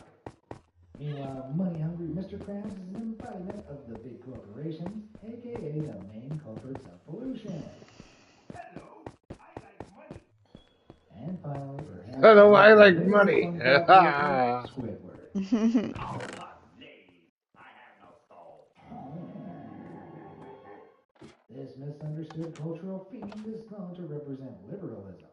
What with his artistic passions and enlightenment often ignored, if not ridiculed, leaving him forced to work for a corporation he dislikes. It's all part of the job. While this socio-political and ecological commentary is all just theory and not part of the show's canon, there are other hints in the show that might actually corroborate this. For example, just take a look at the houses in Bikini Bottom. I mean, what exactly are they? Well, some say they look a lot like car mufflers, potentially meaning that Bikini Bottom is so polluted that its residents have no option but to live in human trash. Do you think any of this checks out? The question I'm sure is on everyone's mind is, why does SpongeBob live in a pineapple? Well, show creator, the late Stephen Hillenburg, explained that while things in the show might often seem random, everything is quite thought out. For instance, much of the visual imagery is inspired by Hawaiian and Polynesian culture. Lo and behold, pineapples are often a recurring motif in these cultures' art and fabrics. But besides that, Stephen also explained how he thought SpongeBob would simply like the smell of a pineapple. I mean, I get it. In the same vein, I'd like to live in a pot of Wendy's chili. Moving over to Squidward's humble abode, we can see how he lives in what looks to be one of the famed Easter Island head statues. How one of those ended up under the sea remains a mystery. But what is interesting is that Squidward's home probably has a secret underground body. You see, while they're often referred to as just heads, the Easter Island statues actually have buried torsos, meaning our pal Squidward probably has a pretty gnarly basement. Though of all the real estate in Bikini Bottom, the Krusty Krab is not just odd, it's disturbing. While it may be the town's favorite fast food joint, the Krusty Krab conceals a dark secret. This, what you're looking at right now, is what the Krusty Krab is based on. And do you know what it is? Yep, it's a crab trap. Well, anyway, one of Mr. Krabs, a crab himself, set up shop in a crab trap. Well, that's where things get twisted. For over 20 years now, plankton and fans alike have yearned to know the Krabby Patty's secret formula. And after being reportedly released on Nick.com only to later be removed, the recipe states the patty is made from, and I quote, imitation crab meat. Imitation crab meat is typically made with pulverized whitefish, which already has pretty disturbing connotations, and with the Krusty Krab literally being a crab trap, I'm not all that convinced that it's imitation and not the real thing. So is Mr. Krabs a cannibal? Well, there's not enough evidence to say for sure, and the show's producers have more recently claimed Krabby Patties are actually plant-based. But I still don't think I'd be surprised about some wildly inaccurate ingredient labeling from this money-loving crustacean. Would you? Disney deja vu. Disney has been known to reuse the odd idea or two. I mean, being resurrected from the dead via acts of true love is just one of them. Sadly, no matter how many times I tried, that old Disney trick certainly didn't work on my hamster. But the point is, it's not just plot lines Disney have recycled, but actual animation too. Don't believe me? Take a look.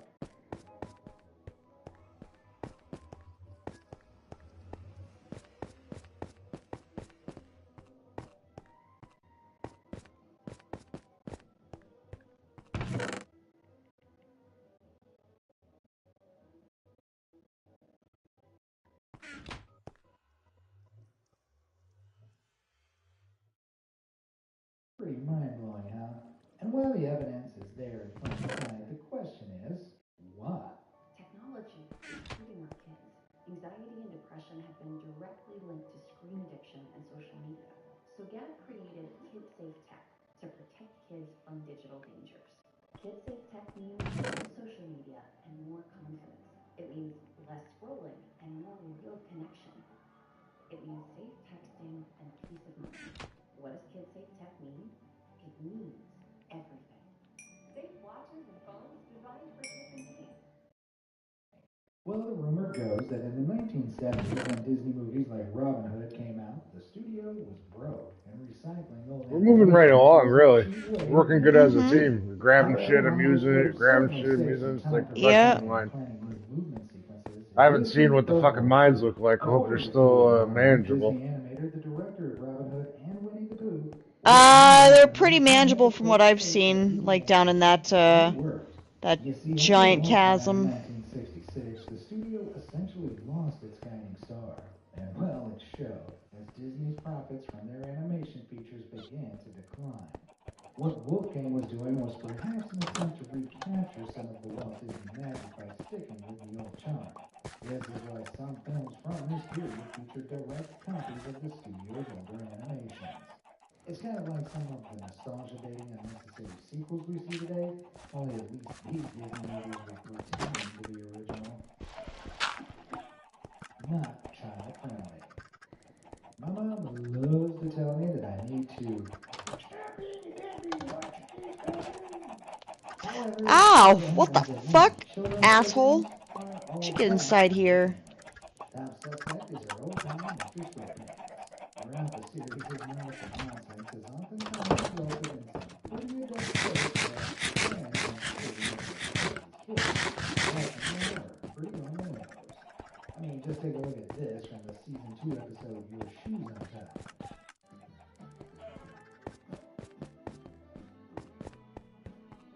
Jesus Christ, I was just trying to deposit some sand and a zombie attacks me. I was just looking for this sports channel, Gary. Dear God, of course, all we see is a dancing anemone. But judging by SpongeBob's sheer panic, we can assume he may have been watching a sea creature's equivalent of a one-handed workout video, if you catch my drift. Moving on to something equally PG unfriendly, check out this scene from the season 7 episode, The Plays That They.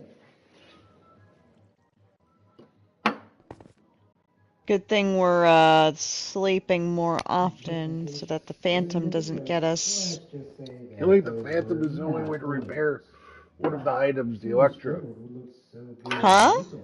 The Electra, the Well, wings that let you wanna get fly. past the censor, Killing the I Phantom is the suppose only way this to stretches repair for that. galactics look just about like the Interesting. ones that slid through. Yeah, I read that somewhere. Admittedly, it's not just the SpongeBob who's been up to no good. Donald Duck, too. And trigger warning, you may never look at him the same way again.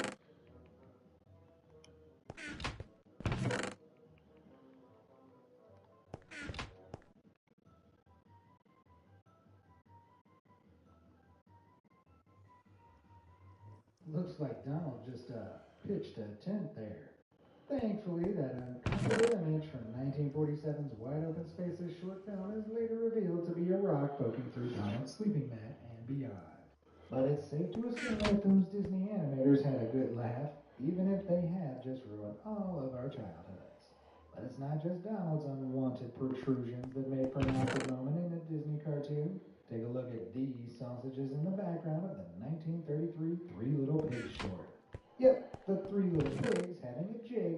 All the while, a portrait of their father immortalized in the form of sausage can be spotted in the background. I The remember signed that. portrait of my late grandmother. Rest in s'mores, Grandma. Rest in s'mores. Gary Dupin Schultz. Now, if you are Ooh, a found some sandstone. millennial or older, you might not be as familiar with this next one. Phineas and Ferb was a cartoon that first aired on the Disney Channel in 2007, with the premise being two stepbrothers who would embark on wild adventures and constructions each episode. During the series, we're never introduced to Phineas's biological dad, and while it's not an important part of the plot, it has left fans wondering who the mystery man might be. Phineas's head is distinctly triangular,